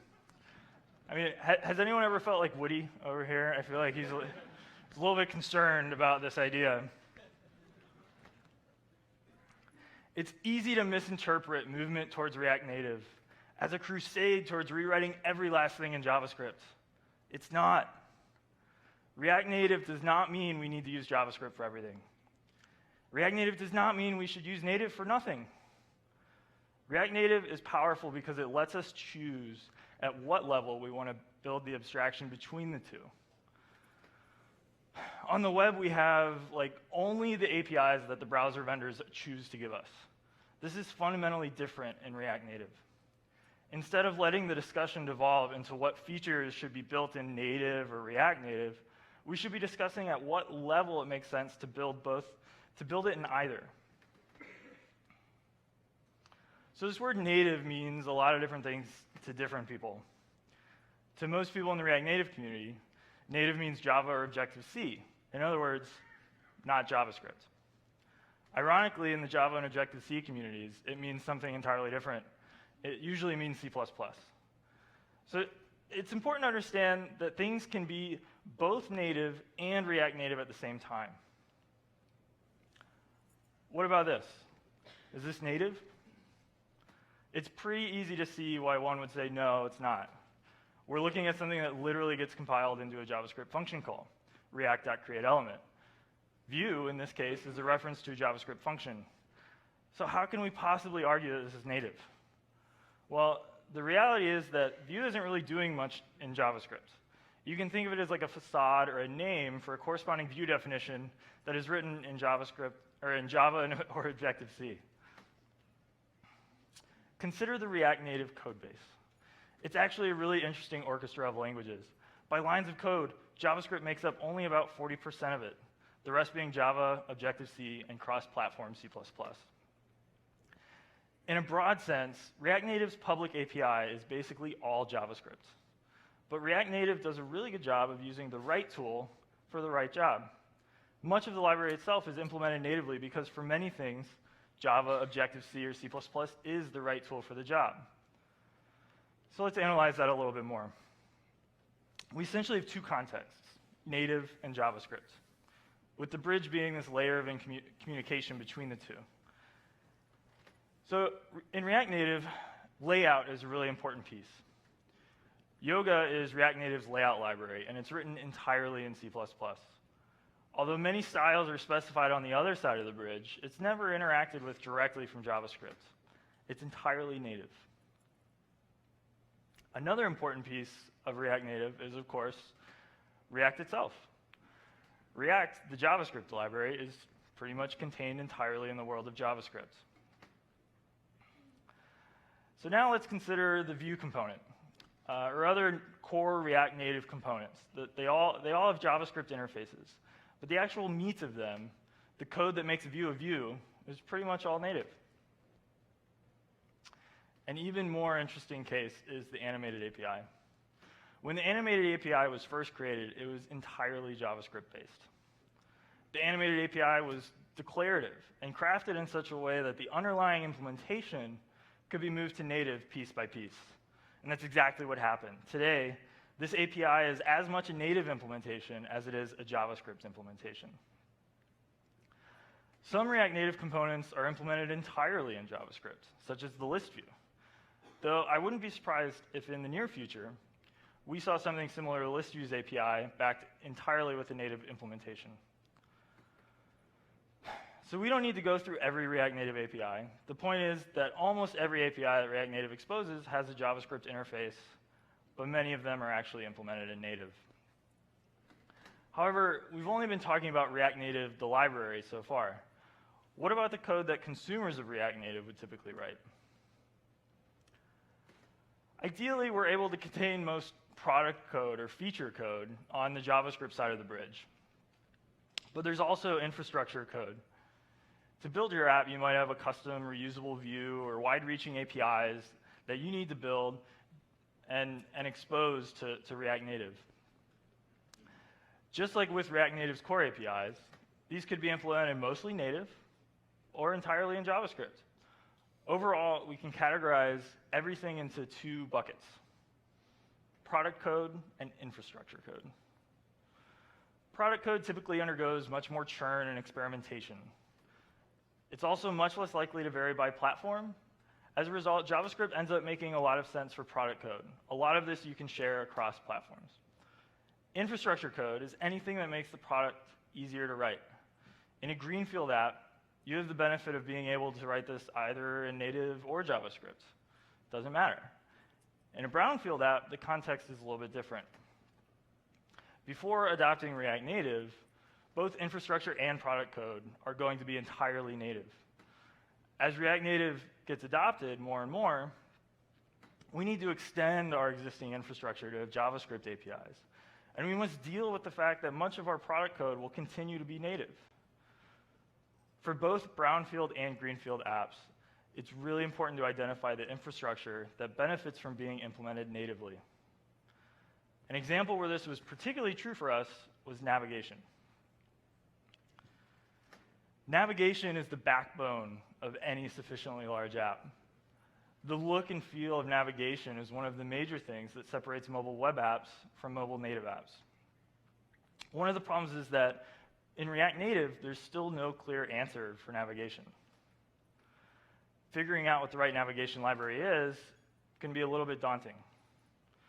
React Native itself provides 3 different options for navigation, although none of them are the recommended path. Navigator iOS is unmaintained and not cross-platform. Navigator is a JavaScript-based solution that launched with React Native originally, but is now considered by most to be underpowered. Navigation Experimental is now deprecated, but lives on in a third-party library along with many other implementations. React Navigation is now considered by many to be the best path, and the community is consolidating, and I think that's a great thing. What I think is a bummer is that with all of this innovation and work that is happening in this area, there are only 2 public React Native navigation solutions that are actually implemented natively: Navigator iOS and React Native Navigation by Wix. Navigator iOS is a non-starter because it's not cross-platform.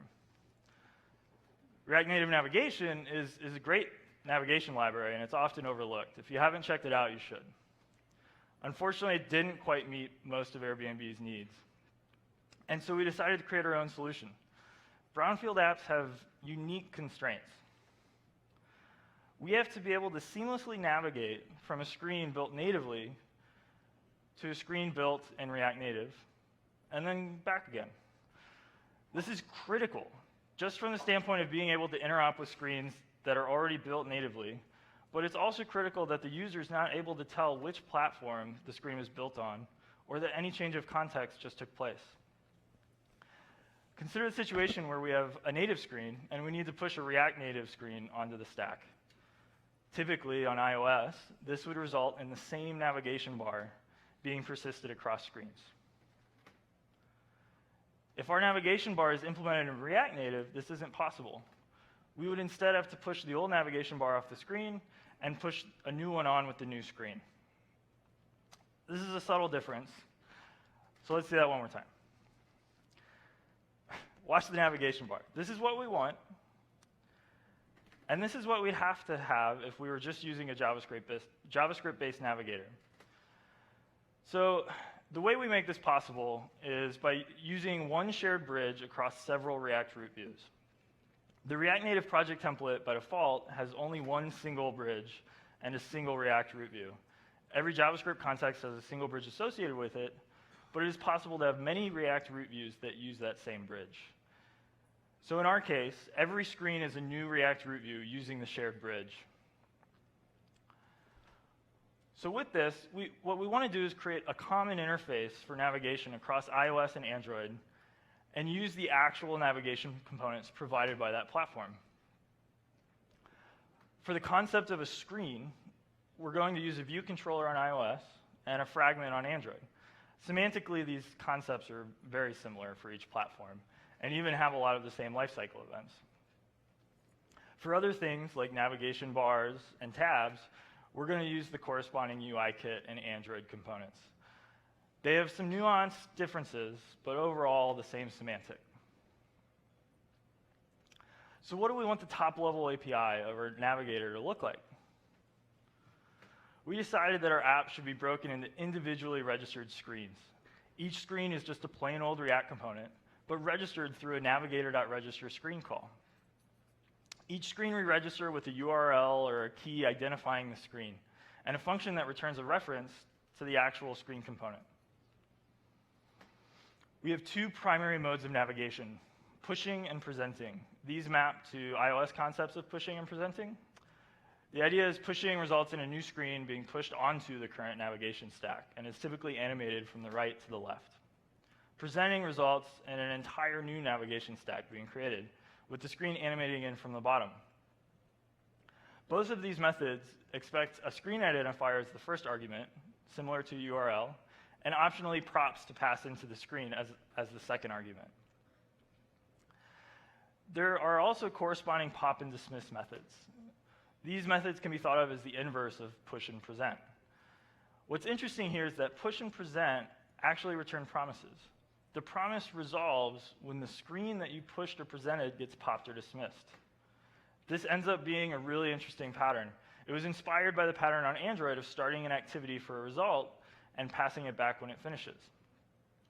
A common use case for this might be to present a login flow and then have a return result with a success flag. This is just a simple demonstration of this navigation in action. On both iOS and Android, the navigation bar that you see here is rendered natively, and it's the exact same implementation that we at Airbnb use elsewhere in the app. The transition animations you see here are also identical to what users experience elsewhere in the app. We really wanted to make our navigation feel integrated with the React pipeline. We wanted to make our API as powerful as it could be. So one major goal for navigation was to be able to configure the navigation bar and other aspects of the screen at render time rather than statically. We felt that configuring UI inside of the render path detracts, or outside of the render path, detracts from React's very powerful composition model and makes it difficult to configure your UI as a function of props and state. The way we accomplish this is by having a navigation component configured through this React component. This component doesn't render anything, but it allows a configuration to be easily passed into the navigation and allows us to do this at any point in the render tree, not just the top-level component. The end result is pretty nice. Here we have 3 different header components. Each component configures the nav bar differently, so when we update our code to use a different component, the UI automatically updates via hot module reloading. The configuration of the navigation bar is abstracted away into the header components. Because the navigation is configured in the render path, when your UI is updated, your navigation bar is updated. So this navigator.config component works really well for configuring a screen or a navigation bar, because navigation bar's appearance is usually scoped to the current visible screen. But what about tabs? With tabs, we might have some of the tabs built in React Native and some of the tabs built natively. Also, tabs are different because the appearance of the tab isn't scoped to the visible screen, but rather to the application as a whole. As a user, I can be on the Settings tab and get a push notification and might need to update the badge value of a completely separate tab. So what should the API for this type of a feature look like? Well, whether a screen is going to be a tab or not should not be a concern of the screen itself. We register screens like chat and settings like we would any other screen. But then we have a new registration call, register tabs, which is pretty similar to register screen. It takes a route identifier, kind of like a URL, and then a function which returns a React component. But this React component is something special. The React component that we register doesn't actually render any UI. It simply utilizes React as a method for declaring the configuration of our tab-based application as a function of props and state. Rather than rendering views and images, we render tab components, which themselves are configured to point to a specific route with configurations like an icon, badge value, etc. So this is just a React component. We can connect the component to Redux or MobX and update the screen of our tabs just like we would anything else in our React app. So another thing that we needed to accomplish is a fairly common UI pattern. Navigation bar in our app needs to change appearance based on how far the user is interacting with the screen or scrolling. In Airbnb, screens with images in the header start off with a transparent navigation bar. But then as you scroll past the image, the bar changes to an opaque white. Interestingly, we actually have different behavior here on Android than iOS. You can see on Android the navigation bar hides as you scroll down, but reappears as you scroll up. We're able to create these behaviors with the same exact React API on both platforms. The screen here would look a little something like this. Here we have a scroll view, a header component, and several row components. As you can see, this isn't just a normal scroll view, but a navigator.scroll view. So the navigator.scroll view is a special scroll view that doesn't really do much other than passing a special context prop into the existing scroll view. This is an identifier that lets the native side of the app know to wire up this scroll view to the actual navigation bar and configure the UI based on that scroll position. So back to this screen, the other unique component was this header component. The header component, as we mentioned earlier, is able to configure the style of the navigation bar, which we see it doing here with this navigator.config component. Additionally, we have a navigator.boundary component. Here we put it also doesn't really render any visible UI, but it actually behaves as a marker to tell the navigation bar exactly which point in the view hierarchy it should scroll out of view or turn into an opaque white navigation bar. So another requirement we had for navigation was a feature called shared element transitions. Shared element transitions allow you to take common elements on the page that you're navigating from and to and animate them from their old position to their new positions instead of using the standard screen transition. This is pretty difficult to achieve with JavaScript-based navigation, although it is possible. It's not possible, though, to have one of the two screens be built natively and the other built in React Native. That was our requirement. Like before, we wanted the API for this feature to feel very natural in the React paradigm, even though it would have to be implemented natively. So the API for this we ended up with looks something like this. In this example, we have two screens. We have the screen that we're coming from and the screen that we're going to. On the first screen, we're looping over some data set and rendering several of these shared element components that just wrap an image. The shared element component doesn't actually render anything extra. It just sort of annotates its child with a way to uniquely identify it. Similarly, on the next screen, we'll also have one or more shared element components. When we transition between these two pages, the view hierarchies of each will be scanned and matched by this identifier. So if element pairs are found, the animations to their new positions will be configured automatically. So I started talking about navigation as a good case study of a React Native API that should be implemented natively. Doing so has several advantages. We're able to easily go to and from React Native screens and do so without any visual nuance hinting to the user that something has just changed. We're using the same navigation platform that the rest of the app is. Since navigation state is kept natively and not in JavaScript, we can actually navigate to a deeply nested screen in our app in development and trigger a live reload of the JavaScript context. In this case, we won't lose our place. Our navigation stack is unaffected, and this leads to a really nice developer experience. Since we're already using our built-in navigation libraries for each platform, all transition animations are done natively and should be smooth, even if the JavaScript thread is doing some complicated and expensive render operation. Configuring the navigation bar and also tabs in the render path allows us to treat the navigation bar like any other piece of UI. We can configure it based on dynamic values kept in props and state, which leads also to a nice developer experience. By using platform-provided navigation implementations, there's a lot of functionality that we end up getting for free, and an entire class of bugs or issues that we avoid because of doing this. A good example of this is the Android back button. In React Native, a lot of the solutions right now require you to write a lot of logic to handle the back button appropriately. Since we're using the platform navigation, we don't have to worry about any of this. It just works. Since navigation itself is implemented on the native side of the bridge, there's much more that we're able to do that we wouldn't be able to do with a pure JavaScript-based solution, especially when we're trying to go across native and React Native screens. Implementing navigation natively allows us to put React Native screens on the same level as native screens and more easily accomplish non-trivial functionality, such as the shared element transitions. So through this process, one of the main things I took away was this. Leveraging native APIs does not mean your public-facing JavaScript API has to be a simple wrapper around a native module.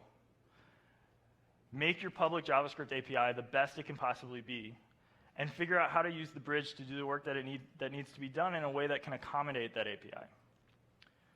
When doing so, it helps to first understand the differences between the corresponding concepts in iOS, Android, and web, and figure out how to best map them to have a consistent set of concepts in each case.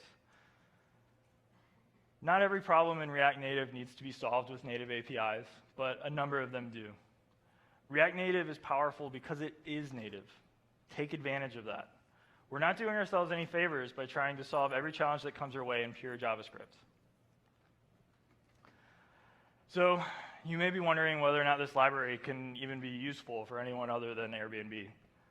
At Airbnb, we've spent a lot of time working on this navigation library because it satisfied Airbnb's specific needs.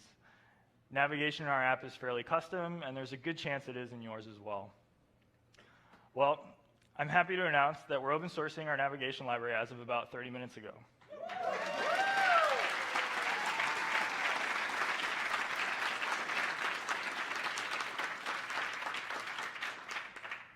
So we're calling it Native Navigation.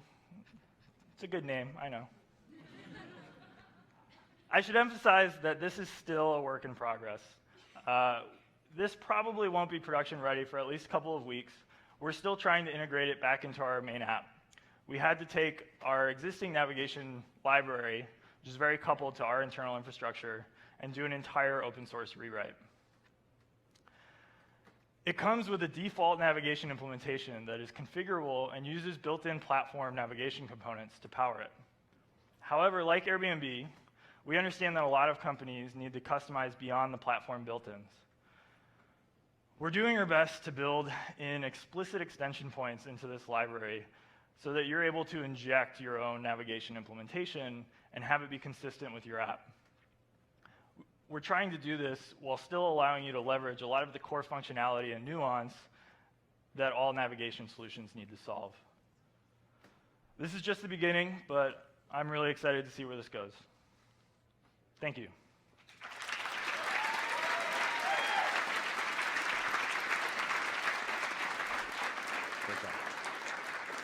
Thank you so much, Leland. That's awesome. This is really important. We're solving these same problems at Facebook. The trade-offs between what should we implement in JavaScript, what should we implement in native, and how do these two different environments integrate with each other and cooperate with each other is really important. It's an open area of kind of investigation and research, and I'm really excited about native navigation. I can't wait to go play with that myself, actually. In addition to navigation, there's also other things that we have to think about a little bit differently when we're building in React Native. Another one is animation. And the one that I'm pretty excited for Tal Cole to come up and tell us about is about user interactions. The way that React Native is architected, you can be going into and out of JavaScript pretty frequently, and that has some overhead associated with it. So I'm really excited for Tal Cole from Wix to come up and tell us about user interactions at 60 frames a second. Welcome, Tal. Clicker.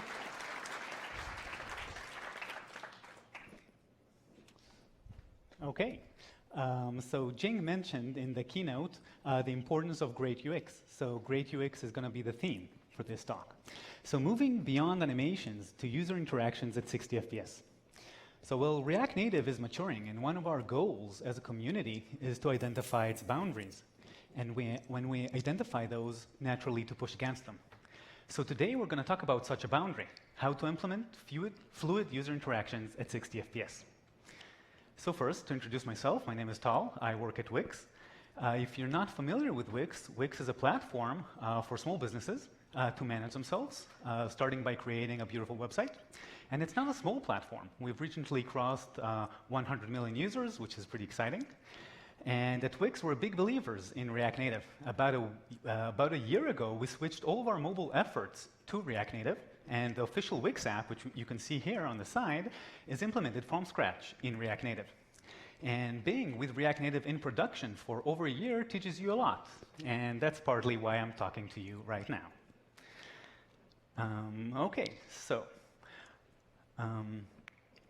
So a lot of people talk to me about React Native, whether it's small startups who want to use React Native as their stack of choice, or large companies who want to switch over. And React Native has a lot of appeal.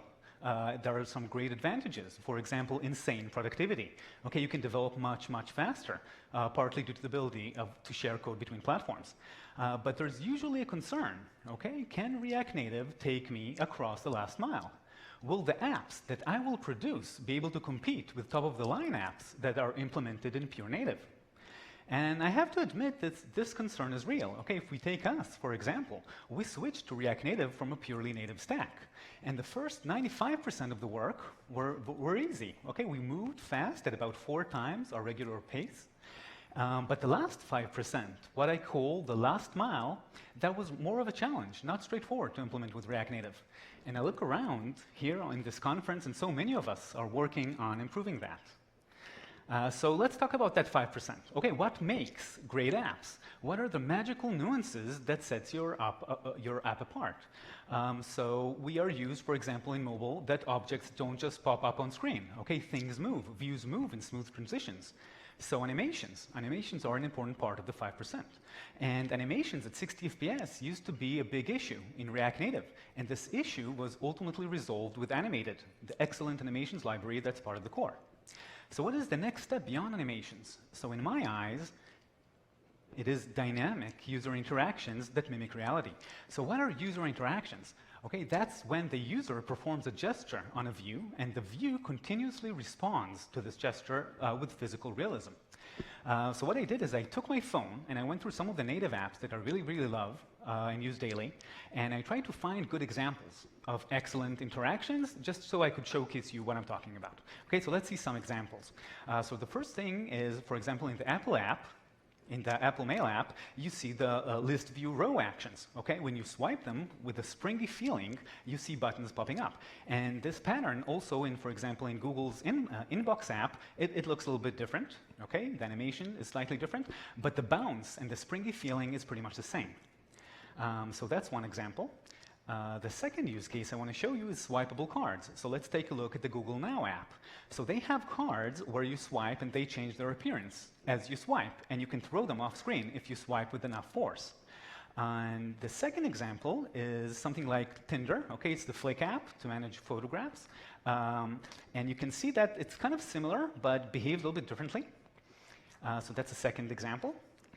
And the third example is collapsible views. So I'll showcase the beautiful Airbnb app. So they have a very nice header that you can swipe upwards, and it collapses and changes from 3 filters into a search. And you can see that the change is gradual. Okay, it doesn't just change at once. And another example of a very nice app is the Cal app by Anydo. It's a beautiful calendar, and they switch between a month view to a week view, and the transition is gradual. Okay, so that's great UX. The final example will be panels and drawers that just light up, just like a navigation panel, the navigation drawer. So, for example, the iOS notification panel. Okay, see that you can slide it downwards, and it moves with some sort of gravity. And if you bounce it, if you throw it with enough force, it bounces off the floor, and that's pretty cool. And another example is the Apple Maps app. Okay, it has a panel, and you can play with it and switch between multiple states. So, what do all of these interactions have in common? I think that they're very physical in nature. The views have velocities that are changing. The velocities are changing, and velocities are changing, and the interaction is very natural. So how would you want to implement something like that? So naturally, if you're using React Native, you would want to implement that with JavaScript. So I tried to find a good example of an implementation of one of those use cases, and I actually found the first one, the row actions one, and it's called swipeable rows, and the implementation is actually inside the React Native core itself. So the implementation has a lot of, it's very modern, it has a lot of emphasis on performance, heavy use of the animated library, and I want to take you to and zoom in on the part that implements the heart of the interaction itself. So let's take a look. So it's all based on a pan responder, and the pan responder move function calculates all the business logic and sets some animated events. Now, do we consider this implementation ideal? So let's analyze. So how would we do that? So to analyze performance, we need to think back on how React Native itself is implemented. So in React Native, we have two realms running side by side. We have the JavaScript realm, and we have the native realm. And between the two realms, we have the bridge. And in order to communicate on the bridge, you have to send data over the bridge, and data is serializable. Now, in the JavaScript realm, you hold all your business logic, and in the native realm, you implement all your native views. So how would the interaction behave on this model? So the touch event in the interaction is a native construct, so it's part of the native realm. And you have to send that information over the bridge because our pan responder and the business logic was implemented in JavaScript. So our handle pan move function in JavaScript calculates the business logic, and it sets an animated value. And for the animated value to affect, the views live on the native side. So you have to send the data over the bridge once again. And then the views can update. And on the second frame, as the user moves their finger once more, then the whole thing would happen again. So what can we see here? We see that there's a lot of constant communication over the bridge, and this is overhead. So if your app is busy and if your app is doing other things, then this interaction will not run at 60 FPS. So how would we solve that? So one option, for example, is to implement it in native. Okay, that's one sure way to reduce traffic over the bridge. That's actually what we did a lot in Wix. Okay, when we started, we implement all of our interactions in JavaScript first, and when performance wasn't good enough, we just port them to Objective-C and Java and implement them again. And since we open source most of our native code, we end up with all of those tiny libraries. For example, React Native Swipe View. Take a look at it. It implements the swipeable cards use case. And we have another one called React Native Action View, which implements this, the rows actions use case. But it's annoying because it's small libraries that are very, very use case specific. Another problem with this is that this approach requires native skill set. You need to have engineers that know Objective-C or Swift and engineers who know Java, and these are usually two different types of people. And at Wix, we follow the 10% rule. So about 10% of our workforce, of our front-end engineers, are native engineers who can do those things. So this is not an ideal solution, and I think we can do better. And to do better, let's first learn from others. So let's learn how were animations solved. Because if you think about it, animations are actually a very similar problem. Okay, if you try to tween the animations from JavaScript across frames, the bridge overhead will prevent you from running at 60 FPS. And as I said before, animations were resolved using the animated library. Okay, this is the solution. So how does it work? How can animated solve this problem? And the idea behind it is to use declarative API. If you can declare in advance your entire animation, then you can send it once, serialize it once, and send it over the bridge in the beginning. And from that point on, a general purpose driver will drive the frame by frame for you. And in the beginning, animated came with the JavaScript driver. But if you look at the recent implementations, you have a native driver today. And the native driver can execute all the frame by frame completely in the native realm. And the beauty of that is that there's no communication over the bridge. Okay, it will run at 60 FPS, and it basically minimizes all the overhead. So that's very nice. So this brings us to a very important conclusion. If you take one thing from this talk, then I hope that this would be it. So declarative APIs is how we cross the last mile. Okay, these are the sort of libraries that we should be thinking about. If you find a performance problem in React Native, then you should find several use cases as example and try to define a declarative API that can specify all of them. Okay, so that's exactly what we're going to do next. So let's define a declarative API for user interactions. So let's set some design goals for our API. So one design goal for our API is that we want it to be general purpose enough. So let's test that. So a good test would be, let's see, we saw the 4 use case examples, okay, 8 examples total. So if our API can define all of these, that means it's general purpose enough. Another design goal is simplicity. Okay, so let's test for that. For example, if we can define each of these interactions in like 3 to 5 lines of code, this means we did a good job. So before I jump into the API, before we do it together, I want to mention some very interesting work going on in animated that adds some support for user interactions. There is something very interesting called animated scroll view, which allows you to do view property interpolations based on scroll view position. And there is also a very interesting library called React Native Gesture Handler by Christophe Magiera. It's an in-progress library that allows you to do view property interpolations based on gesture parameters. But the approach that we're going to take now is a little bit different. Okay, we're going to start from the 8 examples that I showed you, and we're going to design the simplest high-level API that can define all of them. And this will take us to a very dedicated solution to these problems, but it will be pretty simple. So let's start. So if we want to kind of define an API, design an API, let's make a few observations about the use cases. Okay, so one observation that in some of them the movement was horizontal and some of them the movement was vertical. So let's make that as a prop so we can define that. That's pretty simple. And another observation is that the views were only free to move as the user was dragging. And when the user lifts their finger, the views don't stay put, they snap into place. Okay, you can look back at the examples, we'll see that soon, and they snap back to some predefined positions. So for example, if you have a drawer, it can snap either to an open or a closed position. So let's define a set of snapping points. And the last thing is we want physical realism. And to do the snap with a natural feel, we need some spring animation. And since springs will oscillate forever unless you give them some damping or some friction, so let's define that as well. So let's take these 3 parameters, very, very simple props, and let's see how we can define each of the 4 use cases that I've showed you.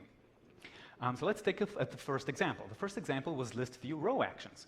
And in the list view row actions, horizontal is true because it moves left and right.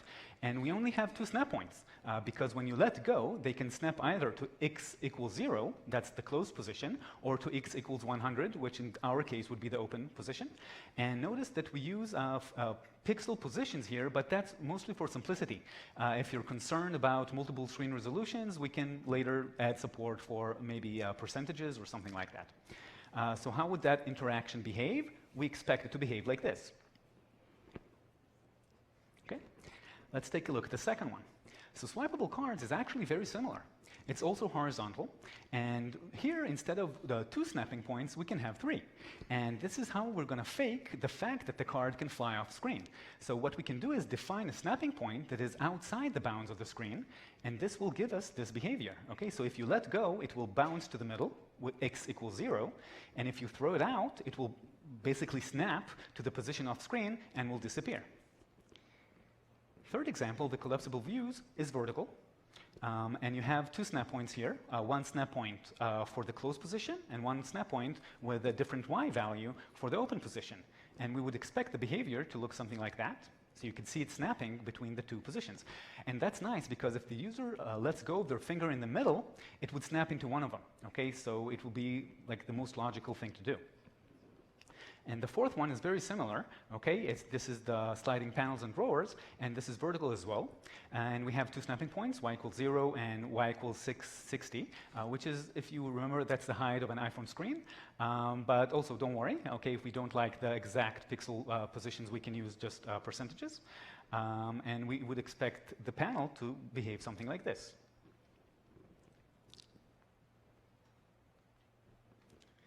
Okay, so the next thing we're going to do is we're going to jump into the driver itself. How do we implement a native driver for that? So before we implement the driver, let's overview like the whole process and see what we expect to happen. So we have an initialization phase where we declare the interaction. So you saw the 4 declarations. Okay, they were very simple. You can do them in JavaScript. And if you do them, you had to serialize them and send them over the React Native bridge. But that only happens once.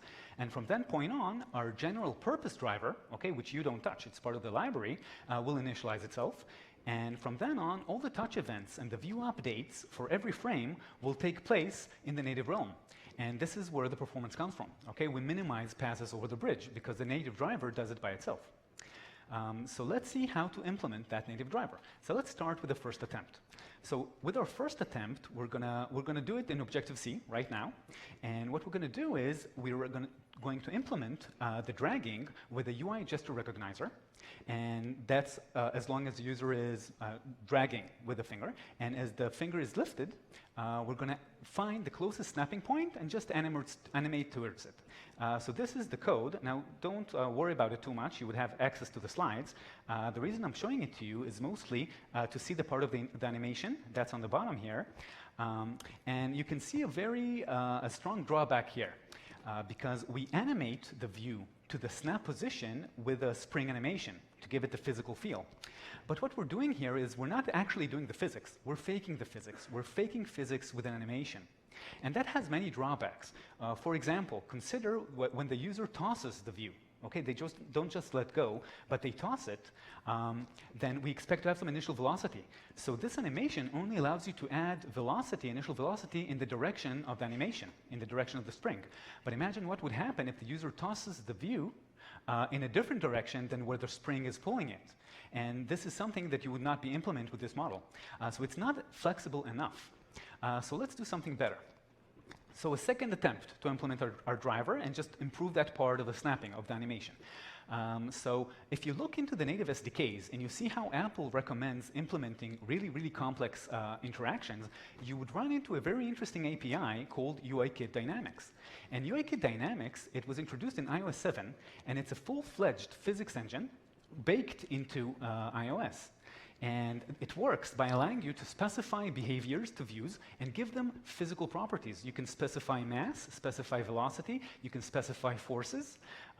So if we, instead of animating by ourselves using a spring, we can add a behavior with UIKit Dynamics for an initial velocity, and we can add a behavior, a snap behavior, to implement a snapping. So that would work beautifully, and it will handle all the cases of even where the directions are different. So that's very nice, it's very exciting, but there's still several drawbacks here. So one drawback in this implementation is that we don't have full control over the physics. So for example, in the snap behavior here, you can see that you can control the damping, but you can't control how the strength of the snap. You can't control that, and that's annoying. And another big problem here is Android support. UIKit Dynamics exists only in iOS. So if you want to port this to Android, you would have a problem. There's no parallel to this in the Android SDK. So what can we do? Okay, Apple did the physics. Well, we can do that as well. So let's maybe try to implement UIKit Dynamics by ourselves. And this is a bit crazy, but okay, so let's just jump into the physics. So we need snapping, and we said that snapping works with a spring. So how does a spring behave? So you go into Wikipedia, and you start searching entries like Newton's laws or Hooke's law, or you remember your physics from when you went to school, and you would find those equations. So you don't necessarily understand the entire background for these equations, but first of all, they seem that they would be straightforward to implement by yourself in code. So go to the Wikipedia entries to read like the full background behind them, but the details are not very important because all of the physics will be implemented as internally by the library that we make. So let's just jump into the code. So to write our own custom physics engine, how would we go around doing that? So first of all, we need a high precision timer. High precision timer running at 60 FPS. And the way to do that in iOS, for example, is using CA display link. Okay, that's a timer that runs and it's synchronized to the refresh rate of the screen. And every time the timer ticks, we can calculate the delta of time between the last tick, and when we have that, the amount of time that passed from the last frame, we can just send that to our physics, and this is the exact implementation of the 4 equations that I just showed you, and you basically calculate the changes in velocity and position to all of your views. So this is pretty straightforward, and it brings us to a very interesting realization. So what we're doing here actually is we're writing a declarative physics engine for views for React Native. And this is pretty damn cool. Okay, so we started with a very simplistic API. So let's complicate things a little. Okay, let's add more features. So pushing the envelope. So first of all, consider the following use case. Okay, our API is very simple. For example, remember the bounce behavior that we saw in the iOS notification panel? When you throw it downwards, it bounces from the bottom. So we don't support that now with the simplistic 3 props that we added. So let's just add more props. So how would we support that? Let's just add boundaries. Okay, so we could limit movement of the view, so it won't go beyond the bottom. And if we want to add bounce, just add another bounce property that will tell the native driver that if the view reaches the bottom, it will just bounce upwards. Another use case. Consider the row, the list view row actions, okay? And you know that sometimes you only have buttons on one side. And what is the UX pattern to handle that? So in the direction that exposes buttons, the movement of the row would usually be free, okay? It will be very easy to move. And if you try to move the row to swipe it in the other direction, you would have resistance, okay? It would look something like that. Okay, so in the direction of the move that exposes buttons, it will be free to move. In the other direction, you'd have a lot of resistance. So how can we implement that within our engine? Okay, how can we declare that? So a general purpose approach would be to add some notion for localized forces. So imagine that for every force in our physical system, we can define an area of influence, that when the view is only inside this area of influence, then the force will hold, and if it's outside, the view will not feel anything. So we could do that with friction, for example, and define that only if you're on the right side of the screen, you would have added friction, and that's pretty simple. Third use case. So take a look at what happens. Let's go back to the list view row actions example and take a look at another nuance. Usually, the buttons that appear, they don't just pop up, okay? They appear with some sort of an animation, okay? You can see here the buttons are in blue, and they change opacity and they change scale as you slide the row. So how would we implement that? So this is an animation, and we already have a pretty powerful animation library at our disposal. So we need to somehow integrate with that. So let's add integration with animated.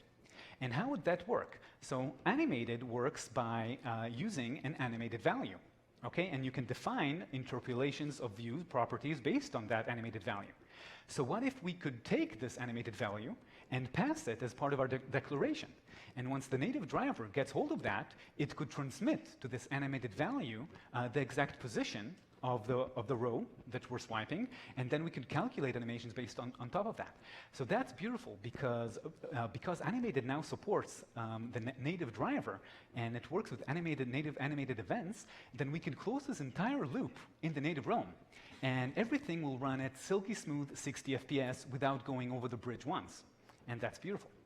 So if we're writing the physics engine by ourselves, and we already have springs for the snapping behavior, why not just add the rest of the forces? So we could add gravity, okay? We could add magnetism.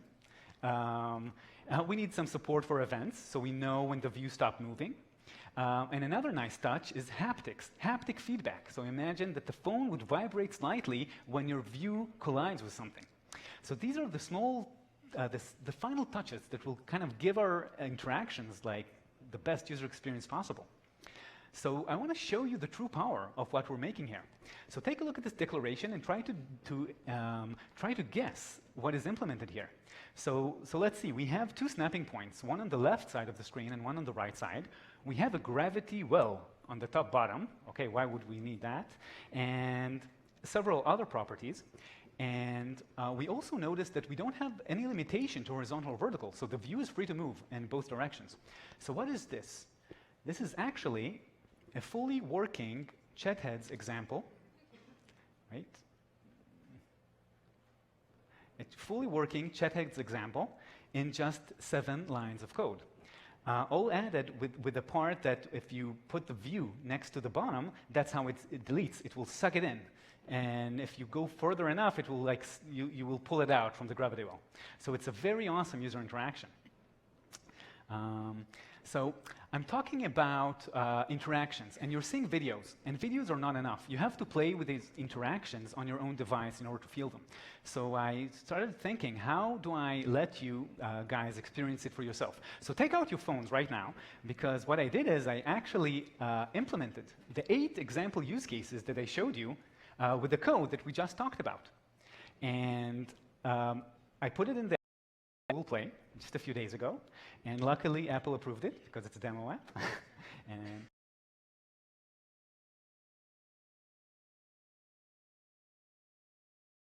you would be able to play and see if the interactions really feel physical to you. Okay, see how 60 FPS feels like.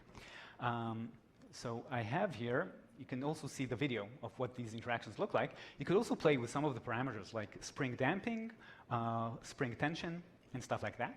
Now, all the code that I've shown you and that we've discussed, the native driver for both iOS and Android, with all the physics implemented, is open source, of course. You can play with it. You can actually use this library in your own apps if you want. And if you see the commit log, it was like implemented in the past 6 weeks. That was after Tom accepted the talk. Look at the commit log, it's between 10 and 2 a.m., most of them. And you have the demo app to play with. Boom. So thank you. I also uploaded a blog post discussing in detail, in depth, everything that we've discussed. It's in my personal Medium account. So you can go there right now and you can read it if you want more information about what I talked about. You could also follow me on Twitter, Colton. So thank you.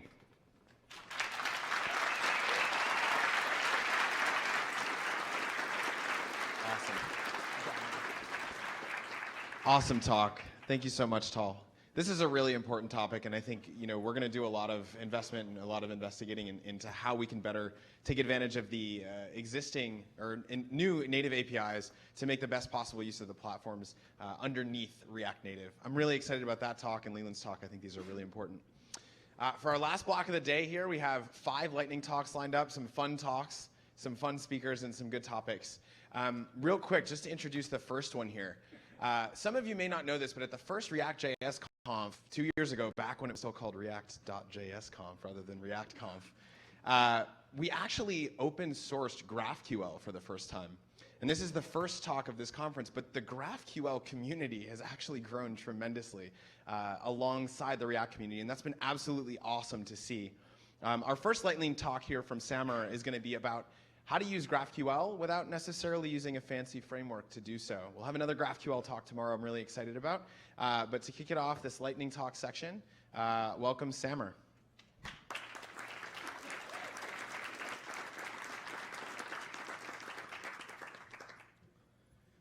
Thank you, Tom. That was really good pronunciation. He worked really hard on that pronunciation, the name. So good job, Tom. Thank you. So this is me. And in the interest of time, I'm going to jump straight into the presentation. So I like React, and I like GraphQL. And I'm here today to let you know that using GraphQL with React can be easier than you think. And the advantages are simply too great to pass up. I'm pretty sure everyone in this room knows what GraphQL is, but in case you don't, it's really a simple query language plus runtime that converts your client requests from this form into this form, which is a big win. And it converts your API responses from this form into that form, which is undeniably better. But I really like to define GraphQL with what it really is. It's a replacement for REST. Now, why do we need a replacement? There are many reasons, but perhaps the most important reason to mention here in the lightning talk is performance. And I'm going to totally attempt to explain GraphQL performance with a nerdy bad joke. So GraphQL is legend, wait for it, dairy. REST, on the other hand, is L, wait for it, E, wait for it, G. So you get the point. So assuming that you're sold on GraphQL, the question becomes, how do we use GraphQL with React? Do we need a framework? Do we need something like Apollo or Relay? And the answer is simply, probably. Those frameworks exist for very good reasons. And honestly, if you need most of these reasons, and probably more that I'm missing or maybe not aware of, you probably need to use a framework, or maybe parts of a framework. But if you're using REST today in a React application without a framework, you're probably doing some of this manually. And in that case, switching to GraphQL is really a no-brainer. This list is not a must-have list all the time and everywhere. So let me simplify the picture and tell you how GraphQL fits in there.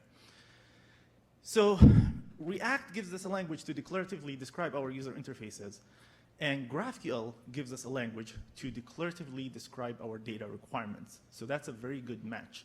Every React application has data requirements, and we can use GraphQL language to describe the exact requirement very clearly and in a much better way than using multiple REST API calls. But probably the more important match is really how React gives us composability with its components, and GraphQL gives us composability with its fragments. So the most important thing to do to make GraphQL work with React is to match the hierarchy of React components with a hierarchy of GraphQL fragments. Then in a top-level component or something, we can put together these fragments, ask the server for operations at certain points, and receive back data elements, and then we can flow these data elements to the components that requested them as props. So doing that will give us all the power of GraphQL performance and declarative, but there are more subtle benefits. For example, extendability becomes a matter of changing fields in a fragment somewhere. The components are basically isolated from the rest of the application in terms of their data requirements. Every component owns a part of the requirement, and when that part changes, the rest of the application don't really need to care about that change or even be aware of it. So since I don't have a lot of time to show you an example of what I'm talking about, I wrote an article about it. This goes over a simple application, not a to-dos application, one level up from that. But I go through converting the application from an in-memory API into a GraphQL API. So GraphQL is simply amazing. But it comes with challenges. And I think the hard part is on the server. It's kind of hard to prototype something real to convince teams about GraphQL. Now, we have options. We can use GraphQL as a backend service in the cloud. If you want to host your data in the cloud, you can generate an API. You can use a service like Scaffold or GraphQL. But I kind of like owning my data. So I created GraphFront, which generates a GraphQL schema from a database schema. So it will read things like foreign keys and basically create GraphQL relations based on that. It's not the only library that does that, but I kind of want to experiment with the idea, and I wanted to take the idea further. So I created GraphFront UI, which is a React application that uses GraphFront to render an admin interface on tables and data. So with these two libraries, you can basically host your own GraphQL as a backend service. And those applications are totally new, starting, probably missing a lot of features, and I could use a lot of help if you have the bandwidth and passion. Let's give back to this awesome GraphQL community, and let's make adopting GraphQL easier for the newcomers. Thank you.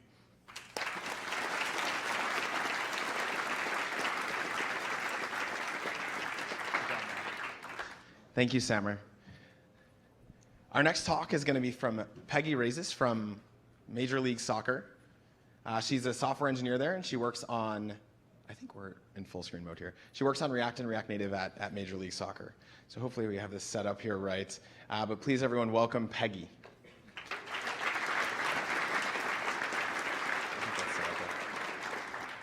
Is it set up right? What's up, React Conf? Woo! My name is Peggy Reyes, and this is cross-platform data visualization in React.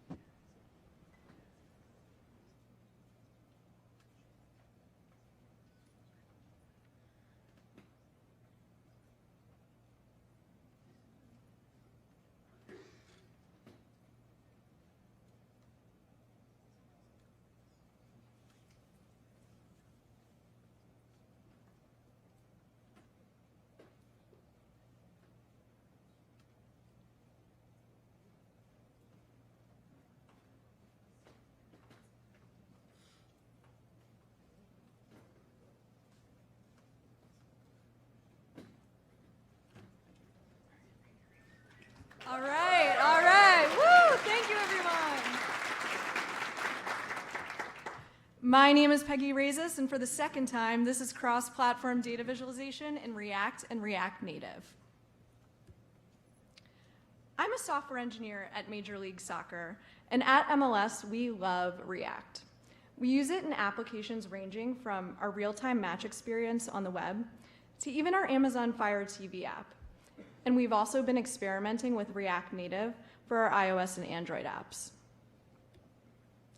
We also love our fans. They're very passionate about the game, and they're constantly checking their favorite team's statistics wherever they may be. To keep them happy, we need to make sure that they can access our stats from wherever they may be across all platforms. Consistency is crucial to ensuring a seamless user experience, but this goes beyond sports statistics.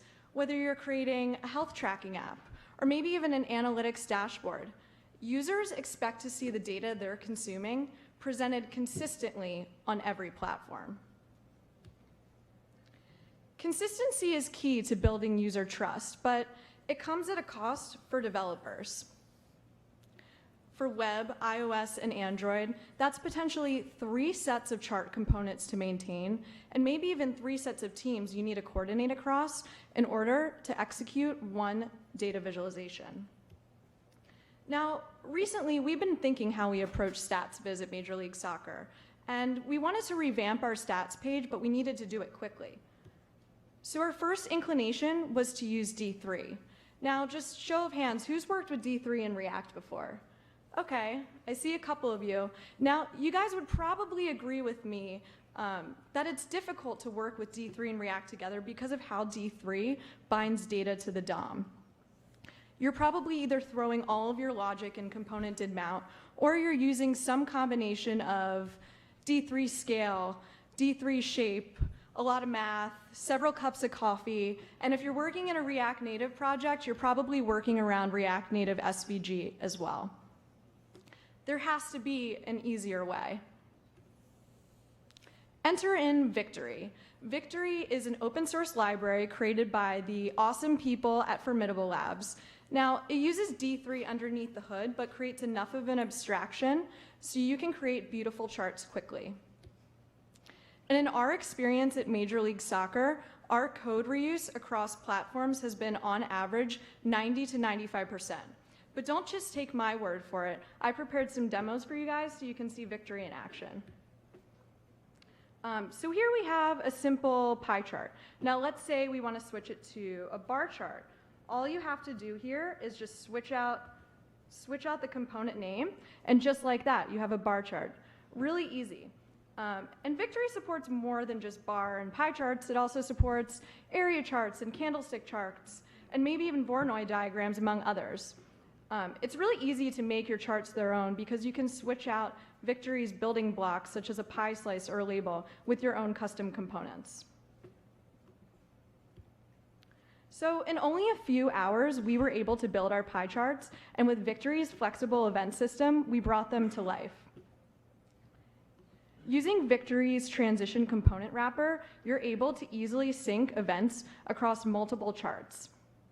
Now, once we wrote our Victory components for the web, we wanted to drop them in a React Native project. And we were really surprised by how painless it was. Now here's how you would do that. To make your chart cross-platform, first you're going to want to add Victory Native into your project and import your components from it. Next, if you're using any SVG wrappers, you're going to want to swap your browser SVG implementation with React Native SVG. And you can do this through aliasing, so you don't have to change anything in your render method. And that's it. It's really that easy to create cross-platform chart components with Victory. Here you can see the same component we saw earlier across both iOS and Android. You can see that both components are presented consistently with absolutely no platform-specific code changes. That's 100% code reuse between iOS and Android. Here we have a radial bar chart illustrating ball position on decision day, which is the only day out of the year where all the MLS clubs play each other. This demo showcases how easy it is to integrate Victory directly into your existing components architecture and create complex data visualizations. The other cool thing that you can see here is that all the animations are actually cross-platform. Victory's animation wrapper uses D3 Interpolate underneath the hood, so you don't have to rewrite your CSS transform animations using the React Native Animated API. You only have to write your animations once. Now, that's all I have time for today, but if you guys have any questions, feel free to hit me up on Twitter or find me at happy hour later. Bye, thanks.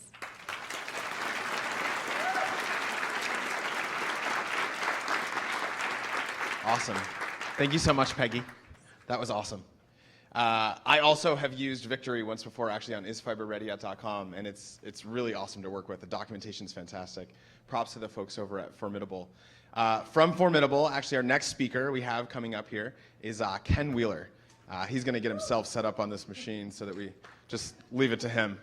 Man that probably needs no introduction in the React community. Welcome, Ken Wheeler. What up?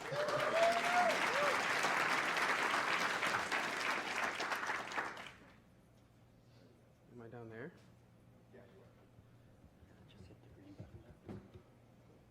Yeah. Yeah.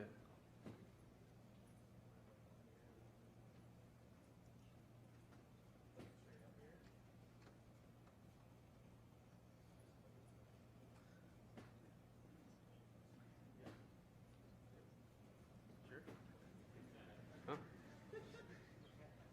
Good to go? I don't need the notes. Hey everybody, I'm Ken Wheeler. I work at Formidable, and today we're going to talk about using React for things other than websites. So does everybody here remember the first time you saw React? I thought it was absolutely disgusting. I was repulsed. And then I used it for a little while, and I was like, this is the best thing ever. Really started enjoying it. I was super productive. Came to realize that components are the perfect way to describe and build almost anything, in my opinion. So then a funny thing happened. React Native came out, and suddenly I saw even more power in this abstraction with the rendering. Because you could write your React and then target almost anywhere. Historically, when using JavaScript, we'd write our HTML and you'd be like, hey, JavaScript, go ahead, do your thing. And it would operate on the HTML. Whereas with React, we own our output. And because we own our output, we can do what we want with it. Like strange things. So let's talk about building some strange things. And now this theme makes sense.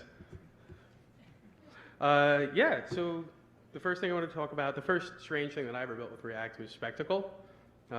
This is a JSX-based presentation library. This talk is written in it. The talk prior was written in it. A couple of talks were written in it. So you you write your slides with React. It uses context for theming and control, and it intercepts React children and then renders them. And so it doesn't just straight up render them. It'll take them, and depending on what's going on, it'll put them out. It's still technically web markup, so it's still technically a website, but I mean, it's not really a website. It's a presentation framework. So that was my first shot at that. Another fun one is Victory CLI. You guys just heard about Victory? Funny story. Victory CLI lets you render charts to the command line. The way that it does that is because Victory outputs valid SVG. So that was actually super easy. You just render it to string, and you're good to go. You can convert it to PNG, and if you're in the right terminal, you can see it or save it. This one was cool. React Game Kit. I designed this game. You see the extraordinarily handsome character. I made it so jacked. But that uses JSX to describe game logic, right? So most game logic is done via a tick. It's on a tick, so that timing gets passed down via context. And when you're making games, especially physics-based ones, everything runs on the tick. So React Game, React view that you want to do, it'll just sync up if you connect it. So after writing those, I came up with I don't know if I came up with it, but it's just a thing that I started doing that I like to call the renderless component method. And what you do is, if you want to interact, with an API that's not necessarily visual, but you still want to use React for it, you can just render a span. It's not going to show up. And the good part about that is that you still get your lifecycle methods, right? So the first one I wanted to talk about was React Music. So when I first wrote that, that's a library to make incredibly dope beats with React. So when I first wrote that, I treated the component tree like a data structure, right? But when you change it, it doesn't update, right? Because it's just reading it the one time. If you're making hot beats, I mean, you need the update to continue making beats. So I used that renderless method, and it worked out really well. You use JSX at the top level. It uses the web audio API, playback sounds, do synths. You use context to phone back up top. And it's got a central scheduler, kind of like GameKit. This common theme of context that is going to break someday. I'm going to be in real trouble. So the last way, if you're doing really heavy-duty stuff, is custom renderers via injection method, right? So something like React Native, React Blessed, which is rendering to the terminal with React, or React Hardware by the lovely Dustin Kasten, where you can control like Arduinos with React. Those are all injection-based custom renderers. So you can inject overrides into React internals. You can see here, like here's an example of passing a custom component base in using React injection.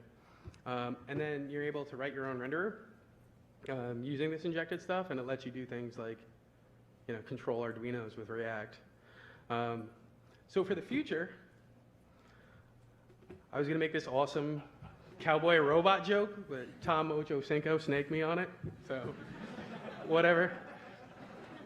But the actual future is with Fiber. There's going to be a first-class custom rendering API, and I'm really excited about some of the things that are going to get built with that because it's awesome. Yeah, so closing out, if you do build strange things with React, there's going to be people who are going to come to you and be like, yeah, just because you can doesn't mean you should. And those people are dorks and you shouldn't listen to them. Go build cool things.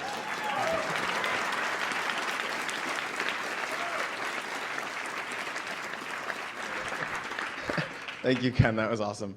Yeah, one thing that we said a couple of years ago when we introduced React Native was that from the beginning, React was designed to be sort of renderer agnostic. I'm really excited with Fiber now. Renderers are actually first class, so you don't have to hack apart a bunch of different files to create a new renderer. Now it's just a single file to create a new renderer. And we've seen some pretty awesome stuff, especially from the next speaker, Dustin. Dustin's done some pretty crazy things with React renders, and he's here to come up, and he's going to talk about using React to render, let's see, using React to render anything. All right.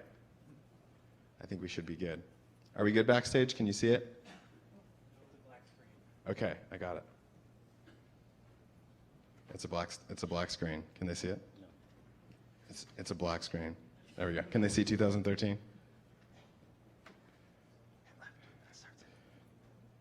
Okay.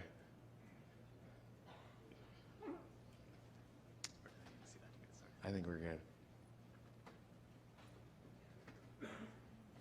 Is that good? See, the one thing that stinks about browser-based slides is making them work with the AV system. Are we good?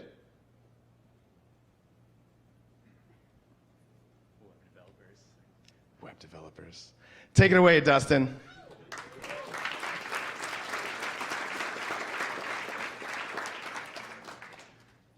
It's 2013.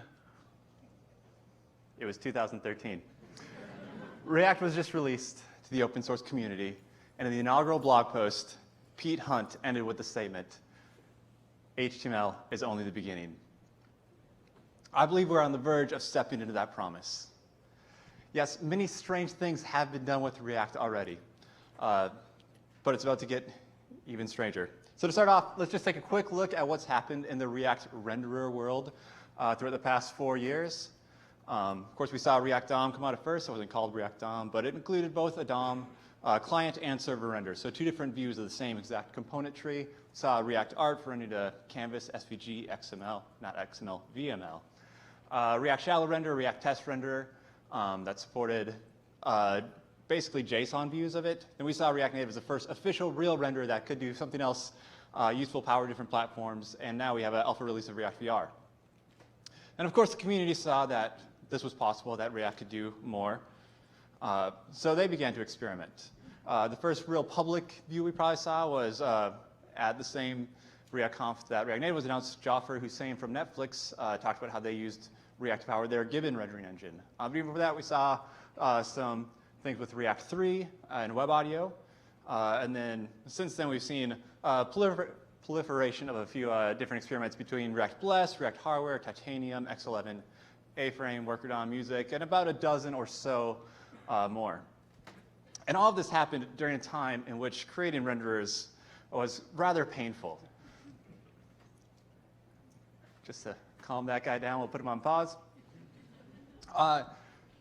Renders, like we saw a little bit with the injection stuff that Ken just showed, to get access to that, you were dependent on React internals that were unsupported.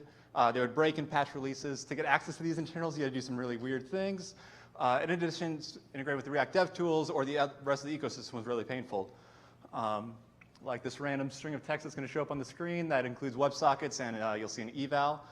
This is actually taken from React Native. This is what they would have to do and what you would have to do implementing a renderer to work with the ecosystem. Yep, grab some more React internals. They're not supported, but I sure like doing it. But Fiber really changes everything. We heard from Lynn and the rest of the team what it's going to enable for product development. But it also has a renderer API. And as we come to expect from the React team, to write a renderer is only going to involve learning a few concepts and a dozen methods. The barrier to entry to experimenting and create renders becomes much, much lower. I believe in this world, in this future, additional experiments or additional possibilities will open up. Things like we'll see from Michael Jackson tomorrow with React Router, which historically has been pretty well tied to the DOM and the server. It hasn't really worked on even like React Native or the is going to be able to go anywhere else you could take React, anywhere you want to create a renderer, and could benefit from this abstraction. Shenglu's React Motion, which is a generic library for tweening between things, is portable already today. Here, if you're familiar with the project, you've likely seen his re-implementation of this framer demo. But it actually already works today in React Blessed. You would think that with a terminal it would get a better frame rate than that, but it's probably because I don't know what I'm doing. And even common ecosystem tools such as React Dev Tools, which 500,000 of you have installed and the other 500,000 don't use, becomes a much more first-class experience. As a render implementer, you just add it to your package.json. This is an example of it using, on the left, that's some React hardware code, so it's actually powering an Arduino over Fermata. Totally not practical, but it is a lot of fun. Or, once again, React Blessed. So it's escaping the confines it used to be in. When React Native was announced, the team adopted the phrase, learn once, write anywhere. With Fiber, you will be able to react anywhere and render everywhere. Thanks.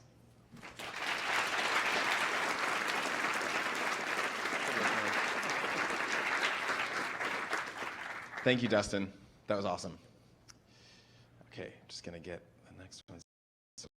This one here. Let's see how we're looking. Great. I think we're set up. So the next talk and our last talk for day one, I'm really excited about. During the keynote, I mentioned Create React App, which Dan Abramov has put a ton of time into, and it's sort of like changed my life a little bit. I'm really excited about it. Ask Adam to come up and tell us all about Create React Native App. Welcome, Adam.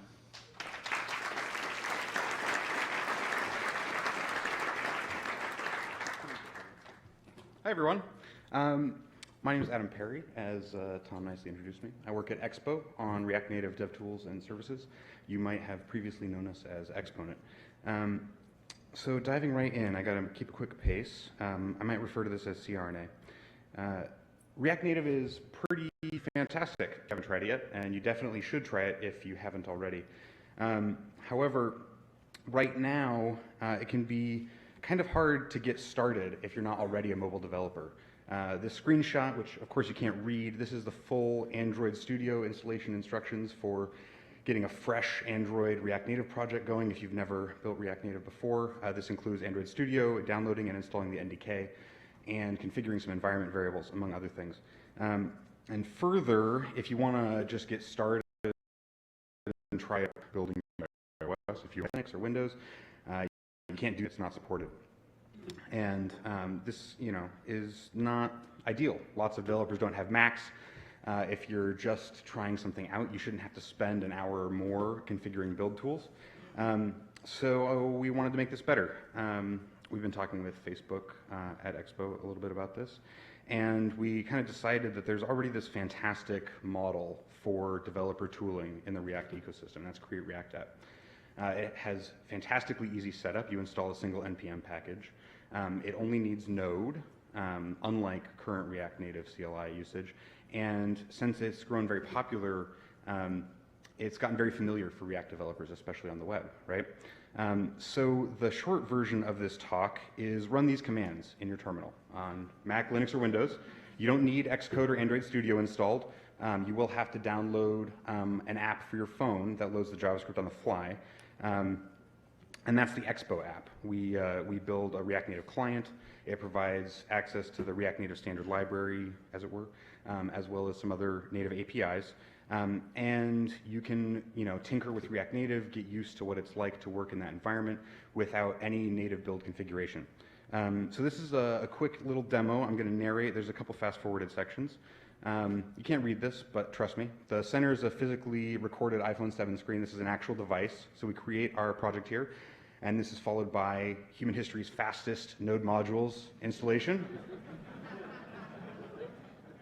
Ignore the fast forward symbol. That's not actually happening. It's just like a supercomputer. So we have some instructions on how to get started, some commands we can run. We enter the directory. We start the development server. This runs the React Native packager under the hood. It gives us a QR code we can scan. You do have to be on your local network to do this. Wi-Fi hotspot on your phone works really well if you're not on a friendly Wi-Fi network. And this transforms and bundles your JavaScript on the fly with your app loading on your device or in Simulator if you want. This has live reloading enabled, so my favorite text editor, Nano, is going to be used to put a console log statement in, as well as a new text element. Logs are forwarded to your terminal, so you don't have to run like ADB reverse or anything like that. We handle that for you. And this is just a ridiculous demo of the kinds of native functionality you can get access to out of the box with the app. So in the background is some OpenGL particles bouncing around, and this is React Native maps from Airbnb, as well as Lottie. That's a video playing in a native video element. So yeah, you can actually, if you install the Expo client, you can find that if you search for Trippy in the search bar, which is not a surprising name to anyone. So out of the box with mocks provided for the APIs you probably care about. We default to the watch mode, which was excellent advice from Dan Abramov. I really like that feature in Jest. One caveat with this whole setup is we can't hot load native code in the app. So you can't run React Native Link if you're familiar with that command and have it work in a CRNA project. That said, you do have access to, as I said, the React Native APIs, and then Expo's client exposes a bunch of modules. Some of these are popular open source React Native libraries that we've included. Others are modules that we maintain and curate. There's a whole list at that web URL there, but a lot of stuff that people care about is there, and it's growing all the time. And further, if you do need to run your own native build step, which happens, right? You can eject, just like Create React App. This creates iOS and Android folders for you. If you're familiar with React Native's project structure, you do have to install Xcode and Android Studio if you want to do this. So that's kind of the trade-off there. Quick plug: we have an easy way to share your project with other developers using the Expo app. If you haven't gone through that whole eject process, you can publish it up to our service, and people have the ability to access that from a nice stable URL. So that said, that's pretty much the rundown. I definitely hope that everyone's able to give it a try. I'm very open to feedback. I'll be at the happy hour this evening as well as all day at the conference tomorrow. And you can find me on Twitter. Bug reports and feature requests on the repo, which you can see the URL for, are very welcome. And I hope you enjoy the rest of the conference. Thanks for your time.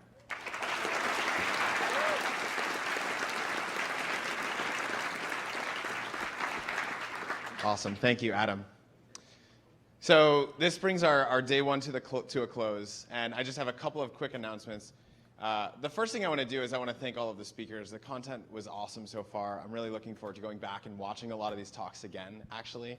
I'm really excited to play with some of the technologies that we've seen. A lot of this stuff is super practical, and I feel like, I already was getting messages backstage like, wow, we really need to try this library from Wix, and I totally agree. I can't wait. Just a quick couple of things. The happy hour is going to start right after this, right next door, kind of where lunch was. We're going to have drinks and snacks and things like that. We also have some games again, so if you want to stick around for a couple hours, hang out, mingle, the whole React and React Native core teams will be hanging out. We also, if you check your email, you should have just received a survey link. We really want to get feedback on how we're doing with content. We put a lot of time into, or actually the speakers put a lot of time into their talks, and we did dry runs and all these other sorts of things. And so we want to make sure that any feedback we can get back to them gets back to them, so we can keep improving things as we go over time. The other thing we're going to do is tomorrow we're actually going to have, to close out the conference, we're going to have a panel/Q&A.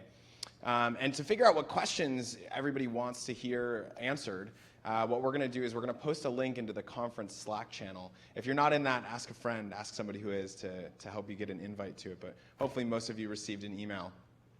We'll post a link to a survey, and you can sort of ask any question that you want. And what we'll do is tomorrow we'll have a couple members of the React and React Native teams, and maybe whoever, we'll figure out who else wants to come up and answer some questions. Maybe we'll keep a lot of the speakers around. Finally, I just want to thank all of you. We had thousands of people tune into the live stream today, and we have hundreds of you, at least 500 people here in person today. This community is amazing. I've loved all of the conversations I've had so far today, even though they were in very small bits because I was kept running on and off of stage. But I'm looking forward to continuing those conversations at the happy hour and lunch tomorrow and at the closing party tomorrow night. Thank you all very much. Enjoy yourselves. Can't wait for day 2. Thanks.